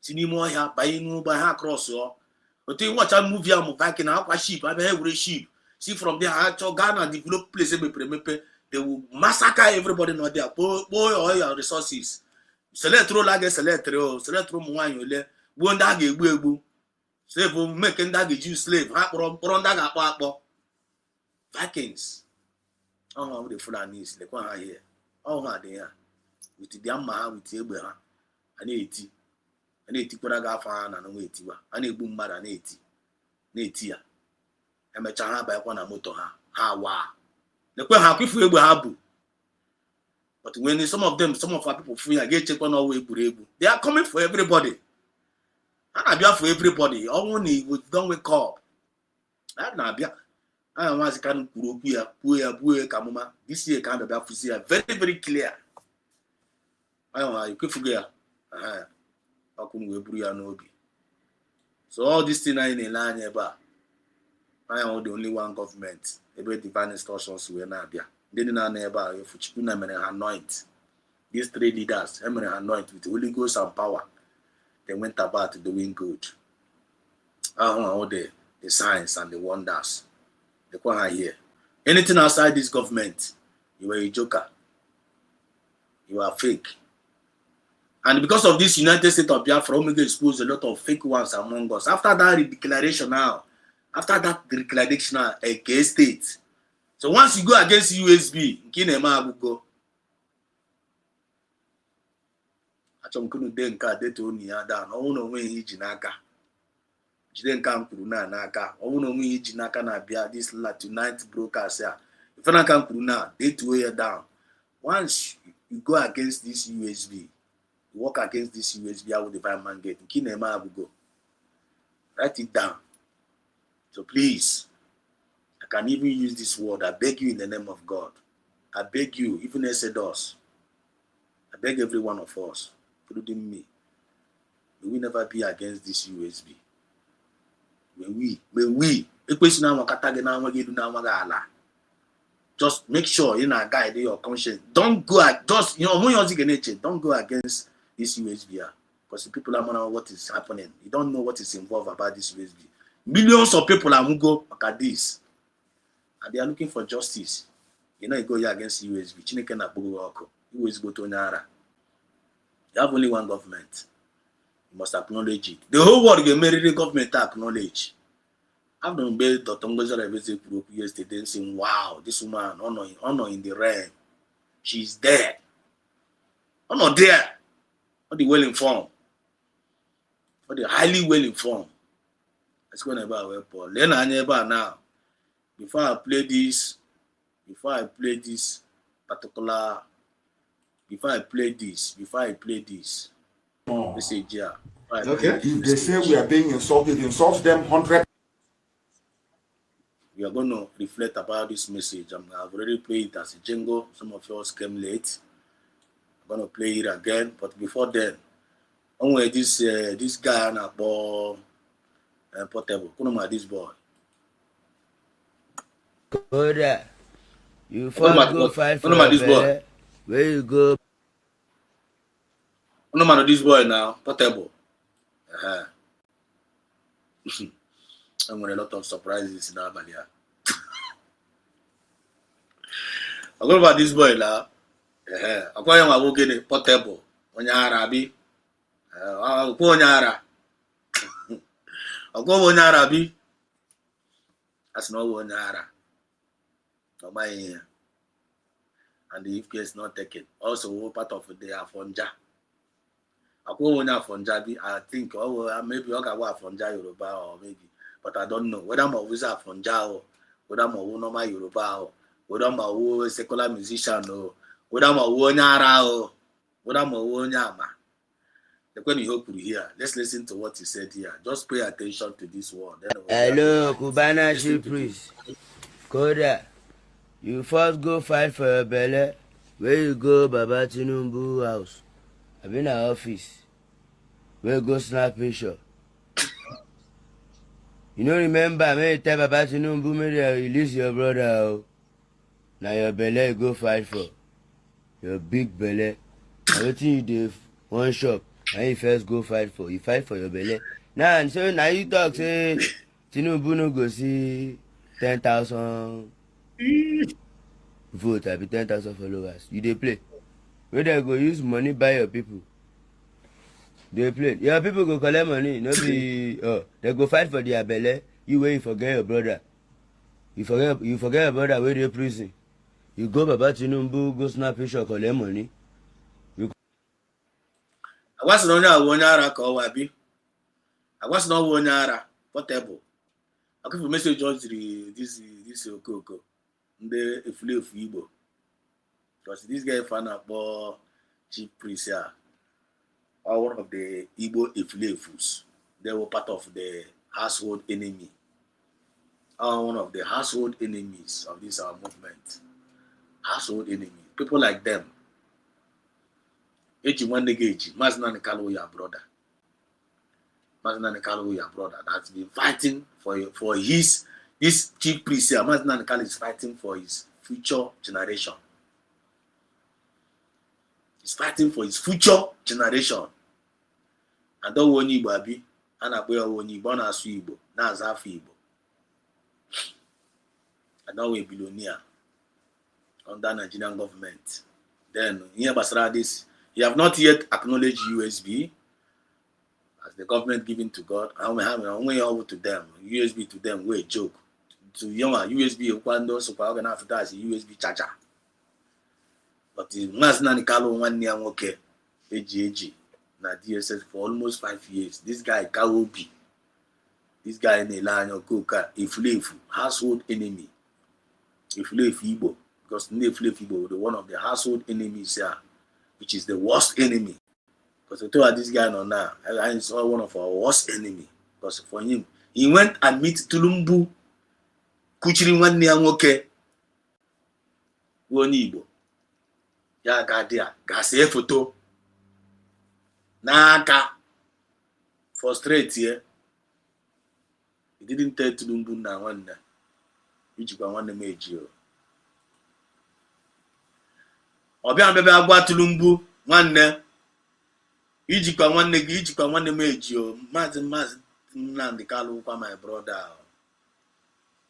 Tulumbu, this man did not commit any terrorism. This man is an innocent man. Please, Tulumbu. Please.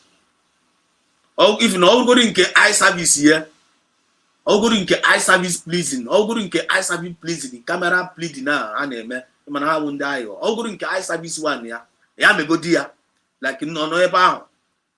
See Tulumbu, oh go in how no ya, how great men can we go to Tulumbu because I'm again, I know come you are one of your boys. I'm knowing at least because him and our people out their eyes is on us. Because can no better apologize, can no better request, at least because no one and queen was at least na camera and see because Tulumbu, please remember my brother man. At least me go do that one now. Here. That one, even man can't know that one. Ya nacha the aka na asoro ka I fuchara ya bi. You saw it on my the people reacted. Amacha nacha the aka wa na contract because when we ga no there I ga agba na aka no na I ga assignment. Once you need both throw down there I ga nwe ihe ji we kpọ go nwere ni on assignment I ga enye gi and you ga agbakwa na aka I ga enyekwa gi ihe I ga enyekwa gi ya wa. Then after the judgment, shambolic judgment yesterday, it's okay fan and botchy priest. Yeah, but I condemn na be kuzoku. He condemn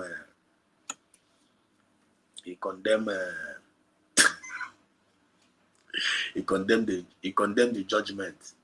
This guy na portable as no one yara. Na Igbo. Onwe homa. Ishi ya maybe she maybe ya. Check the application. The question president the guys. Check the Afonjani is your match na gezia no. Kolemo ni abi no. Baba Tinubu house. Abi na. Kenu ntikwe fozo ziziri de okoko. Okonya si ishi adrom ma. Check his. Hello, Kubana Chief Priest. Koda, you first go fight for your belly. Where you go, Baba Tinubu house? Abi na office. Where you go snap picture. You know, remember me tell Baba Tinubu me release your brother. Now your belly you go fight for. Your big belly. Now wetin you do one shop. Now you first go fight for. You fight for your belly. Now so now you talk say Tinubu no go see 10,000 votes. I be 10,000 followers. You dey play. Where they go use money buy your people. They play. Your people go collect money. No be they go fight for their belly. You wait forget your brother. You forget your brother where they prison. You go Baba Tinubu, go snap picture, collect money. You collect money, abi you no collect money. You collect contract, abi you no collect contract. You snap picture, abi you no snap picture. You dobale, abi you no dobale. Now you know remember me tell Baba Tinubu say your brother dey prison, make they release your brother. No. Oh. No worry. Nadia may sit down, may talk say you better pray. Okay, now you say if you don't reach that time. You wait forget your brother. Wait, no be your belly you run for. You first talk about how your belly go too big. She priest. They play. Okay, no, yeah. Okay, for ya. Yeah, picture and see and look at this Okoko. He claimed he achieved priest. He went to go and see Buhari, see Abasanjo, see Tidumbu, without doing the needful. He did not remember your brother. He went there for his own stomach. Not that there for his own stomach. If you Ndibo, so see you their stomach infrastructures. And upon inside the Biafra movement, stomach infrastructures. From Fujapa. After Eju. Are they so desperate? They are not contented. Are they so greedy? Are they so selfish? And that kind of a spirit at drummer. A drummer at this Biafra movement. At all. Get it out of your way. Get it. Take it out of you. Spirit of envy, jealousy, bitterness, hatred, greediness, spirit of pride. Biafra movement here. These three people in a line about our leader. They possess all those dangerous spirits. They don't possess it. These three people in a line about divine trinity. They don't possess it. How they allergic to nonsense? How they allergic to bad character? How they allergic to criminality? They are not criminals. They are not terrorists. Check on this. We are not labeled as terrorists in our own eyes. Just like the Southeast governors labeled us terrorists. What in a fine terrorists. Apart from Nigerian government, is there any other country that call IPOB terrorists? The answer is no. No other country calls IPOB terrorists, calls we Biafrans. It's only Nigerian government but are not buying terrorists. Then they say Nigerian government here now. Masna Nikale Abohelo Nigeria. The whole world, Nigeria as a whole, Buru. It's about a bandit republic, not even Nigerian government. Bandit republic, Sharia. So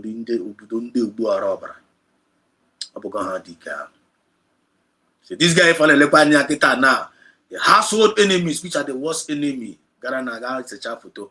Okay, if you go to Wiliga, I go on there. I go on there, this guy, I go here. On the super when TPI. The France split is posting all of them. Negotiating any in there. And I'm a choro. God will use the foolish things of this world to confirm the wise. Now, if you now moking a career, I want this she drew and I want and then put their hair down. They are humble now, south. Upon indeed, believe. I can make a million when you believe by the end of the day. So, me, Oma, Menega, Niru. If you are part of this household enemy, say, with the last battle, with the worst enemy, Chiaria today, you might be okay. Now, this movement here. Pussy woke, pussy would that occur. Pussy woke no lana go on our side. Now, so no nangiga. Pussy, because if you continue that way, oh, we are not give me one thing, na give me go and work out. Pussy gets gone. Because if you were mad, get on no get to okay. When you blood on no way to okay, pussy gets on your honor. Imane pussy na imane cat, imane okay, na pussy na gano, right? Oh yeah, kagena, onya ya ni fege na eme. Because me ga turn no get to okay. What do you expect from pussy cat? Ogana achuare again now. Pussy cat ga ejigi we na emere hu, ogana ejigi we na emere ka na agbo ya gym. Ano ka to ga ejigi na emere exercise, oputa alo chiri metere exercise cho we bo okay no. Gina ba agbarewa. Get up pussy and up bar. So say around Lucy, and I chugo. And him on pussy jidege. So see on a moke or tapugishi first. Once you pussy jidero came up pussy bang over pussy pan to Budoibo. Because pussy Budoibo and okay now. And I chu okay, say, 5 okay, and okay, never. But I never good pussy care by now. In my hand, okay, naga. My head is what I'm talking about. My neighbor is a boss. It's so good. They will, they will Chugo Zegi. So I'm on fire. I'll be a French spirit. I'm just a servant. I'm just a servant. And to God be all the glory. Thank you so much for your wonderful compliment. I really appreciate it. Mommy Nubu. Thank you for your prayers too. It's so good. It's so good. Always say those get ready there. Always say dude. Okay, let's say those. You get this, say dude. Okay. Let's say okay. Now you're on fire today. Thank you so much, mommy. Thank you. Thank you, mommy. Thank you. Thank you, mommy. And special, my own person. They were just say those. I greet you too. Time God. Time God. Time God. Time good. Time good. Time good one. Okay. Good work. There were. Thank you. Thank you so much. Thanks. Say good work. Thanks. One Igbo say, out of the mouth of the madman, great liberation has been revealed, like in and out of the mouth of the babes, hidden truths. As we no surprises. As we na you watch on a gig bazua. If you not take yourself, the one Nigeria can not quite imagine and the car self. We say their own leader self. But our portion. Imagine and Kaloma. I'm on our own defend them around. We're not going to mess up. So onye asị na ọ bụ onye ara check this guy na-akpọ Zazu. What is it Zazu? Zazu self there's n'ezizi chief priest ozi. What photos were wore ya n'ala? This guy delimited ojiro ego like a chief priest. Keep photos were wore this guy now. Chelezenu chief priest. Now we saw you. You're taking picture with Tulumbu. Ụka nwanne ya nwoke o. Ya nwa onye Igbo. Onye Igbo na-aga take picture with Tulumbu nwanne nwoke Zazu. This guy na-akpọ chief priest na ọ dị a. Sowere na wuru onye Igbo na-aga akwụgharị na court. Every day Sowere na-aga akwụgharị na court. Na-speak for Maazị Nnamdi Kanu. Igbo billionaires anyị feel less concerned. All of them felt less concerned. All of them ndị nzọgbu enyi mba wee enyi. Kankrade, yeah. Oh yeah, wait. Zagbu. Where are they? December ruo now. Ebe aga efukwa ha rush wakwa. Zagbu enyi mba we enyi. Shame on them, all of them. Dara. Mamonya na-achọ ka ha tri ka afọ ha ka bịa. Amamu ha na-achọ the government are confused for Obia and I said, I want to be like that. I don't want to be like them because I don't want to be like them. Di Kahana go see me. Chineke nekwele on job. Go the billionaire ga we gara that. I reject it because now let's continue. Then I hear now. Before I hear kuku PM Samina PM 0 PM 0. We're talking about household enemies, which are the worst enemy, which is the last battle. I'm on the last phase. I'm on email now. And Biafra Spirit is exposing all of them. You are seeing it all. Don't be part of them. And the only one part of them. Stop now. Seize this opportunity. Imagine the other day. Saying that day, the last court of case was that day with the last chance. Okay, with the last chance Nigeria have to make things all right. The last chance, the only last chance. One and the only to the Bumere and the Nigerian government or oligarchy, Nigeria, no. That is the only last chance to do the needful. If they fail to do it on that 20th, Nigeria is gone. I bet on 20th, measure the worst one. We would have completely. Na rush ka ha ma onye aka ya dị ọcha ikpe ọnwụ ha ga-agbuzi onwe ha go rubbish go out of go ihe na-adịghị n'akwụkwọ go nonsense mee ihe anyị fa na emewa na after election election ha emecha election ime otu ha si eme na INEC na-eme na election ihe a mere na a na-eme na election ka ha mere yesterday emecha atụcha vote like this ha hapụ vote atụrụ ga wepụta sheet kpọwara gị result na-adịrọ na-anọghị inexistent na-akpọrọ gị ya akpọcha ha declare win anyị ma akpọwa the result a ga-akpọgide ya self gụnwa agba ọsọ na the result ịmụta na isi akpọ result a ga-akpọgide result gụnwa bịara ebe ike result gụnwa hapụzie the result gbawa hapụzie si mba a ga-akpọgide result kpọgide onwe ebe akpụrụ eruo ya gụnwa gasị mba ọba uzuru nu continue declare ize na onye ọbụla ọsọ ya wụrụzi awụrụ onye ọbụla chọrọ ya wụrụ sị ya wụrụ oke declare any winner ka isi na-eme awụọ onye ka a na-eme a ga-agụgidere gị script agụgide ya even self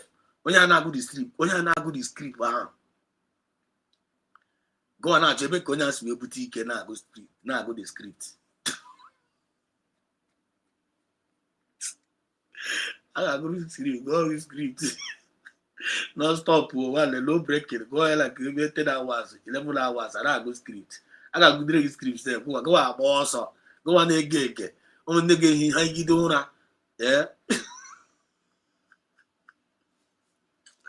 o nwere nke furu yesterday sef afụrụ m ara agba ahụ sef ka ebe ọ ga-ewepụta onye ka gigidere si were something tinye n'ọnụ onye ọ na-asị look at this them look at them o can you check this man out look at them onye ka onye ka onye a na-etinye ka mara maka vidio a ebe ka vidio a nọ vidio a tọrọ m ọchị afụgo obi ya onye ka mara ma ga-egosiri ya nwanne lete tọrọ m ọchị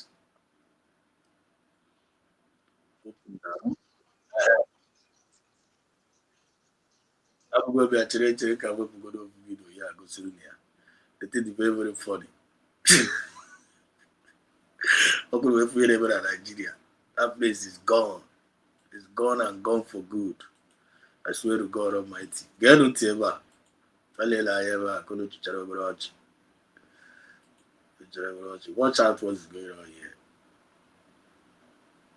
A lot of things now here ka ga-egosi what we are led anyị na gonna see how it goes. Chukwu na gị nyere aka na-elide anyị ebe ka the video see it. Imagine what the dry bones in the What's that man? Here. Think they put hand, they think they find They them. know the time has come. This will happen during the so-called man I go the script. Onye ka gigidere ebe agụgidere script gigide kata ara agba ya. Watch here the guy at 3 years. Imagine Even what the dry bones in the grave waiting that man, beginning to waiting shake. they put hand, they think they find They them. know Waiting the that time way has to do come. them. All It's a these judges shame they that say we some don't wear. people Imagine, who are see, still living look at don't watch. understand See what that. thing they do. Especially Igbo just brothers put in Lagos. what thing they Those put for who your nose or they put for your mouth. Now the first is the first See phase if we can't of judge you now this they very can't deadly matter. See you salvo. now. See They will destroy your look, business. see when they go After that, see they will the take over your house. That's the they dance. If- Imagine when I imagine funny. a judge of I want you to be this writing down people. what I'm saying. Look when see him. See what thing they do. See. Watch the guy at Watch. Could I watch? Could I just see? Imagine what the judge they do. Look, Siam. Imagine waiting the judge they do. Hi, to far Do you see that? That is the zoo we are talking about. All that when the lawyer saw the question. See how much now can freeze them yesterday. I said, show me the law. Show me the law. Look at more than 30 times there. None of them refused to show him shit. None of them refused to show him shit. Oroka 191, he also shit. None of them refused to show him shit. When you go to the show me the law. Show me. Go see the muya. Hanine kucha wig nishi. When you go to the but at the end of the day, declare their Sharia law. Kitana na waziki kitana na ebru ya gawago Kaduna. Kaibia be wezi akwa bi. Anuze nubi agawa kamana. Kaibia be wezi na akwa. Obi ha afro. What was happening mas na kaloga. I see even in the grave, our Savior is God. Even in the grave, our Savior is Lord. Mas na kali lelanya we Savior. Iti go dia na grave. Ili anga abawa. Ifu ya confirm ili anga abawa gefe yo putakwa dia na papa mba.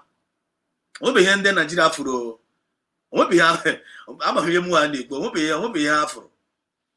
Atigo dia na grave. Oba bla asa ya kporo we ka. Lion of na ogini mere Daniel ebe ka etiri ya. Ebe asi na the carry him go Sokoto. Ka ko bi mapụwazi anyị ka oginezi. Ebe ka etiri Lion Daniel after ndosi imi suchara imi ebe ka etiri ya. Because you need to know Mazinan Kalona is the cause of the household enemies. The household enemies. The household enemies. Somehow at Tyrion or there for none today. Eh? Household enemies. Somehow at Mazinan Kalo. The same thing happened to Daniel. Check the man in the Kukuna Congress, the Bible Kokotu. That's who we are sent for us when the oppressed have been oppressed. Our Bible Kokotu there. Then Boazia for Mazinan Kalo. If I name the spiritual, I'm gonna connect him the dot here. Eh? Now they take him to Sokoto or Kaem Boazia. Name when I make up for Daniel Weka. Lordum, Boreati and one the Dubai there. Asking now Lord the may find out asking now before the tin and apata, before human flesh and apata there. The lion napita or they will devour your body while your body is still on the air. Check your man's Nandi Carlo. In the midst of the caliphate here now for more than how many years? I would say kita. Ghana Sokoto town self. I rode a Sokoto town. Then in nine for Anna. The only blast was sent there can be able to Masnan Carlo Piano number Piana. On my point now just piano number. I need not dream lawyer. Maybe Masnan Carlo will have sound now. Oh no, we have one. I got convert all of them now. I'm only Masnan Carlo. They don't know who he is. Fulani UK people, they will feel like no, they will tell Fulani to jail him. I said they can use you can't jail me. I am Masnan Carlo. I'm a young people. Just like yesterday, 9 Kenon Pucha. I'm Badania. Now, Mary won't kind. No, try yourself. Maybe not be a backward. The only thing I get my got to be careful. Badania, I got to be careful. You need wisdom. You need wisdom. And wisdom, I make us the fear of Biafran spirit in you will give you the wisdom. Without the fear of Biafran spirit in you, there is nothing wisdom for you. No acknowledgement for you. You can push, you can query, you can use, you can swim me, this we are not ganimi, not ganiru. You can acquire Koreanaga because when the fear of Biafran spirit in you, then after the evidence, you can wear. You will have the fear of Biafran spirit in you. Can we see Akonucha with the wisdom? Then our force are very, very clear. When you got confused, now let us listen to PM Samanepa. But before I listen to this PM Samanepa, can we turn on the last iflefu among us? Who went out for her? For the last iflefu of the day. I am about to go on the first one. Undo two chief of Jubana Chris. Okay, for her, confirm iflefu. I call Guru Makande iflefu. Then on the Biafra movement. Unumaha, Dadora Ma, Vam. They know them. You know Genkera, and then the DPM is dealing with them. If they deal with them. Anyway, you see them talking nonsense against our USB government, debunk all their lies, expose them. With the truth, where truth with the only weapon IG. When weapon also, they are coming against us with arrows, atomic bomb, weapons of all manners. We are coming against them in the name of Chukwu Gabiama. That is where lies our victory and all truth. Chineke no eziokwu. They can another efulefu. Then again, here. Listen to this person. Just So being in governance does not take that away from me. I am still a reverend father. Get until of my here. Just watch and hear here. How possible is this? Go to Nas we call here for here. Okpa Benue ndị egburu and asụrụ akpụ to the sent Pope will see all the way from Pope wee sị na ọ na-anụ ihe na-eme na Benue. Watch onye Benue, watch onye sisi adị ahụ. Geenụ ntị kwunu mara ma ihe a na-ekwu ụdị ihe a n'ọnụ. Gegodo ntị ebe a. Household enemies. Geenụ ntị. There is no genocide in Benue State. I am a reverend father. So being in governance does not take that away from me. I am. Kifria, down the Chineke naga boko. No wa.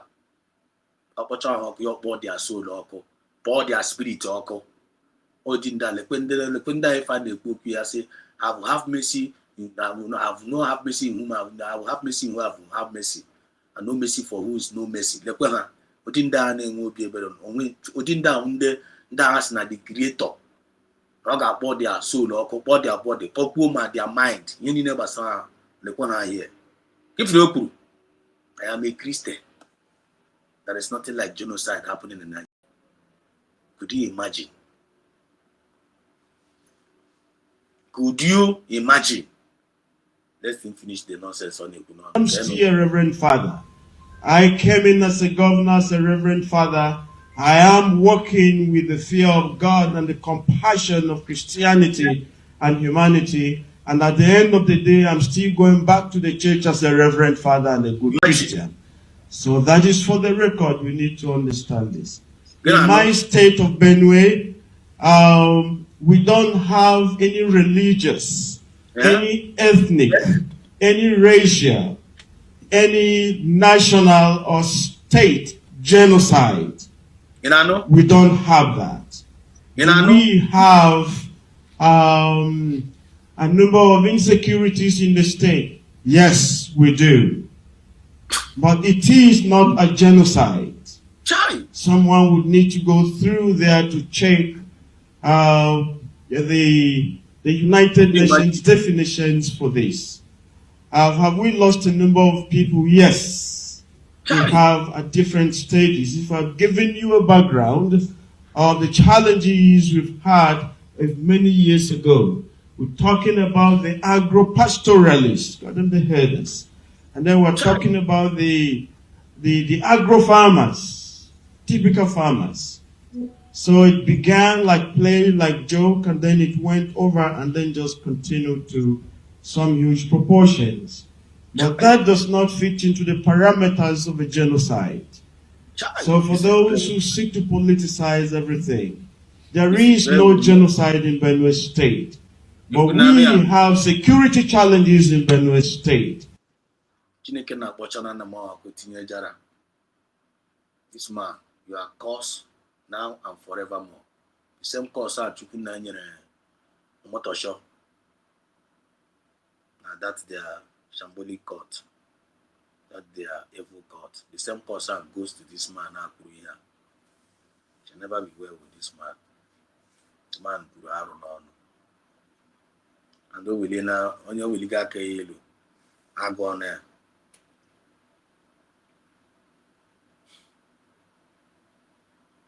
I go on there. Now, if this numbers will put here, I go go here. If you have Oku, Oku na run on here. Oku go take it or leave it. Thank God. I am an because I am a judge. Just like Maznan Kano is judging them, we are judging them. I'm not really fine Bruno when you're Bruno. Not really fine cause for that when you're Bruno because these people are evil. They are evil. And last but not the least, I'm on a lot of things now, because I'm just this man because it's like tomorrow we're gonna continue what we're talking about here. So let me put the link. I don't think. Let me just put the link now. If people want to talk, please come and talk now because I'll soon be rounding up this particular program because can't raise the what PM said. PM said something here. PM put here. Maybe tomorrow we're gonna really talk about the US Congress hearing. I ain't got no question about that, but I believe we're gonna have the time to do that. But this is the link here. So I want to believe you need to add up. You wanna pass your submission. You wanna say add one of your. When you actually go more Biafra Biko. Just come and click this and talk to us, to Biafrans. Why is the people using the name of God and lie? Out of the mouth of madman, great revelation has been revealed, like in and out of the mouth of the babes, hidden truth overflow. Yes. He said also, yes, Sokoto, so Ibubago, Nechago. Yes, God will protect Mazinani Kalu. When you're not giving me, Mazinani Kalu is not an ordinary man. Bear it in mind. Florence Chinwe, I see you. Chinwe,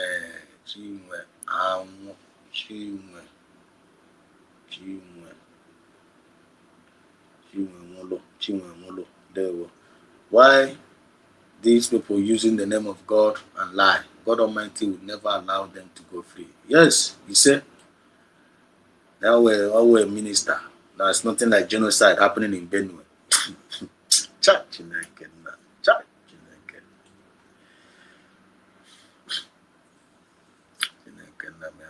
But I swear to God Almighty.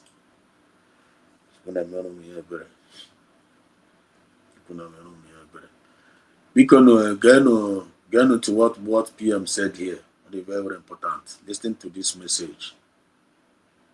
Listen to this particular message. You insult them 100 times more now. All right. Because the devil has come out. Can you be easy? The serpent has reared its ugly head. We must decapitate it. We must cut off the head of the serpent. Now, not tomorrow. Not tomorrow. You don't know it's a coordinated attack against us to see if they can get our people to move. To say, oh, I don't want to, if it's the type of Biafra that is going to come. Me, I don't want it. Biafra is not religious freedom. When I say that you are free to worship a snake if you want, they don't want to hear that. You see? No, they don't. Are you hearing it? You are free. We need a Biafra of freedom, a Biafra of religious tolerance. That you heard me say on radio Biafra that you can worship a tortoise if you want to. You see? You can worship a goat. That is your business. They will never hear that one. Is that one that their treacherous, envious, stubborn nature is telling them that's what they want to write? Yes. That's what they write. Yes. That is what it doesn't matter how you explain. That thing they want to write is what they will write. Yes. Because they're foolish. They are doing it today. Because they're not in the spirit. They are not in the spirit. They don't understand what we are doing. They can't. They can't. Now, it didn't end here. I want you people to also listen to Mazi Nnamdi Kanu. Say he don't trust nobody. He don't trust you. All these people that are talking rubbish, Mazi Nnamdi Kanu do not trust you. He preached about the Iraq, the criminals, expelled criminals in IPOB. Mazi Nnamdi Kanu speak about them. Now, listen to how he speak about them. Because as they say, where we come from, Obi the Kwaro, Obi the Kwaro. Can never tell. You wake up and find a black man doing the next morning. Okay. No. Okay. I am the only person that I can vouch for that tomorrow morning I'll be doing IPOB, I'll be doing Biafra. You see? Putting everything that I have into it. All right. So go and search your conscience, all of you. Search your conscience, all of you. And ask yourself, am I ready for this battle? Ask yourself, are you ready for this battle? He was talking to the criminals we have successfully expelled. He was talking to the Iraq we have successfully expelled. He was talking to Barrister Jofor, the criminal and the murderer. He's talking to anybody and all the people that have actually betrayed because he was kidnapped in Kenya. He was talking to them. So search yourself. Are you the one Mazi Nnamdi Kanu was talking about here? We are in a very dangerous phase of the battle. Battle of hearts and minds. Okay. No, they're insulting. Is this how Biafra is going to be? It will be a dictatorship. It will be this. And I have told them I will not be the head of state. Okay. Because as they say, where we come from, Obi the Kwaro, listen. You can never tell. Obi. What you wake up and find a black man doing the next morning. No. Right. Okay. I am the only person that I can vouch for that tomorrow morning I'll be doing IPOB, I'll be doing Biafra. I'll be putting everything that I have into it. Okay. So go and search your conscience. I tell.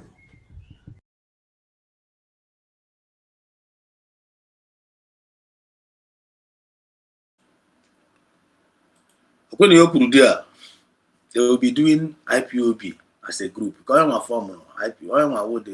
the indigenous people of Biafra. Buruburu, women abroad. indigenous people. Once you come from the eastern part of that place, you are an IPOB, indigenous people of Biafra. Eastern part, with indigenous people by birth. Yaba was one of the largest mass movement. Mass Nankalo created it. It was called the whole world. This now on the DSS Ojibake created, just like Mass Nankalo created Brigi, just like Samunepa created Brigi. He created Brigi. After creating Brigi. After creating Brigi. Ndo created Brigi started fighting against him. They wanted to overtake. Amazing overtake you.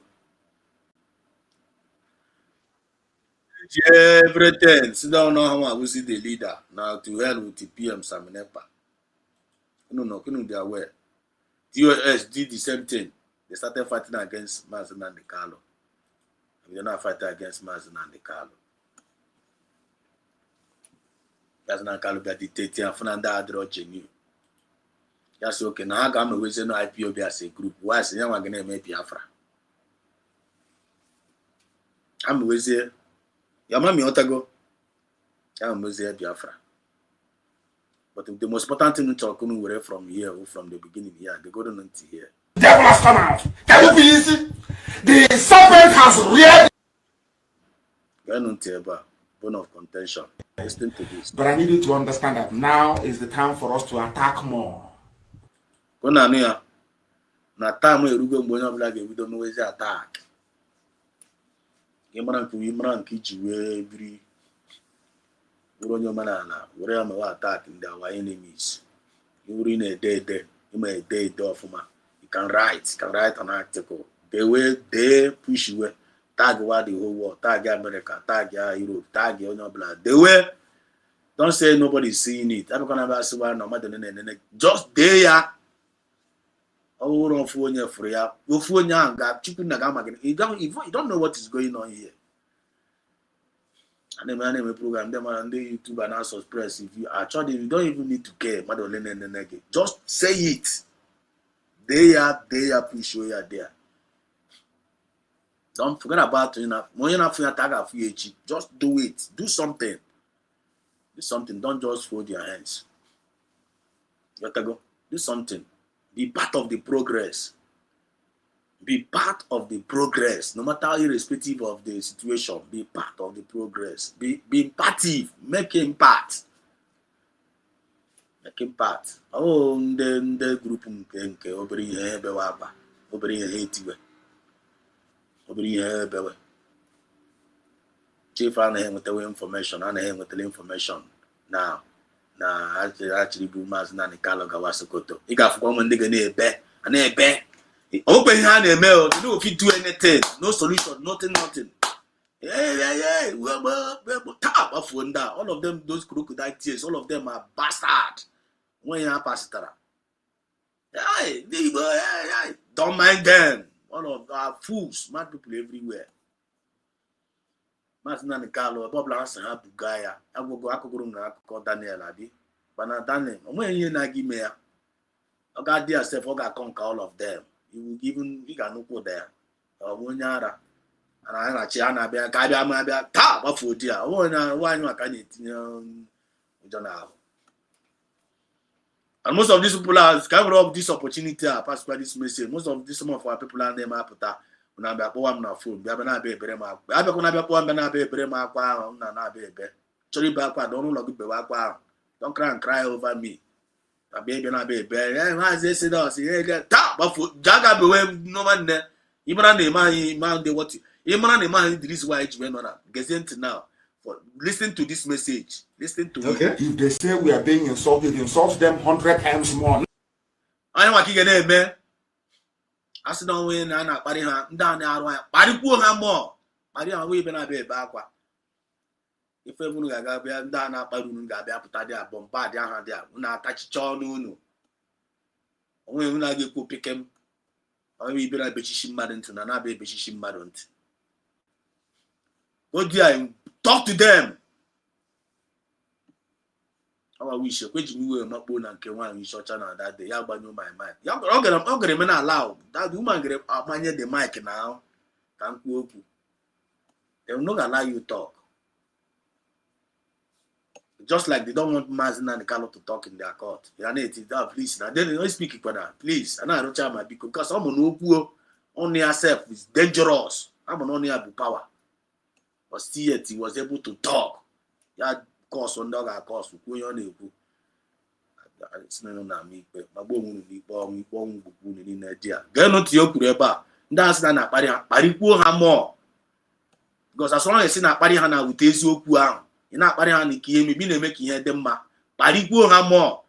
You have not really seized your heart. You are fighting a good fight of faith. All these lily livered men. Lily livered men, if you live, no job, fearless, fearful. No blah nezo. Nezo are. Makumoto si urukuma makundo unezo kuzi hu ezo. Nakacha atutu ojo. Awon yen na fi hu ganya, awon yen na fo yen na. See yet na atuku ojo. Don't know those you have to say. We say na atutu ojo. Ikwesi okwu no wa gam. Get to ash no wa gam. Ke na trozi ojo wo this. Nya end of window. Nde na to ojo. Nya end of window. Ke ndu na dey without freedom. Ke ndu do without anara freedom go. Ine claim na ede ndo. Ma na onye na freedom no dị ka dịkwa onye nwụrụ anwụ. No freedom, no life. Ine kene dobe ahụ ni nwere ndụ. Anara gogo ndụ go tete. Ana ekwuzi okwu resurrection, ina ekwu okwu na ka dị ndụ. Ana ekwuzi okwu ata ga-esi wee resurrect. Na-ekwu okwu ndụ. Dara. Get to eba. All right. Because the devil has come out. Can you be easy? The serpent has reared its ugly head. All these household enemies here, what they are the enemies, or they are the snakes. I hope that she give pretty. She don't say physical. I come against violence. I'm not promoting violence here. We don't promote violence. Ibu pisha one spiritually one give group one. I group one bupu ishi.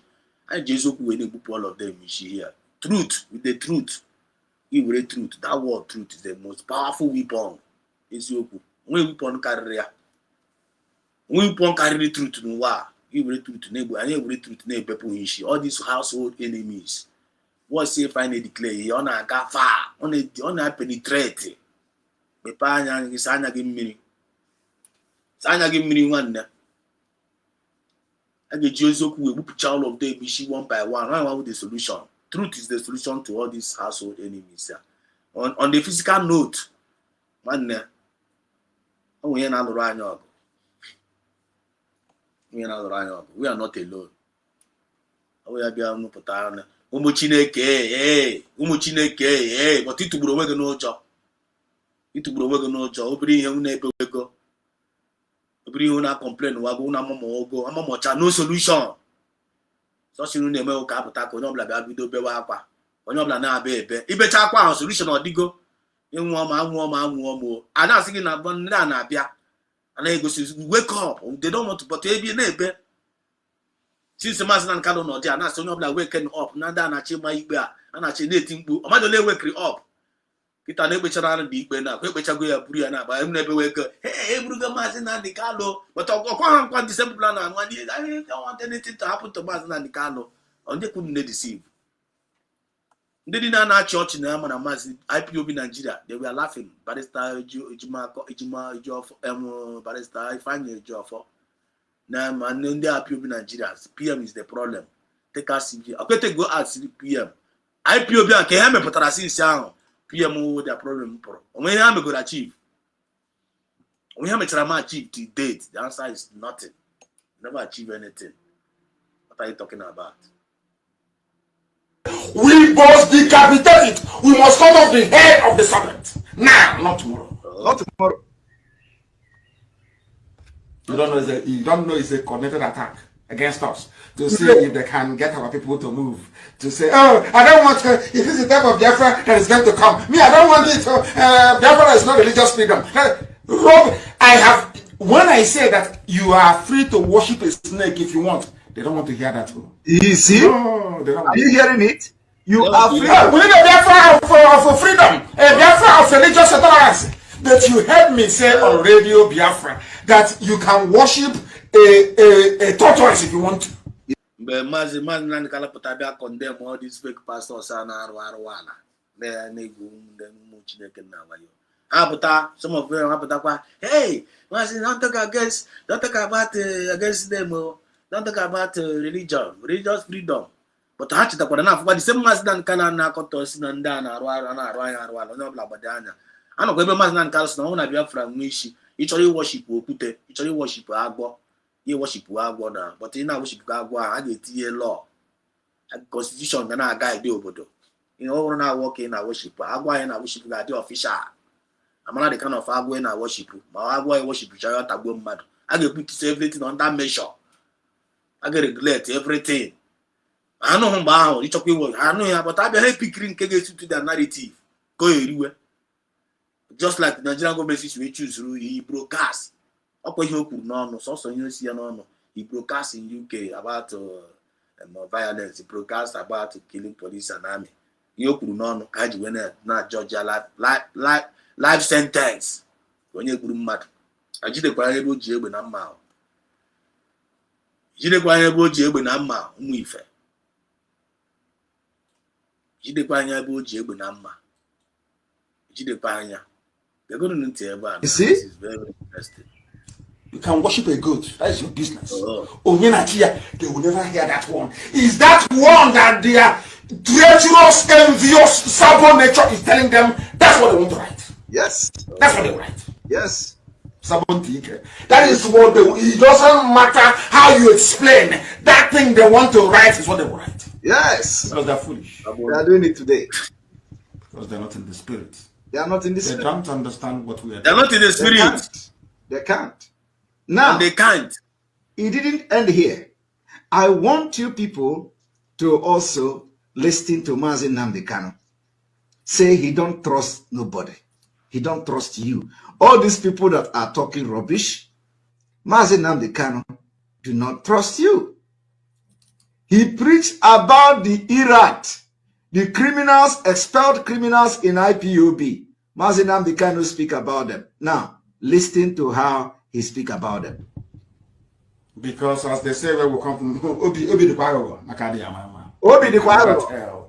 Can never tell. You wake up and find a black man doing the next morning. Okay. No.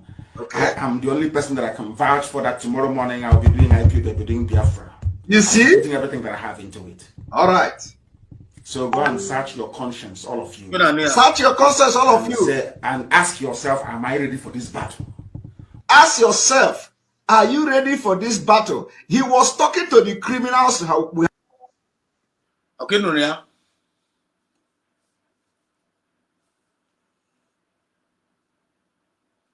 Okay, Nuria. Now you're blood, Joe. Are you ready for this? The household enemies. Huh? Snakes, green snakes in green grass. Pretenders that always do the worst. Green snakes in green grass. No.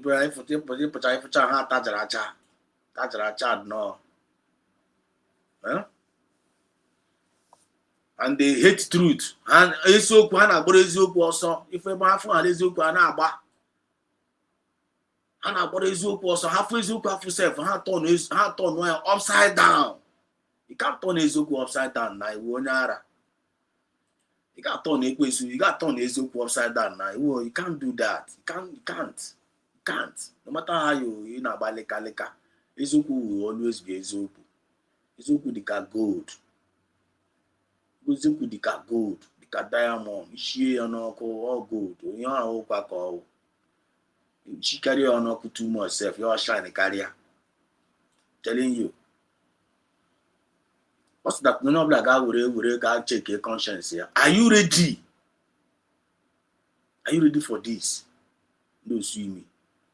After self and even if put so if you put that no if you have very, very dangerous. They will even claim victim.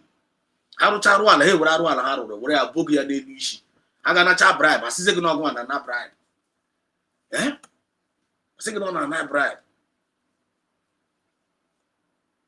ụdị nke a na-apịa anyị na anyị na-ebunye anyị ego anyị na USB gọọmenti na-ebunye anyị ego a na-epeti a na-epushi asị narrative ọrasị ọhụụ ndị a na-ebunye dị ego na-arụ arụ ala anyị nwasef na-edifend ha anụwa ono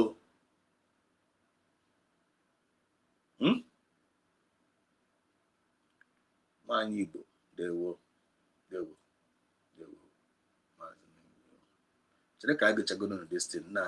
have successfully expelled. He was talking to the Iran who have successfully expelled. He was talking to Barrister Ejiofor, the criminal and the murderer. He's talking to anybody and all the people that have actually betrayed because he was kidnapped in Kenya. He was talking to them. So search yourself. Are you the one Mazi Nnamdi Kanu was talking about here? We are in a very dangerous phase of the battle. Okay, for you, Mazi Nnamdi Kanu kwuru ihe ahụ during the before this kidnap, before this kidnap, this thing now. After 2 weeks before the kidnap, all this thing down. Buying an argument. I didn't hear exactly what is playing out now. Internet is digging it out. Now they tell now Patakwa. God bless the state here like internet they put it where. They tell now fresh in our memory. You say if I name I will refer more. Yeah, if na no kita na we di chem. Yeah, some ne pa kurumba. On kwa de ka today's bread abi. O de ka today's bread. Ima today's bread na wo fresh bread. Today's fresh bread. On a day watch your bread me pro ofro. And all the best thing that happened to bam bread and fresh bread. What de ka today's bread abi? Fresh. Na ni akuro. For the confirmation, because it's open now. Anytime more people today, okay. No, there is something. Is this how Biafra is going to be? It will be a dictatorship. It will be this. And I have told them I will not be the head of state. Oh. Okay. Because as they say, where we come from, Obi the Bible. Listen, never tell Obi. What you wake up and find a black man doing the next morning. Right. Okay. I am the only person that I can vouch for that tomorrow morning I'll be doing IQ, they'll be doing Biafra. I'll be putting everything that I have into it. Okay. So go and search your conscience. I tell. And say and ask yourself, am I ready for this battle? You are not ready. All I go to the numbers so everybody to go. Okay. It didn't happen now because some are the voice of his leader. Oh my excuse me. Oh my leader I want. Oh my the spirit, what the spirit of the leader desire, you don't need it. Okay. I couldn't know. Because some the leader. We are in a very dangerous phase of the battle. Battle of hearts and minds. Yes. No, there is something. Is this how Biafra is going to be? It will be a dictatorship. It will be this. And I have told them I will not be the head of state. Oh. Because as they say, where we come from, Obi the Bible.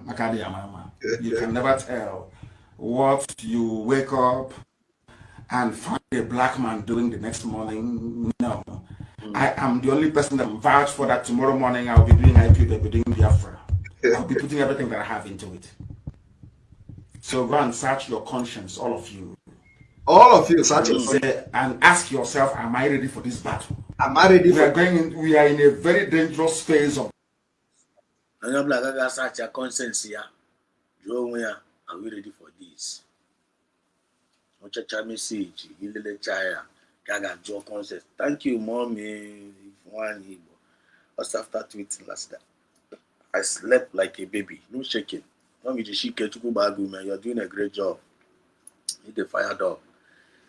For instance, she was said the spirit of Biafra will teach them lesson for this betrayal. 100%. I cannot go on for the illusion. I cannot go on for the illusion. Excuse me.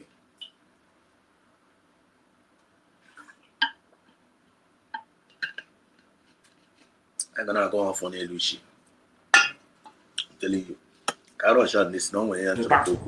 battle of hearts and minds. All right. No, they're insulting. Is this how Biafra is going to be? It will be a dictatorship. It will be this. And I have told them I will not be the head of state. Oh. All right. Now, you have just listened to Mazi Nnamdi Kanu, which all of them are following. Oh, Mazi Nnamdi Kanu, they never followed him. It was all deception. Now, and they never followed him. Because by their fruit you shall know them. They follow Mazi Nnamdi Kanu, they follow PM Samuel. Check them out by their fruit. What they are made of. The multitude doesn't need to fight for this freedom and get it. Only the chosen ones will fight it. You know where? The multitude doesn't get involved. The chosen ones and the Chineke choose for them to fight this. But if you're not those chosen ones signing for you, don't fight against them. Oh. If you are the multitude, not trying with the chosen one. One, you that the multitude, all you need to do is to just sit down in your comfortable homes. You put an issue to give with a popcorn, go buy again a cake, again a grow news. Again a coaca to the phone, them, and then the choose a cake or a haka. All you need dream. Don't be saying you are not part of the choosing one. You were the multitude. Instead of you, the multitude, remain no multitude. Ghana, I would say the multitude. Now, not the choosing one also. No matter how you big you guys, all the multitude, you can get your channel in there. Now we are Jana Gary. How would the hustle the enemy, which is the worst enemy, and the solutions. Solutions never enough solutions and now. That's not kind of Tagasi solutions here, right? PM the more then on a commercial nebu. So when I got no guy here. All we need from you is your support, financially and otherwise. Now, I want to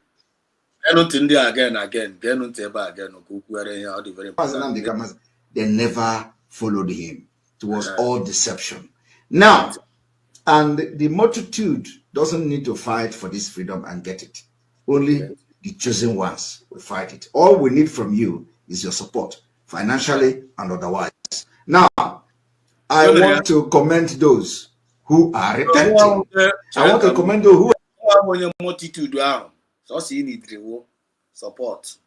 The take Biafra government. Support. That's all you need to do is to support. That's the rule of the multitude. Support. $1 to $2. Lord me man with God support the name there. That right source additional confirm going out with the original. When is any other thing I need to the government to come and prove to you? Government has been proven they are the original. And after USB government, there's nothing. Every other thing will fake. When I confirm go originality. Go there and support as the multitude. Happen they choosing one I can all the own. Don't go and work against them. Don't do have now come to realize that all the blackmail against Simon Ekpa, they are all lies and propaganda, and they are repenting. So this is one of them. If you repent, we will play your voice. They found out what freedom fighting.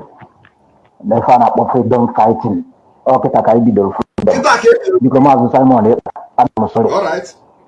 Officially, I'm mbalo nkujo blogo mane butalo madam atam because obole ko si akoko ya na aka bombo bna okay kai pulo love talked enough so here need to pure action and the action keep the kitana so more na support 100% because when you were na we can make you go before. Right. So Kitanan, I'd go fully in support of you. Oh yeah, can need the brain buy a collar story, I had that for how long will the favorite birds tremble in the hands of their own keeper?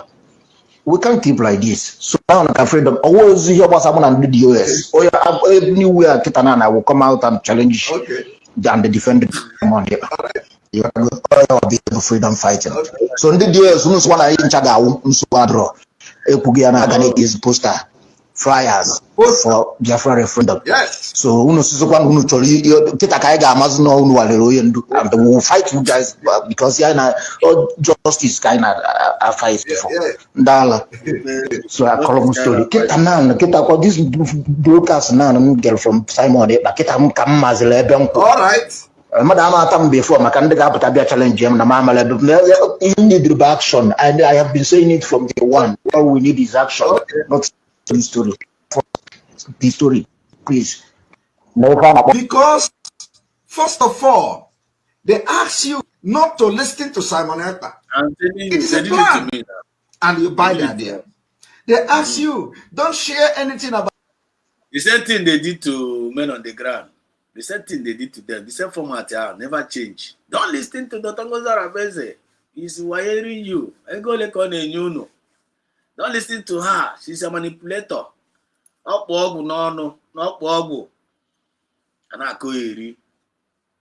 listen to her. Don't listen to Biafra government. Don't listen. No. And they actually want it. They did it to us now. Don't listen to Simon Ekpa. That time I was the secretary. So okay, I said number no see from backyard where bata. I say how? Nah, I could I say one and I too much. Now one in Abrum got complaint almost to the national law. No one any answer we are the secretary. Even my only man the coordinator. My coordinator, I was secretary, coordinator, the chief coordinator, my own group. Same one group Muna coordinator, Mpoya, and someone near him in medicine. Okay, who not Kodia yourself. Me, I'm not corner and Bama Cape. It's not some of Pamanuno Guinea. Because I also ask him about you see there again. Sabiki got more.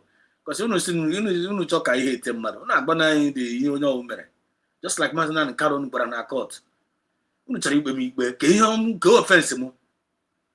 So more than if you want us to hate this man, but I hear this man number. You're not going to see backyard. Can't go no see backyard, but I beg a backyard all day. Can't go no see backyard, but I'm IPOB. What is I am a offense? Can't go backyard. I said, Banamaga water. Now, Luton, I should follow command. I should follow command and control. I should just follow the last order. I'm someone who wundara.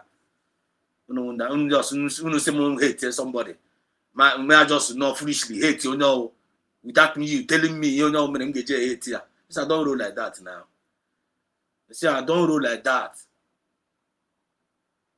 Yeah? Yeah? Comment here. You see, when I don't roll like that, I cannot just listen. Look at them hating mother. No, I don't hate somebody like that.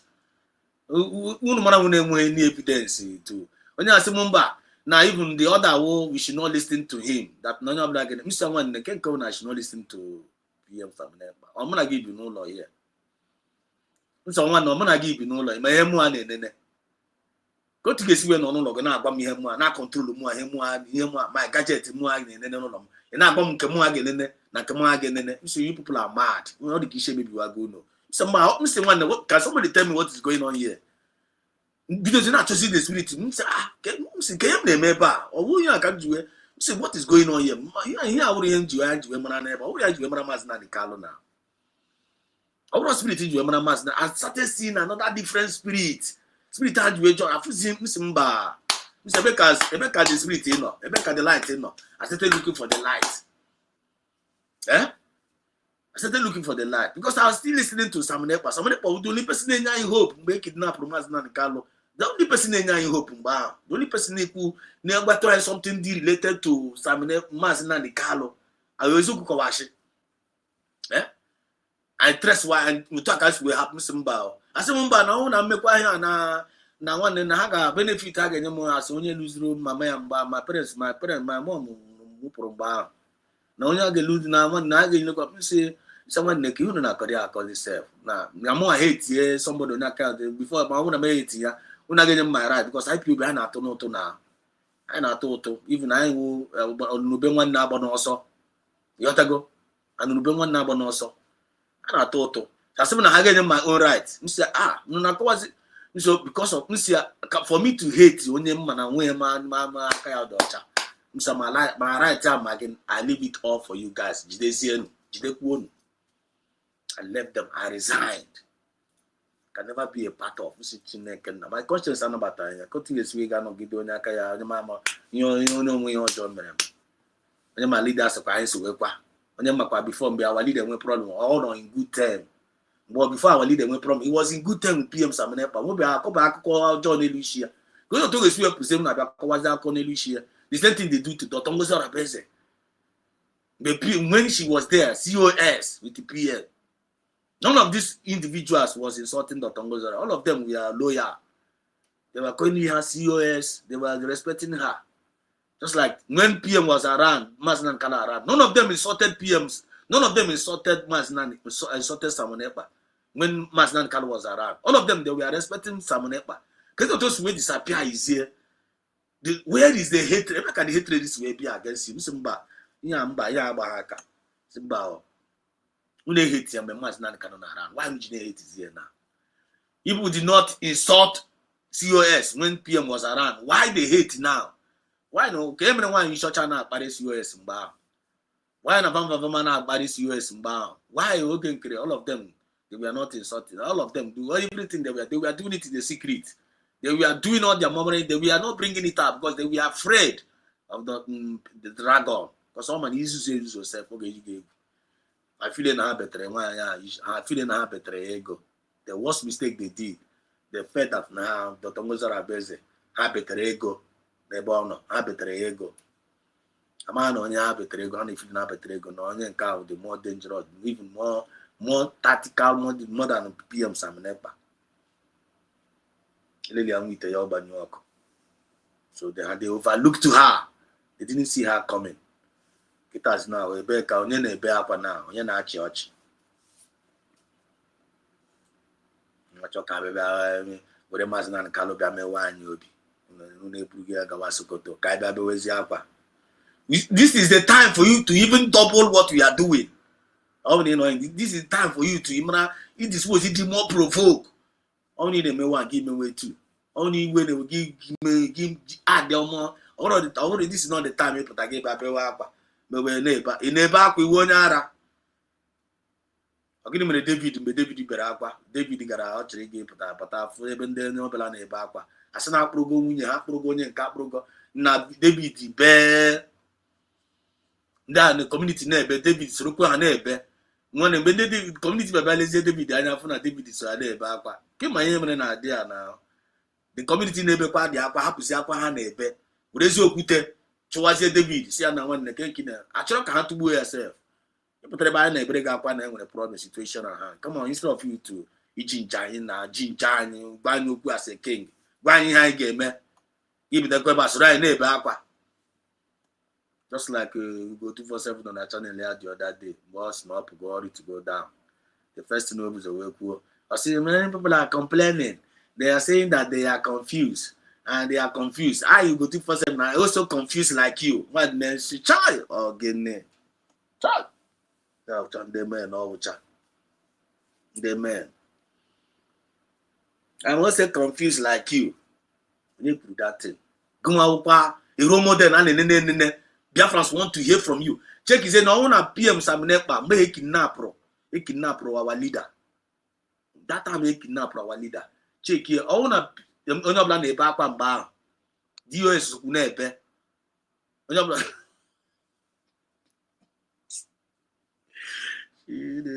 want to PM so we be aqua and bar. PM wepụtara si mba onye bekwana akwa gịnị na ihe ndị Nigeria mere today by kidnapping Maazị Nnamdi Kanu na ga-eji ya wee gbape ndị Nigeria ntị onye o kwuru na onye ọbụla watch out na onye bekwana akwa na onye ọbụla cheer up no kita ka the team bidoziri self PM chara ọkụ with that spirit Biafra say yes, that is the spirit. And that was what David did. David chọrọ be back na nwanne achọ ka ha tugbuo ya. Sị David kenki na-ebere akwa. This is what ginger na anyị na gị soro kwa na-ebe. Ibe wezi akwa ka ị chọrọ ka anyị mee. David sị ọkwa eziokwu na true. David went and encouraged himself. Were aka ga mo win encourage. Ya takapta n'iru ọgụ ya sị mba. Ya sị Chineke na ka ị chọrọ ka anyị mee na. Ọ ka chase nda. Chineke na sị ya chase. Ya sị ọnwụ na chase anyị ga-eme overtake. A na-akpọ nke ahụ iju ese. I said, no, yes, no game overtake. Yes, you got it, the shot. No, come on, go when I jaga. You're gonna say, I go. I command you go. I say go. So when USB government now one attack the PMs were charako. You are no bla. Open up. I'm through my anaga from autopilot. Abu Bayana Brigi from Brigi. The declaration. Are you for ya? before this declaration, how no choir, Cheno no Aguna. Here comes the DPM. Really, I'm with the Yoba New York. Yeah? You have the same woman, the same number. See, now one before DPM will only put around number before the convention. He got Ghana space, host space, life space. Pia number, I say one no yobla jido biyaka. Now on the Finland, true. I'm going to say the official report. Now true, near us, Nigeria, my PM, no way zoku. Na Finland, I'm going to yes, where Obudi Hoge, yes, where I kill you sube. Yes, where the thing they are going your life and direct. China na Finland na gaya. There's no going back. Na DPM did it. Okay, come here. Okay, come. Ever ginger and say na wana na Finland. When you ginger I, or DPM did that. The same spirit town jumped from PM Samana by an email. Continuation, continue. And if they feel like they want to hold Dr. Mozart Abes, it's not going to end there. The spirit town have to jump to another person. Only more dangerous than DPM because it's not about arresting people. It's not about arresting people. That you cannot arrest the ideology. So that you will not know the truth. These people are pure evil, demonic, and just the same pattern that the Fulani, what the Fulani does. They say, let us remove history. Don't teach history. So that they are going to die for the lack of knowledge of their history. That is what these criminals did in IPOB. They say, don't share Simon Ekpa, because if you watch Simon Ekpa, you are going to listen to the truth. You will know that Simon Ekpa is not deviating, and Simon Ekpa is standing where he stands with Onyendu. So they say, don't listen to Dr. Ngozora Beze. He's the wiring you. You go to don't go. Gentle Yahoo, don't listen to her. I will read the thing, deceive her. And I go because don't listen to USB. Did they listen? Now they did not listen. Go the lie. It has now for us all of them gotta grow that as yeah. They ate the lie. They ate the lie. And their life did not remain the same. It has now. I found some of them because they were out of the grace. Because when you're out of grace, you're out of the race. The end is up in the trash. Don't listen to him. Don't share his videos. Block anybody that share Pam here. Remove the person. And they succeeded in removing everybody that listens to Simon Ekpa. So how can you know what I am doing? This one just happened to listen to the preaching and the broadcast of the other day that I was mentioning about the posters. Only that. Because he has not been following what we are doing. And all of them, many of them, don't follow. The only thing they do is don't listen to Simon Ekpa and they don't listen. So when they see one video, they will cut it. The same Simon Ekpa, they say don't share, don't listen. They will cut one video that suits their narrative and they will be sharing it. Simon Ekpa say,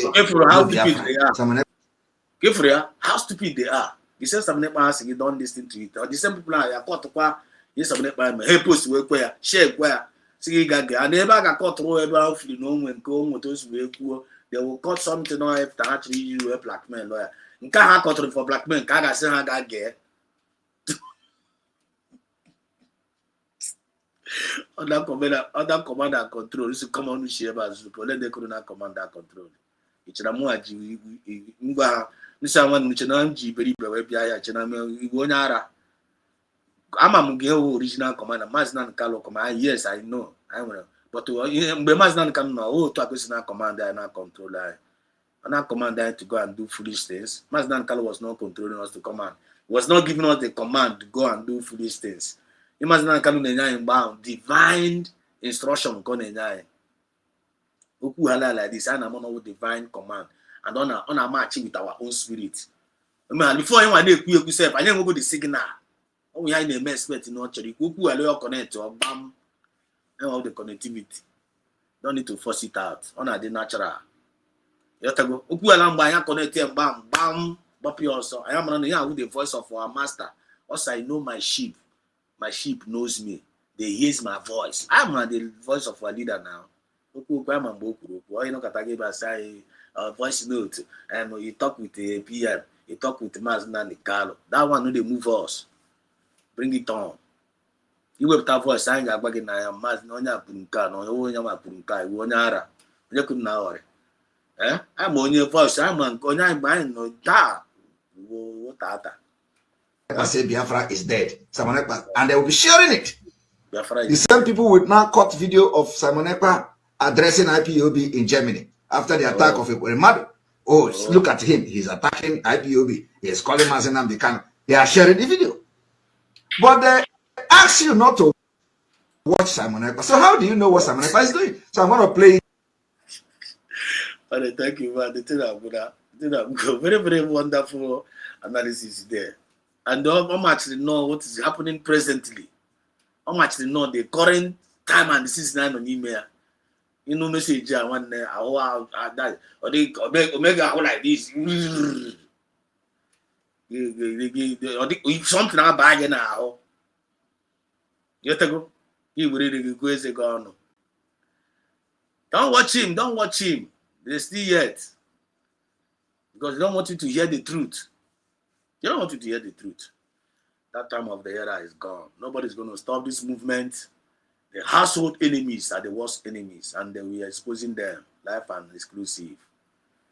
Don't need to be part of them. London staff, I see you. What are you saying here? You say, Biafra Exodus TV, please listen to me and listen to me real well. You say you are right, that I am right. Give for ya. Give for the confirmation. I don't know who this person is. That's not for London staff. You can front on a comment section now. Maybe this is the first time I read the art in his name or her name. London staff. What's the Biafra Exodus TV? Listen, please listen. Please, this London is London. Are you London staff? Are you based in London? In the UK? You can make camera in a comment section. Because on the UK now, the UK government now in that area. Because if you are London staff, are you in UK? Let us know in the comment section, please. We only want today to go 1 or 2 questions. Your friend Exodus, you say, please listen to me and listen to me real well. You're right. Our worst enemies are enemies within. Follow the confirmation here. Oh, they are our worst enemy.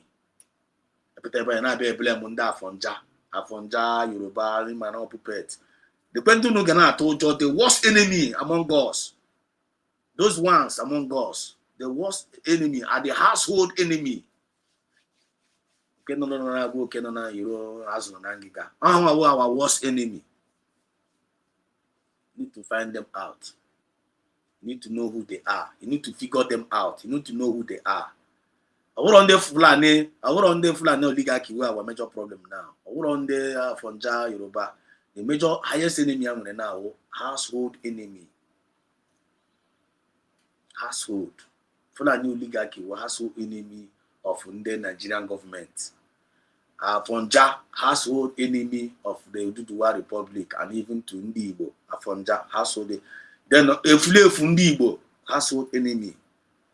President Russian and the Brigia, the Nasugoro, their salvation, receive literal salvation. They now saw their salvation by saying that USB declared is Babadash, is no longer existing. Up when they so receive salvation, no. Up when they so we confess that now Lord is our personal Lord and Savior.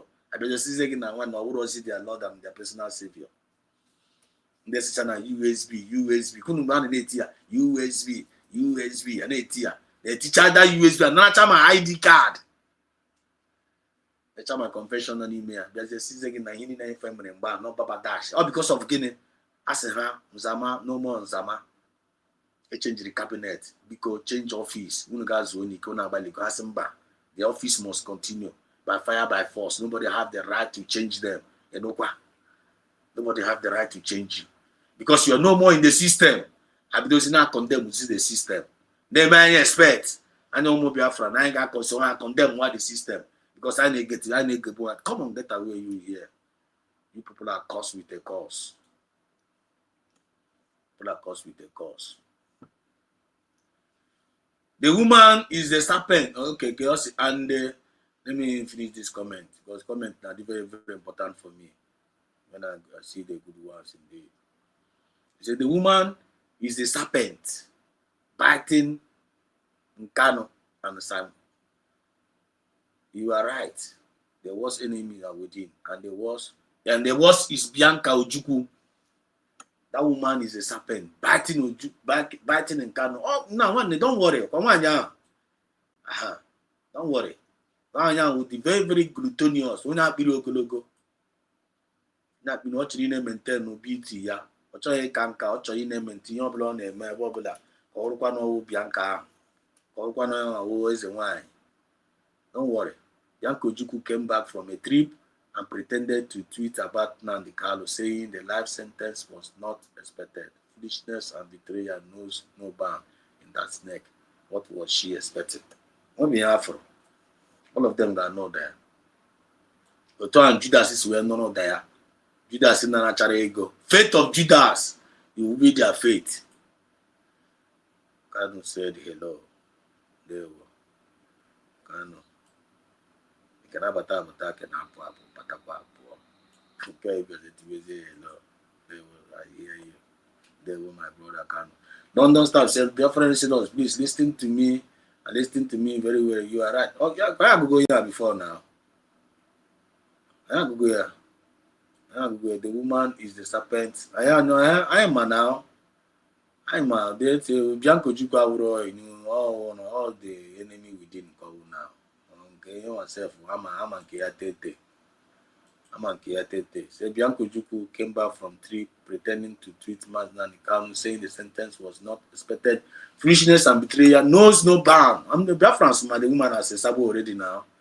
I'm a record the woman I go here since now. Go, I go not the woman, go ex-wife Nnamdi Kanu. Then can go another sabo. When you watch a no Nnamdi Kanu after dear life sentence. If you don't not cover the thing. That's not what I saw. You're not English. I didn't call only way you feeling. I formed the feeling of when you own out to digging for 5 years. When you claim no DRB 5 years after your life imprisonment. Check good reaction here. Check good body language here. Nah, we could have put back because. I just put out no like this, you know, I have not yet informed, not yet informed. I know, you know, washi. Check out by Runia now, could of your brain now. Check out by Runia, could of the reaction here. Huh? Check out by Runia, no fear.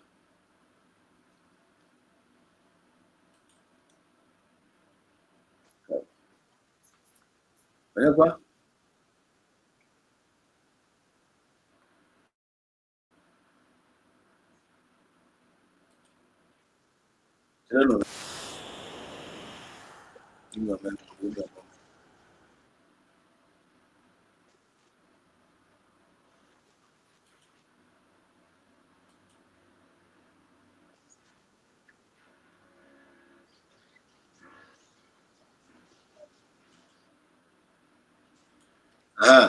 check out my own couldn't go there.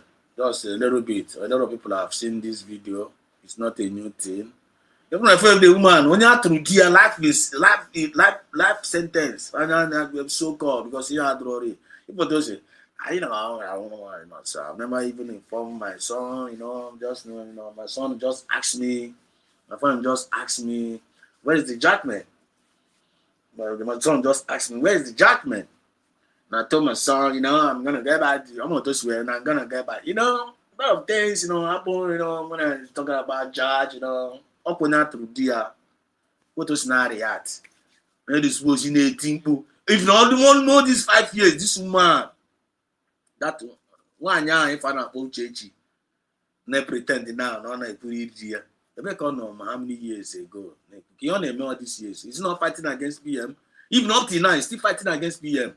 He still mentioned his name. That boy is in Finland. No, he's in Musilezeno. Okay, you claim all of the deal, but we hate Samonepa. What only can they deceive? But they can't deceive. Who are they deceiving? Then we are not even seeing the remorse in her as soon as to dear life imprisonment, so-called life. We are not seeing that remorse. Then those kind of people, you expect us to take them serious and to believe them? Odinda now, we can't give our heart to such individual. Bianca, Eurobia trust and like Odimadogen, Eurobia, Odinda, or Eurobia, we don't give our heart to any people. Nda na-ejobi anya enyewo ade ga anya fu na idi genuine fu na nwa na egburu anyị for John obi anyị Eurobia anyị gị anyị wure anyị gị na just like anyị otu anyị ji awenye mas na dikalo wure anyị ya PM Saminekpa and ha na keep anyị ya safe they will cherish ha na cherish ya ha na keep anyị ya nakata gị were obi gị nye betray ya were obi gị ga nye ndị mara mara na ugwu mpute n'azụ were obi gị ga nye dogs ndị agbụpụ arachara ya urobi ga nye chameleons ndị na-echenji arịkọrọ ara mba o Chineke na-ewekwala ihe ọjọọ. But we never give our heart to chameleons in life. N'afọ Chukwu oke abịa ma ise no go work. Nwanyị Igbo dewo ago salute you. Arumer. Thank you so much. Christopher Ezekiel Sabribe, Bianca, and Co. Nemesis. Now mention them. Oh, household. We know them. Anna go on. All of them. Anna line up the history. Not only Anna go on. History will talk about them. The roles have played each other. In the book of Nicalo, chapter 1, verses 17, verses 16. Bianca know who the wife of the former distinct the Anna go to guy now. Fear Anna history book. There's a woman, Delilah, Munu Chechi, Aragwagia, and Agia history. You know what that? Eh? There's a man, chapter again, Bogozi. If I knew ba, Choribu, Saminepa, Chocolate, I call the story. I can Cotraga Pony now. Barrister, if I knew Jafo, and Agorogia.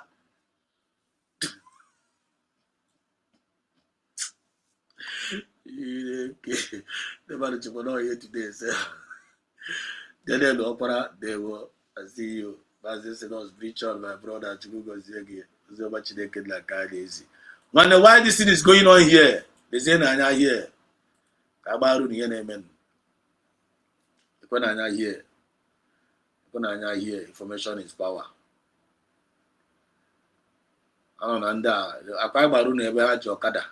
Batana imo eba na ekwari ni most with Okada na patu camera. Check this thing out. What is going on here? Yenzu Muchigo Kasa Inyamere Mune Boko Haram. Anajira Chewa Muchigo, Yenzu Muchigo Gatama. Mama Jit Oronkoa. Pinche Donald Trump they should go Nigeria if Oriani. Garin nan garin mu ne ana jin kowa ba mu je ko ina ba mu ne sarkin yaki ba ma jin tsoron kowa kutumar gurin ubansu su shigo da jirgin saman su zamu har gashi kuna ji ko da gida kana ji na ko ka bari sabayen nasu ci abincin su kuci din ma'aikata milki dukansu sun san cewa muna nan da gwamna zuwa President Tinubu ya san cewa ka tuna cewa ka sa a hannu ka tuna fa wannan gadon Najeriya garinmu ne ba za mu je ko ina ba za mu dinga kashe Krista sosai ka san Krista sun ce ba su je magana kowa zai koma da cewa mu sha ƙarfin su yanzu inyamuri ne suka ba mu taurin kai amma za mu kama su daga yara zuwa manya za mu dinga yanka su kai za mu dinga yanka su mana mutum cikin su don uwansa shigo agona nugia ana ebe na agbairu n'ihe na-eme n'ugwu Hausa to ask the troop in n'ugwu Hausa na agbairu ma ndị ji boat a na-eji boat si na land and sea na-abata a na-troop in China na-agbanye ya the same thing na-abatawago Igbo land ha abatawago dekwa ha here gịnị ha kwuru ka Boko Haram leader Afiawo Jibril, in a new viral video, stated that they are now in Igbo land to buy Christians and also finish President Bola Tinubu's administration.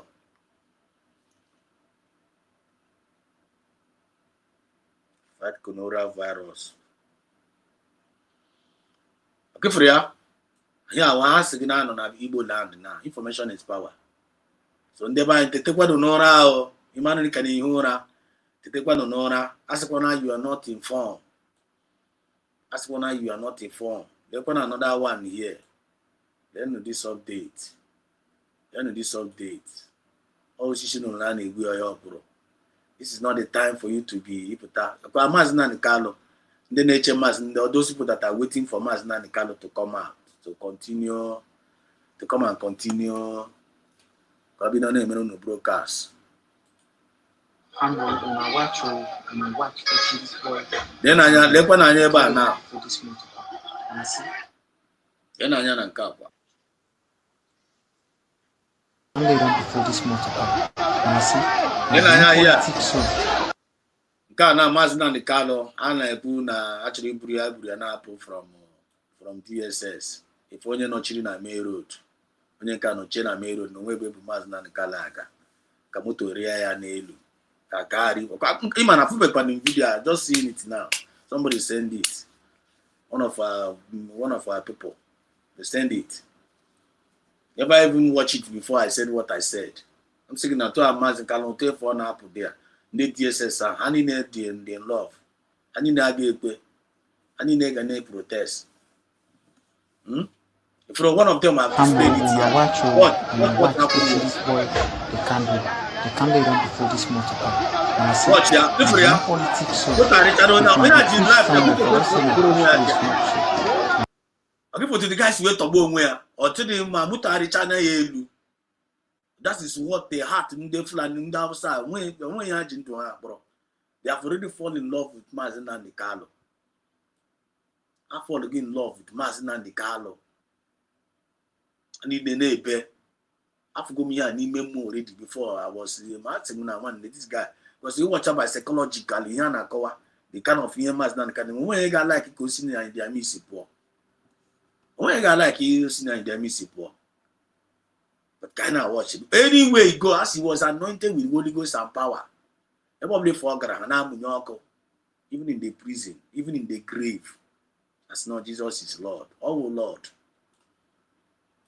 I'm gonna watch what this boy, the candle don't before this month. And I see. If what kind of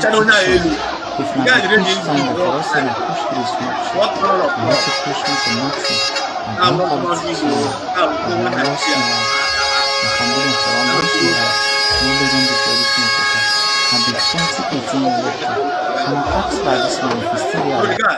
Then I stop in it. That's it. How couldn't we enough? So the last thing now, now, in conclusion now, let's now hear listening to that hearing now for America and Nigeria would have gone up. Was listening to this hearing about Mazina Nikalo. I will round up tonight.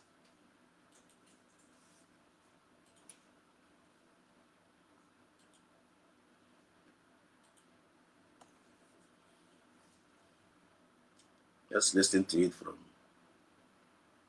here. West Africa attack often without any meaningful intervention from for some of these issues. BRL as well, since they publish reports on this that cover some of these issues. Sure. So you'll see in our human rights reports where we call out human rights violations across countries around the world. In terms of Nigeria's curriculum in particular, I don't have that information right in front of me, but we're happy to report back to you on the committee. Sure. No, that's fine. I appreciate you both. And thank you again, Mr. Chairman, for having this hearing. Thank you for your questions and comments. We are joined by the former chairman of the Africa Subcommittee, who is now over at the Energy and Commerce Committee, James, and I want to thank him. February of 2024, he had a very important hearing on Nigeria and other advocacy throughout that time. So the floor is yours. Mr. Chairman, thank you so much for your personal invitation, for your leadership, and for your friendship. I'm honored to be back.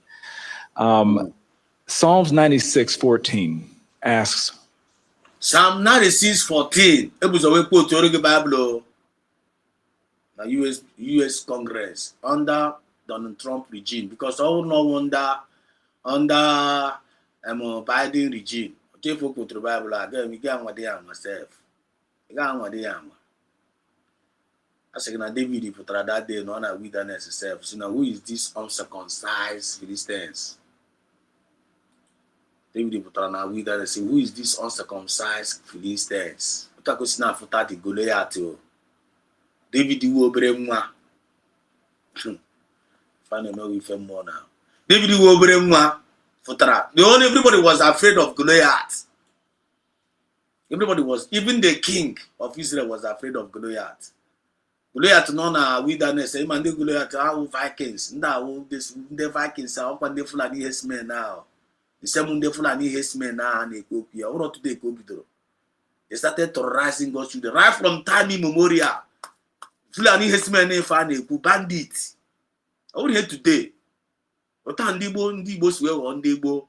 The same way and the Fulani Hesmen now swear on the Igbo. The same thing now. I na have a roommate. The Fulani men and the Igbo. I na have. I imagine I'm working on the Igbo wood in the Jew. Original one now. I'm down in Ethiopia. Can about the war rooted today. As now I would the blessed one. I was in by I want the bandana Angozi and I want not the Angozi. And Nigeria would accept heaven. And I go on all over the chicken nine and a half. And I bag on away with Chiri. I want to know the chicken nine and a go amuna mundia. How I won't be ambia, Sinamba, they put a hamper. No would the illegal. Anyone can, I want to be illegal, no and war before he got meet illegal. Then can ask no illegal come on Nigeria. No Nigeria would be illegal.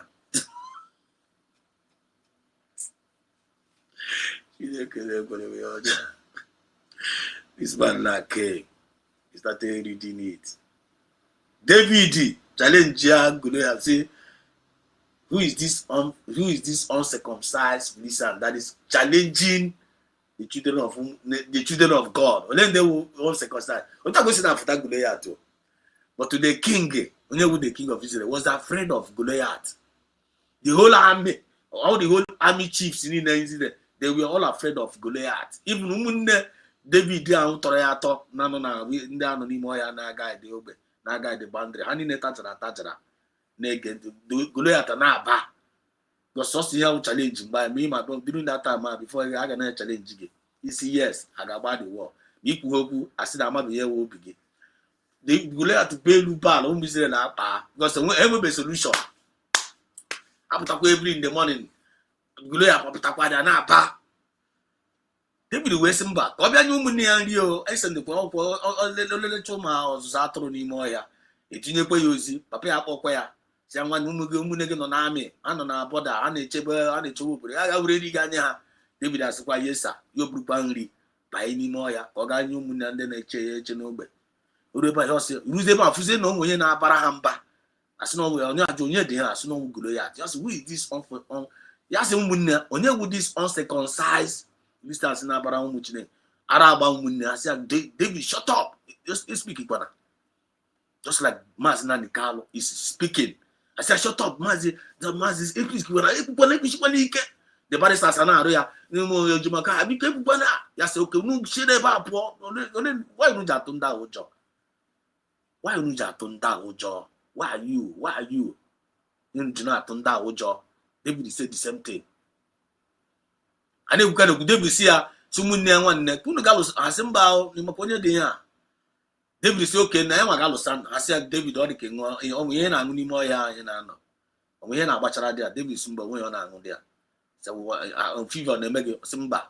No, my own, you could not get married in Nama. I say, I'm bow. Now I know I was so jammy here. Ye, Amodka, ye, my, I am here. King, I am you always say, go. Yes, please, can I go and speak to the king? No, Ricky Gagwa King, open all your one. No one teaching, you want to give me no one enough, Nebonia. Just like some of us in the full and wolfing couple. I want our people got just happen that spirit of fear. I hear facing that head on. Face your head on. Go to my community, I need a hustle. Oh, I say, I need a hustle. Face your head on.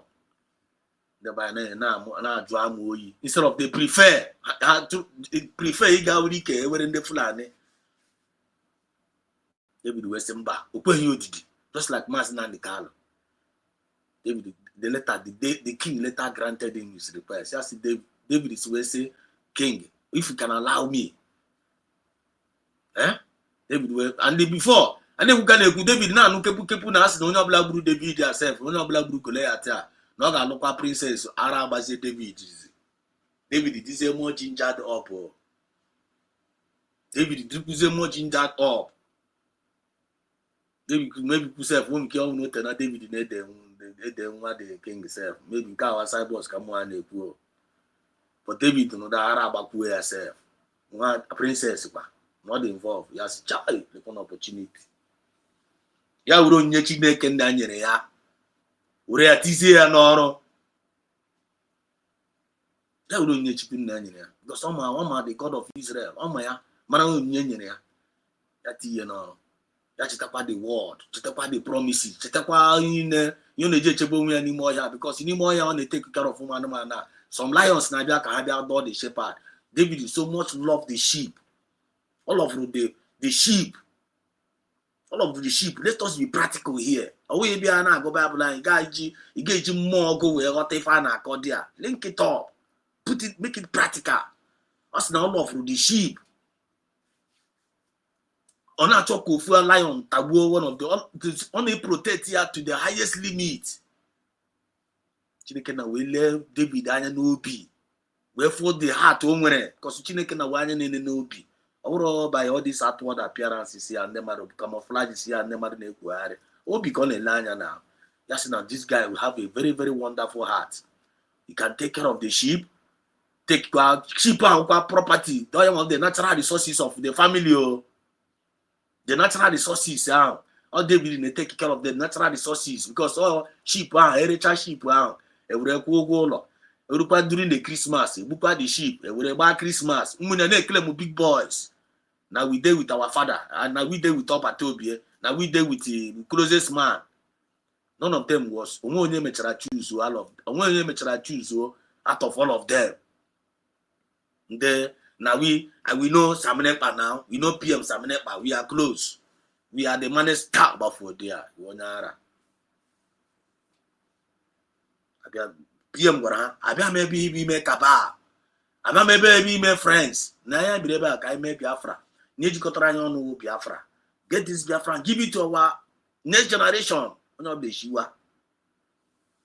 Some people have lose of court. No brana to stomach. No brana to the full no job. When it's already coordinated, the only government to do some people would have need but Peter now, power have changed hand. As we speak right now, David will say, Nama, you are coming against me with army, with the arrow and spear. I come against you in the name of the Lord, Jehovah, who made the heaven and earth. All the same, the name of Chukwu Kabiama Kanji with the truth, Kage with Nigeria. Power one Nigeria. They were not able to break our leader down. They were not able to break his spirit. It's not America. Kita na Americanized, talking about us in their Senate house, in their hearing. Huh? Chere.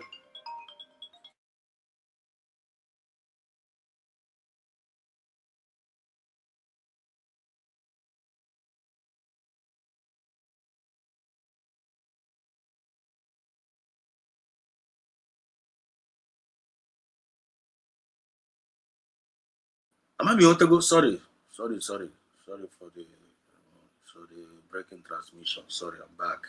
Am I go? So now David, if I forget, I don't remember more. David will say that now you are coming against me with the army with spear or this, but are coming against you in the name of Chukwu Biama. The same thing Amazon and Kalu is doing. The same spirit because Chineke na baba le David anya no be. The David with a very, very wonderful heart. Oh, with a very, very wonderful heart. On a care for the sheep. You say, oh, none of man with this kind of mindset in the Lokota sheep, in the Lokota, the natural resource, because that sheep have the natural resources of family. Eba kasa kugo, eba kasa take care of, eba kasa about Christmas. Take care of the big boys with David was the one taking care of the natural resources, taking care of those all those livestock. So for this kind of this young boy, this wonderful heart here. Yeah, the perfect king. The perfect king of Umuya in Israel. We need all this in the Maramani, in the Pumpa, in the Nedobao. No, only Droopy, only that heart of servantship. Only that heart of Ubi Sarasara. Like we really the mass na the Kalani Nobi. Phobia. Ya food soon and nama love from the moon there. I am which we may a king. Alibo, Maznanica, nobody gonna take it away. Because of Robia, on Robi Moon. The potasso Fugasumoko Kanagasana movement and this Zuare. Na Koiri, na form. I mean, I claim. It is spirit of pride, spirit of no be me, no go be you. The first spirit may charge you again, movement, I give it on him. May charge you again, make it on your name. Chineke na mechara we war Saul n'ala that he was afraid of ndị Fulani because King Saul was ndị Fulani all kwa glory at all ndị Fulani the same Fulani herdsmen na na-ekwu ya anọ na their bushes ebe ka ha nọ were nche ume ọwụ n'ime ọhịa ndị ime ọhịa ndị Israel ebe aka ga-atajara acha ha si n'ime ọhịa pụta ha na ebe terrorize ụmụ Israel was living in fear because they were invaded by invaders. The Vikings, which is in the Fulani herdsmen. Chineke na we were one man, David, Ofonye, Hapachandini na nesu are na Major General. Check the Major General lean on there. Fulani Eagle. But it takes only one man of Igbo Chronicle, extraction, Mas Nanikalo, bend in the Fulani Oligaki, open go down. Forget why I fought man Nankalitika go. And we have many. I don't be here for. Onye mechara tipia Goliath ọkpọ David elili anwụ ite ya ọgbanye ọkụ otu efe a na-elili kpa dọtọngụ zero ebezi anya na ị ga-afụnye dọtọngụ Chineke na ga-eji dọtọngụ. He spoke yesterday, she was on fire. Ọ commanded the whole world.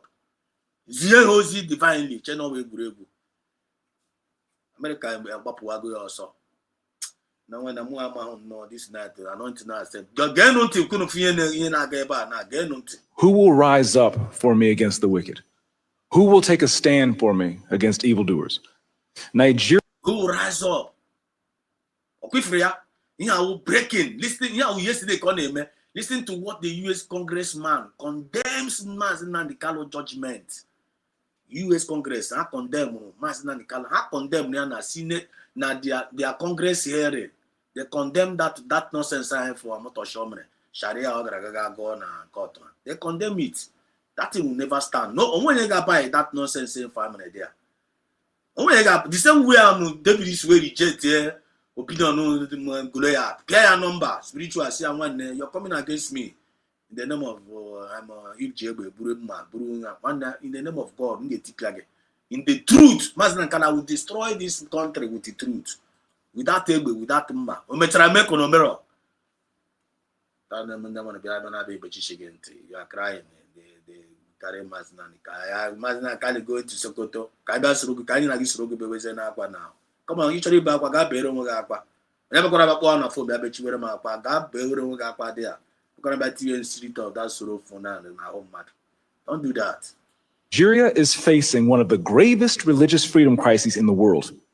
As the former chairman of the House Foreign Affairs Committee on Africa, I have visited and have seen firsthand the direness of the conditions in what is now the deadliest place on earth to be a Christian.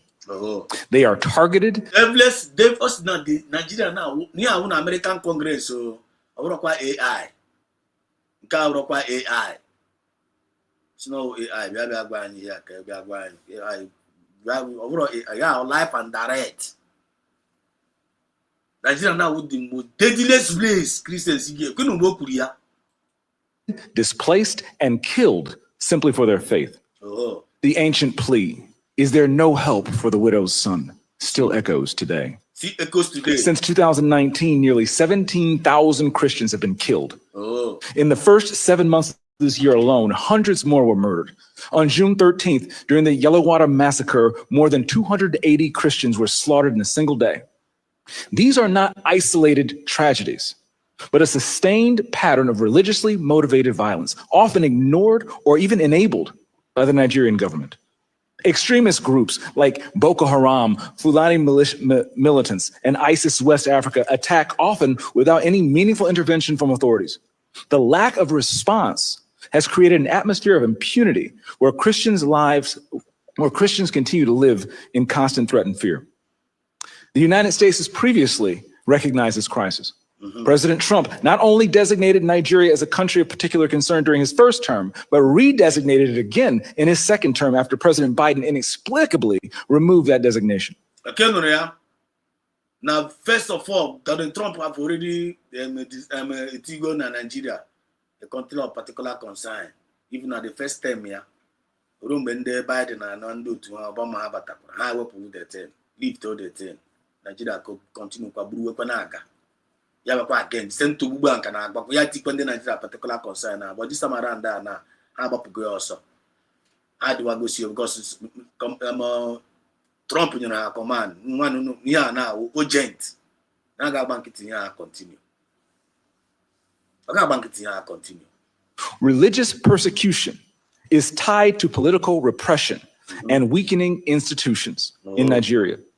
Example, the detention of Mazi Nnamdi Kanu is a clear example. Okay, for Mazi Nnamdi Kanu, the detention of Mazi Nnamdi Kanu, for the first time in history, Mazi Nnamdi Kanu's name was mentioned live and direct in the USA Congress hearing.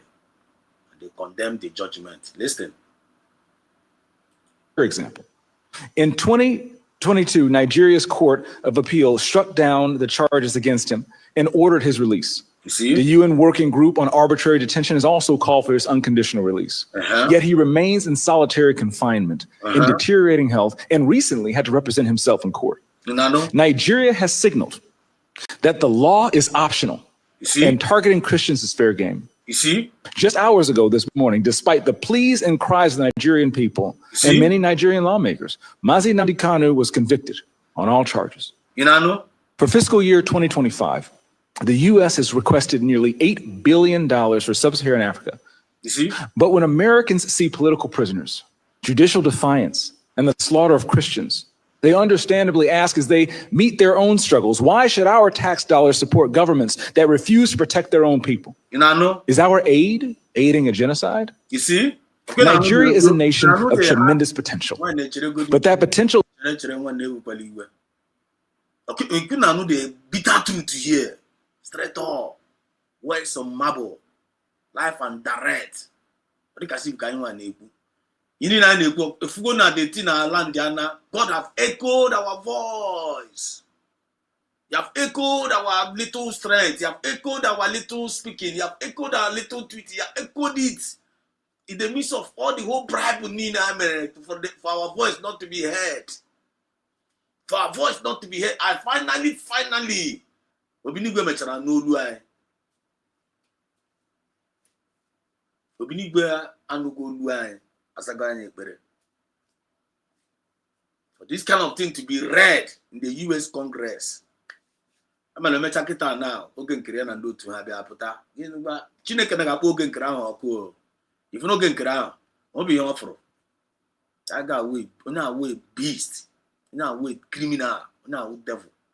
Russia, the congressman, if not because of me, alas.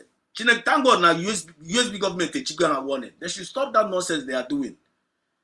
They should stop that nonsense they are doing in that they are bringing nonsense, in that they are CRC. They should stop all those nonsense. I am going to go only one government. I am going to go only one government. I am going now only one government. No other government. Only one. They should stop all those nonsense trying to cajole USB government. You can't do that. You can't blackmail USB. You can't blackmail. What do you think? Oh, a divine mandate. And when you guys say about USB government, when you guys see website, well structured, everything is there. When I about criminal without certificate, without nothing. si na ga akpọ ya prime minister. Onye ọbụla kpọrọ onye a prime minister Chineke na-akpọ oge ọkụ. Prime minister Olende onye ji ego anyị wee gba ọsọ na-emebe akaụntụ kwunu na-aga akpọ prime minister. Onye ọbụla gara aga grant onye ahụ interview bunu bịa grant gbuo onwunu na interview ka afụkwu na again. Prime minister ndị mmụọ.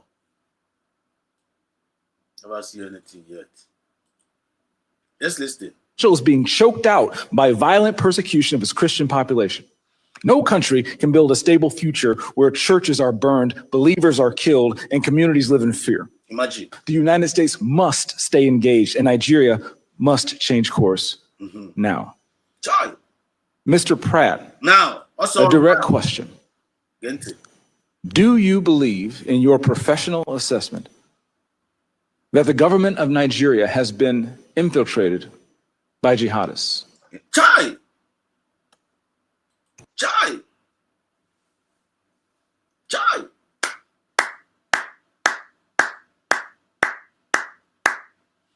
Let's continue to listen. I do not believe that the government of Nigeria has been infiltrated by jihadists. Okay.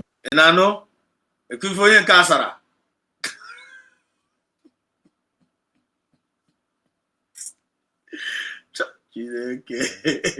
Onye ka agbala onwe egbe n'okwu.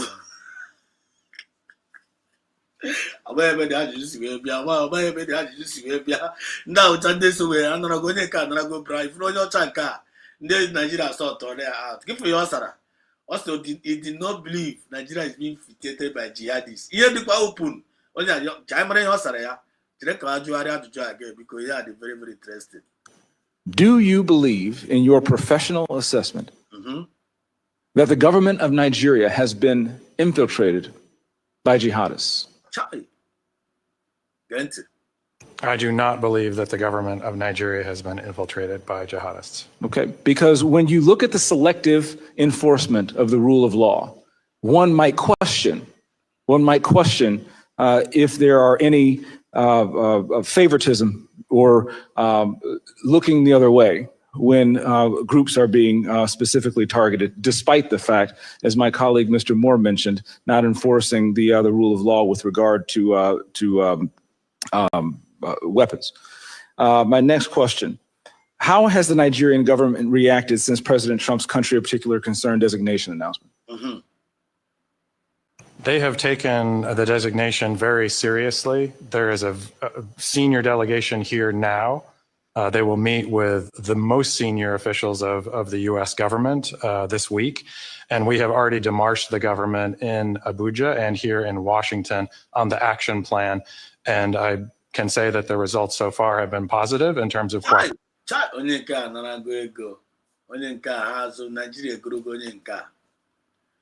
Nigeria go no onye nke a. Onye nke a nara aga ego nwanne. Okay, for the Nigeria name. Do you see that? They are one of those if even the Nigerian, also even America, now even their result is positive. Let's continue to listen. Operation. The Nigerian government needs to do more to address this issue themselves, but what measures are being taken to assist Nigeria to increase its focus on persecution, particularly in the Middle Belt? Yeah, so thank you for your question, Congressman James. As you mentioned, the Middle Belt is a particular concern. That's where Christians, you mentioned Yelwada, where 250 or 280 Christians were killed, massacred. They were targeted because they were Christians. Churches have been burned there. There have been internally displaced people there. And so we're reviewing all options at the State Department, including Chairman Smith, you mentioned in our bureau, we have Global Magnitsky Act sanctions. We have other tools at our disposal as well to make sure that Nigeria, the Nigerian government gets the message that we are serious about the persecution of Christians and other communities as well, but particularly Christians right now who are suffering disproportionately in the Middle Belt. Thank you for your answer, Mr. Chairman. Thank you for having me again. God bless you, and good luck. I'm here for you. Thank you so very much, Chairman James, and thank you again for your great service. I'd like to, between the ranking member and I, we're both going to ask one more question and then go to our next panel. I would like to yield mine to my good friend, Mr. Hozenga, who asked a very serious question about the IDPs in Benue. And if there's any answer that you... A colleague from DRL as well, since they published a report.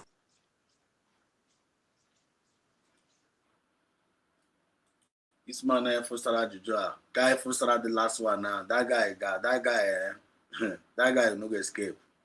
If you don't Fostara, Nigeria go there. But thank God, nobody will be no go. And if you two that guys will lay us, we reply, yeah. And if you two Fostara, the guy could go. Okay, much I know there. Thank God that the thing I did go ahead. I'm very, very happy when they can mention again. And the time the master at this Jujua now. Now the Nigerian government, they are taking measurement, they are doing this, they are doing that. You got for America guy, you got for America game, man. You got for Donald Trump game, man. If you do not go the adjujo. Dara. Kevin Kanu says no. Now we they with our father. Right, big boys. We they take pictures with congressman. Now we no men on ground, but David is not by big boy. I tell you, Kali Sabi, you are really in spirit. Biafra said us. They came against Mazinani Kali in the name of Sharia law. Mazinani Kali come against them in the name of light, better than white. Confirm. I want to marry now. Kevin, there we go. He says is our heading a genocide. I'm telling you, very, very good question. Kevin, you notice that question now. What's the name spend millions in Nigeria? Okay, when I mean, can we reduce insecurity? But as na head na mezikita na hajize na head genocide. The man wears Simba. I believe that Nigeria is not infiltrated by terrorists. If you answer there, he doesn't believe that Nigeria is infiltrated by terrorists. The man will punish you. But you know the smart Abi. Don't worry. The God of heaven. I mean, we say that in America, we hope. But all God of heaven, we hope. I want to jaga. I don't want to use your blog use if America even fail. If America fail, God can use one okoko from nowhere. From them, the Nigerian zoo. But David the Metatipia Goliath. Don't worry. Big statement from Congressman John James saying American taxpayers are asking our heading genocide against Christians and injustice against the self-determination of Biafra 100%. And you're right. Then that D. Ngozi Fitri, my brother said us, well done. We will not give up. Excuse me. My brother said us, there were D.N. Ngozi. Or Mommy Ngozi there. Mommy Ngozi there work or no. Brother said us, well done. We will not give up. Zoo is gone. UK is the disgrace 100%. 100%. Kano 07 said to me, John James was the best. Congressmen were playing with the blood of Christians for political relevance. Don't worry. On the brave. To me, Congressman John James was the best. Other congressmen were playing with the confirm. But thank God no race go there. And the point had the very, very clear. Straight up. Then when you go here, this is 5 hours, 48 minutes and seconds going. And here's go to Ozoma. Here's go Mazina Nikalo. Long live Mazina Nikalo. Long live. But Tongozara best the DPM, PM Saminepa, and all the forces defending our land.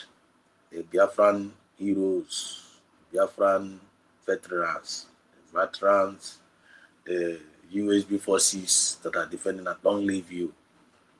Today's message giant today, household enemies are the worst enemies and the solutions. And we have discussed about it. So I only wanted this video, click the like button, share this program, make this video go to many places. Can them on today? We really said a lot here, and I believe all our ears are on the ground. Not taking my point, our ears on the ground. pray for more grace, for God to protect and to keep our leaders safe. Don't be afraid. Don't worry yourself about Mazi Nnamdi Kanu. Mazi Nnamdi Kanu will be fine, and he's already fine. Mazi Nnamdi Kanu have done the job. Mazi Nnamdi Kanu have delivered. Who deliver go? You're talking about points. So it's time. First is Gagara. Okay, for you, give for you, Nesuya. Mazi Nnamdi Kanu capture go the heart of everybody. Capture go the heart of, or capture go the heart of the DSS. Capture the heart of Nigerian youth. Capture the heart of the whole network. Capture the heart of Ndibo. Capture even on a someone who was capture Kwazina there. So you need to na plan the channel when can I chukuna na marama. I sign nine badanya, na meri unkai. And Danya Kaina Bado. Thank you so much, Kano. Thank you so much, Kano. Mazi Kano. Kano say long live. At Biafra said us. Thank you so much. Go Zeg, my brother. Yeah, my first time I did it's called a comment station. Long live. Mazi said us. Thank you so much. Long live you too, Kano. Thank you so much. I really appreciate. He said, the topic today is very spiritual. Can also title David and the enemies within.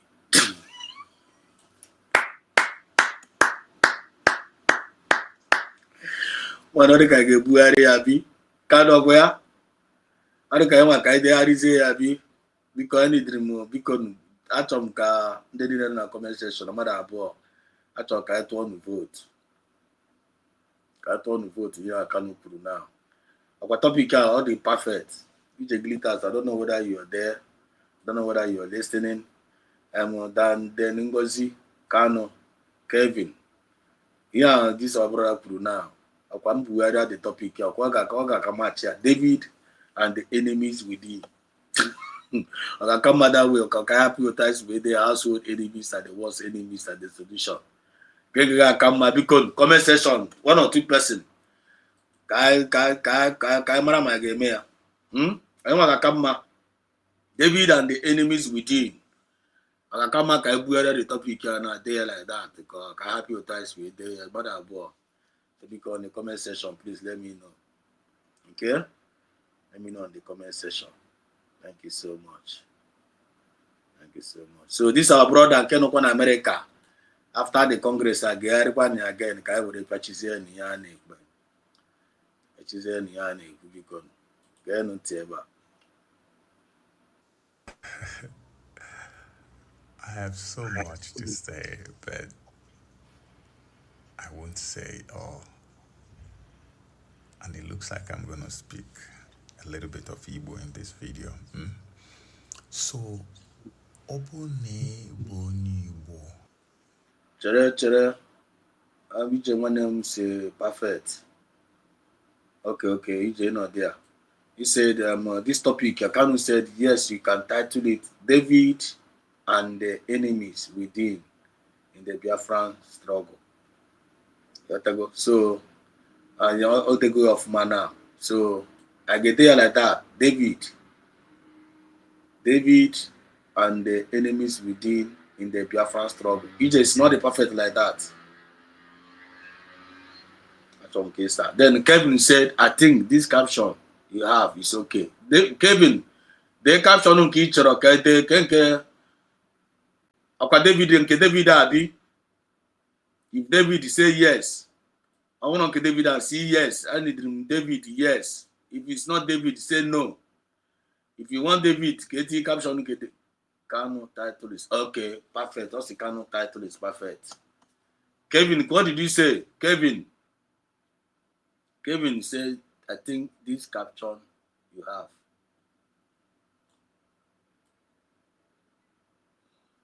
Kevin said yes. David, yes. Okay. So I'm going to go confirm. It's all right.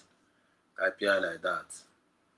Majority carries the vote. I won't know when you're there against it now. In the next 1 minute, just say it now. I'm Buhari now.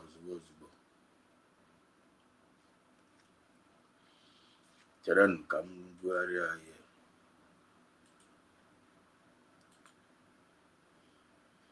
David and the Goliath.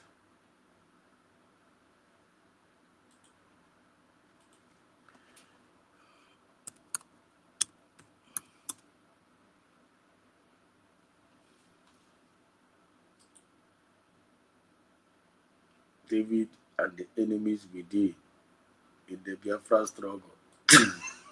That will be kind of Moraka. I like that. All the thing is very unique. David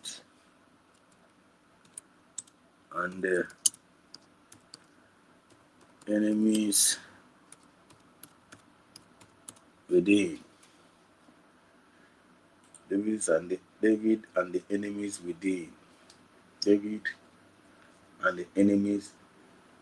David and the enemies within in the Biafra struggle. Okay. David and the enemies within in the Biafran struggle. I get here struggle. Struggle, I'm not where. Okay, struggle and ideal. That's not the perfect, so no need to. The Biafran struggle. Okay. Biafran struggle. David and the enemies within in the Biafran struggle. David and the enemies within in the Biafran struggle.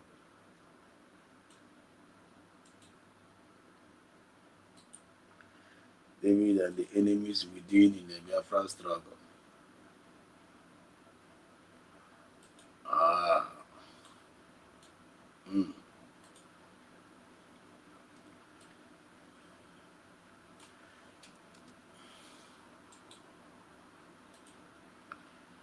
David and the enemies within in the Biafran struggle. Okay, so that's not the perfect. I say my people say not the perfect, so until the service changes.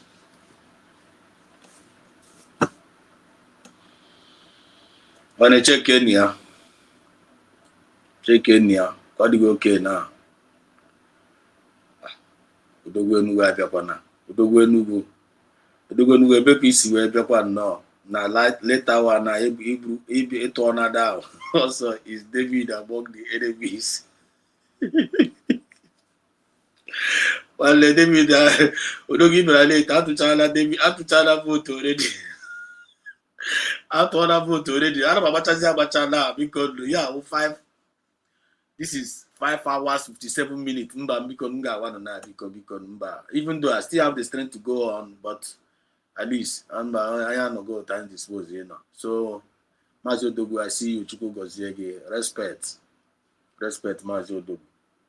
Respect Mazi Odogwu. Respect Mazi Odogwu. Respect Mazi Odogwu. And you're listening to me now. I don't keep game on tea. Unu na yo na funa.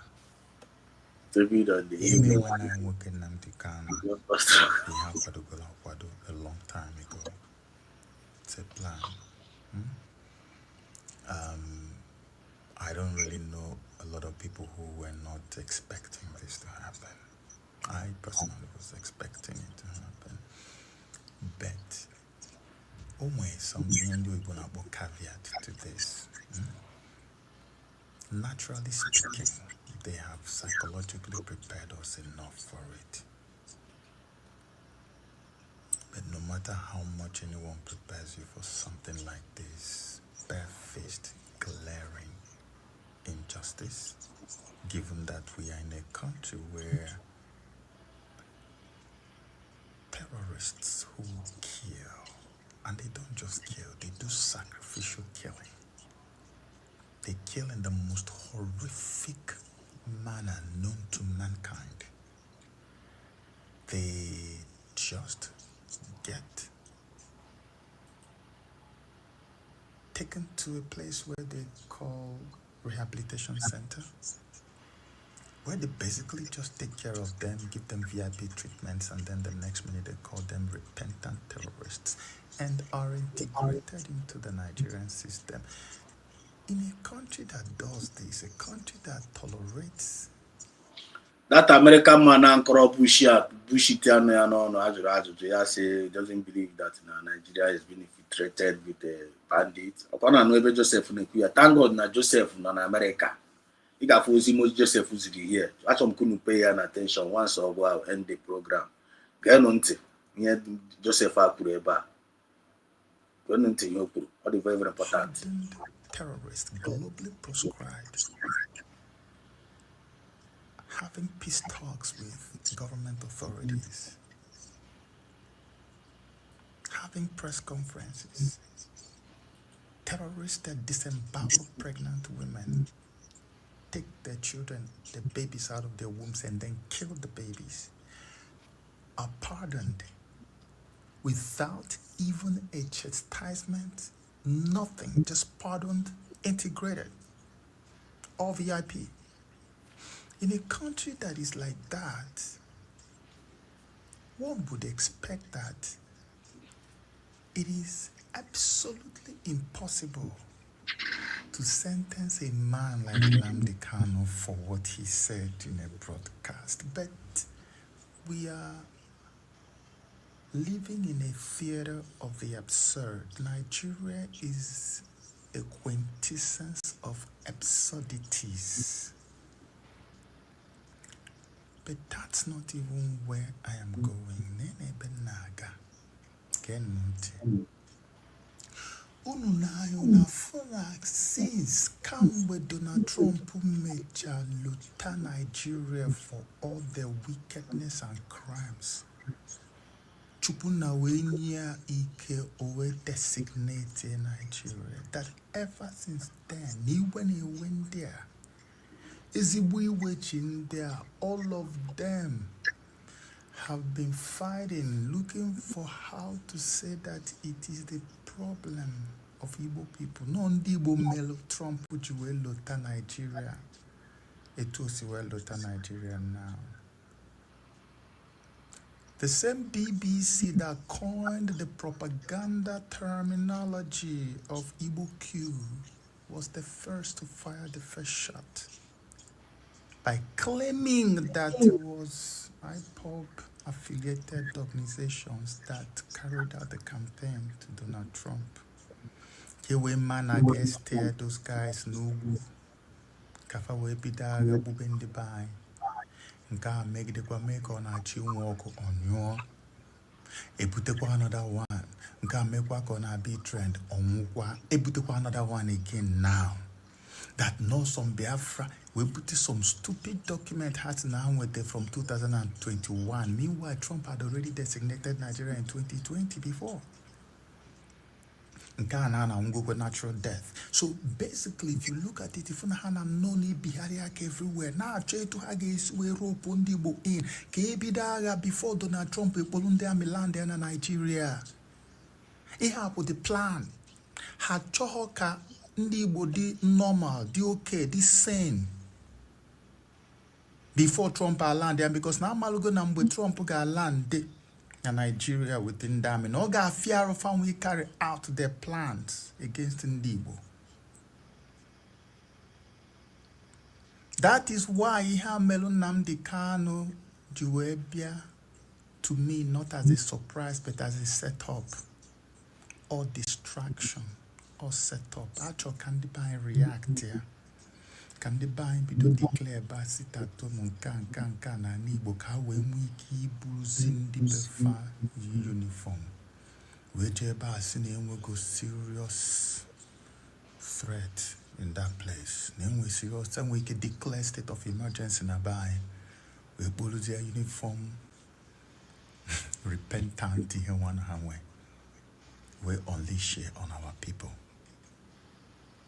Mgbe repentant terrorists bịazi na-abanye n'amị na-abanye na police ebe ka iche na ndị niile ahụ etinyegasị n'amị nọ. All of them will end up. All of them will finish. All of them. Also ha pute yini na also ha putewe.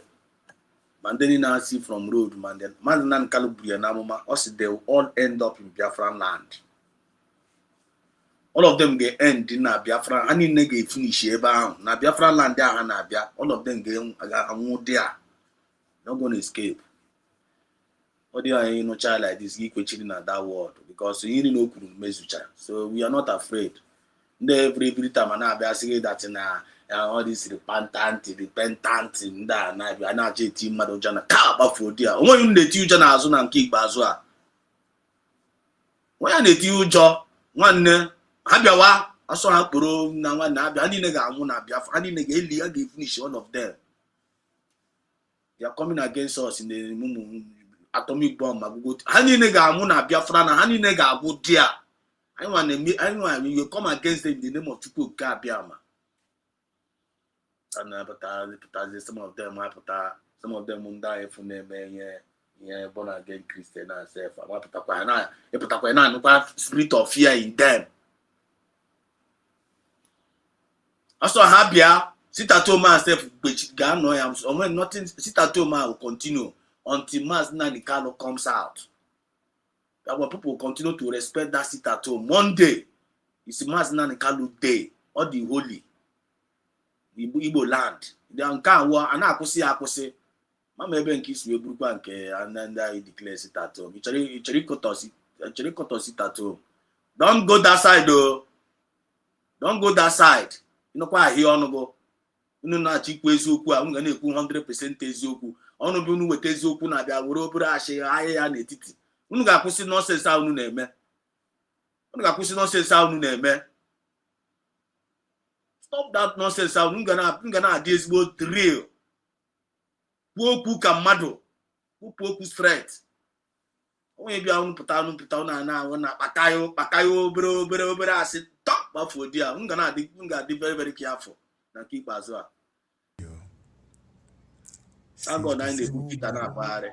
Of 1967 and 1970, Ayadibekwa anywhere close to freedom as we are today.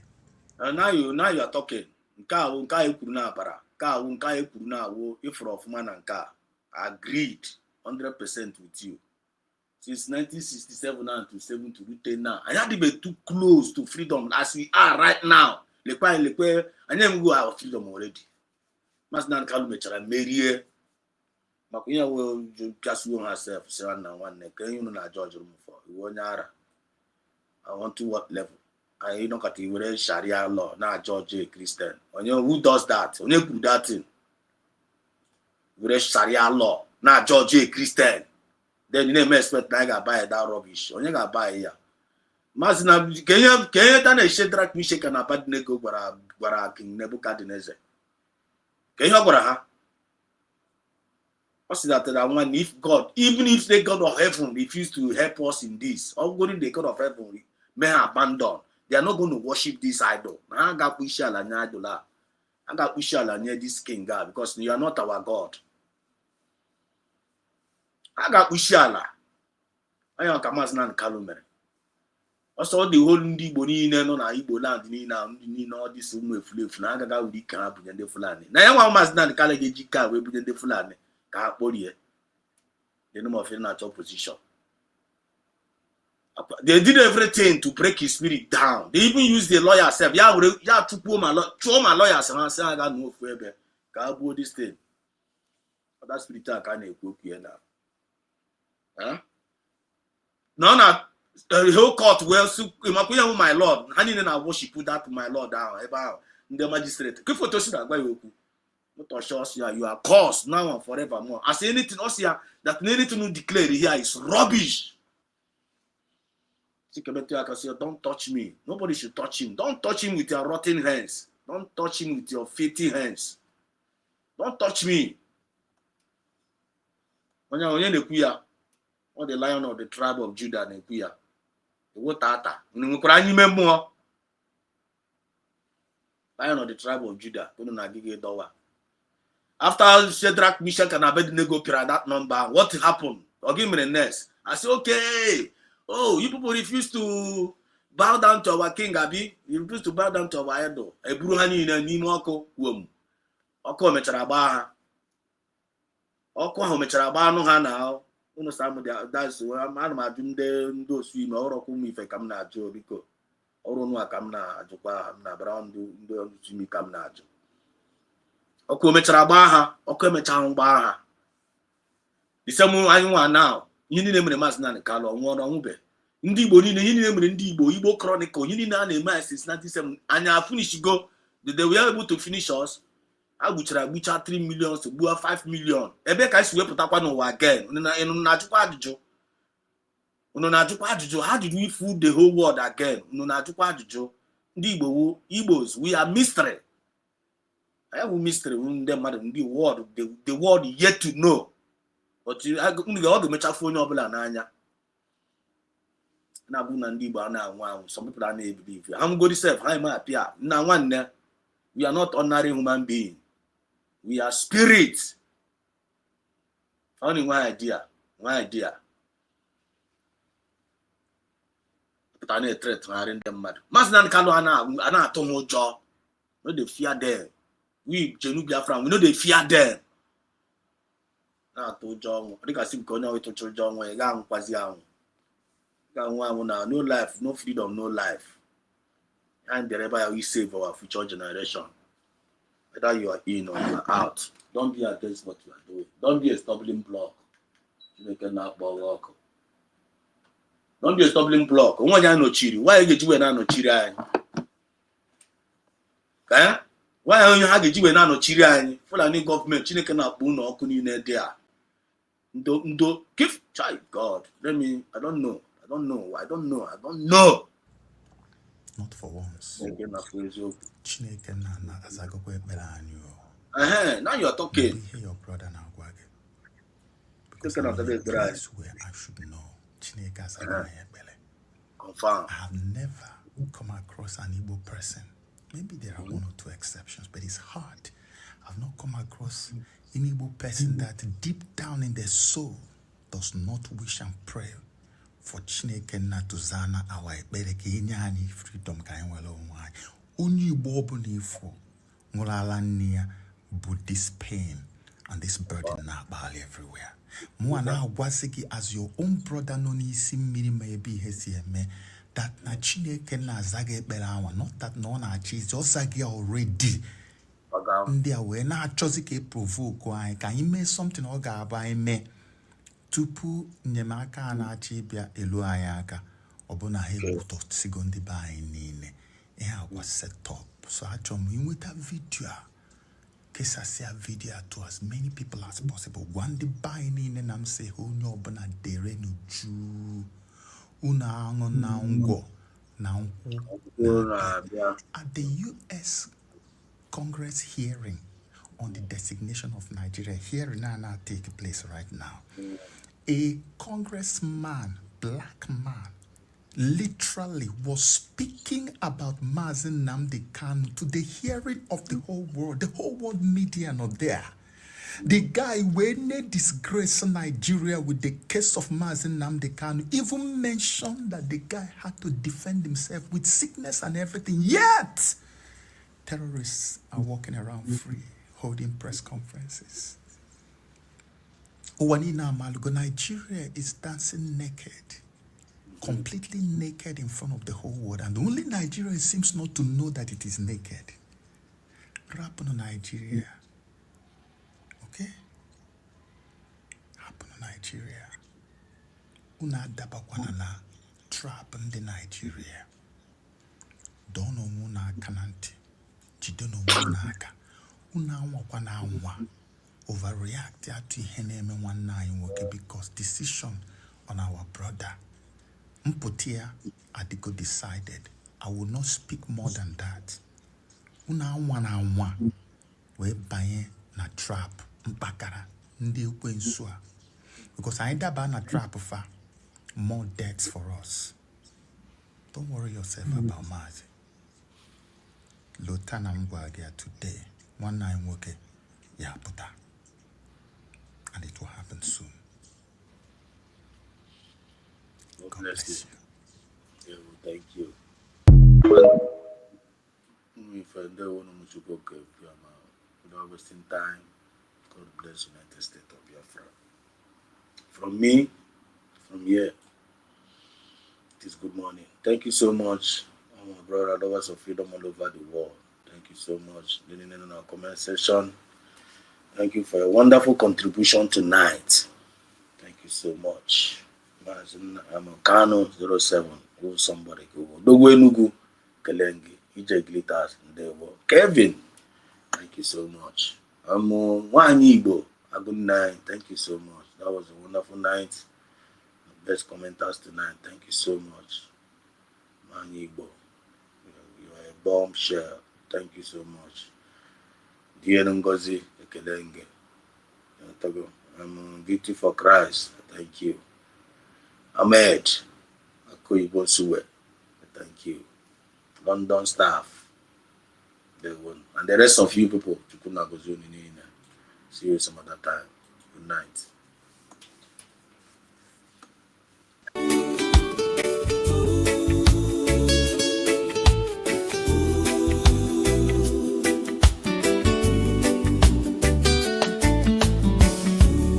April 16, 1984, they came at dawn. Accused but never charged. 6 years withdrawn. But in that darkness, a deliverer was born. His name, Chiroma. Railway engineer with nothing but honest dreams, working for the nation, or so it seems. Coup attempt happened, North was blamed. Chiroma got arrested, 6 years unchained. Condemned with to Yoko, amnesty cried out loud. But Bia left him rotting, wouldn't be moved by the crowd. No trial, no justice, just darkness and despair. But he taught himself English, God was meeting him there. In the prison cell, he learned compassion's power. That's where Chiroma grew. In the longest night, preparing for this hour. That's what suffering do. When you've been where the people are, felt their pain, you can break their chains. Now he's running for their freedom, nothing to gain. Chiroma, Chiroma, the deliverer. Like Joseph from the prison cell. Bacardi is a Bacardi. He knows the story he can tell. He's been through the fire. 6 years couldn't break his will. Chiroma, Chiroma, the deliverer. He's gonna save us still. For Chiroma, yes we will. Trust Chiroma, he's so real. It's that Chiroma understands our freedom's in his hand.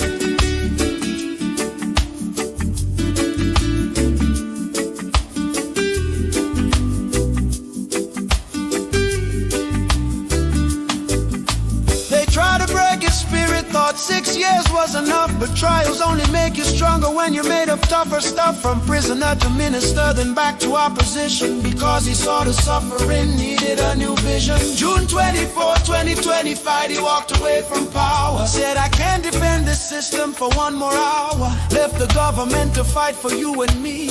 That's the kind of leader who will set our nation free. Joseph was forgotten in Pharaoh's darkest cell, but God was preparing him a story he would tell. From prison to prime minister, God's timing is divine, and Chiroma's story echoes through the sands of time. 6 years in darkness prepared him for this day, to lead Cameroon forward in a brand new way. Not with bitterness or hatred, but with vision clear.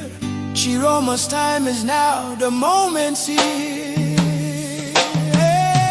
Chiroma, Chiroma the deliverer. He's been tested, he's been tried. Bacardi is a Bacardi, nothing left to hide. Chiroma, from Kondengui to the palace, watch what God will do. Chiroma, Chiroma the deliverer, he's delivering you. If you've ever felt imprisoned by the system, if you've ever felt forgotten in your struggle, if you've ever wondered if change remember Chiroma's name. 6 years in jail.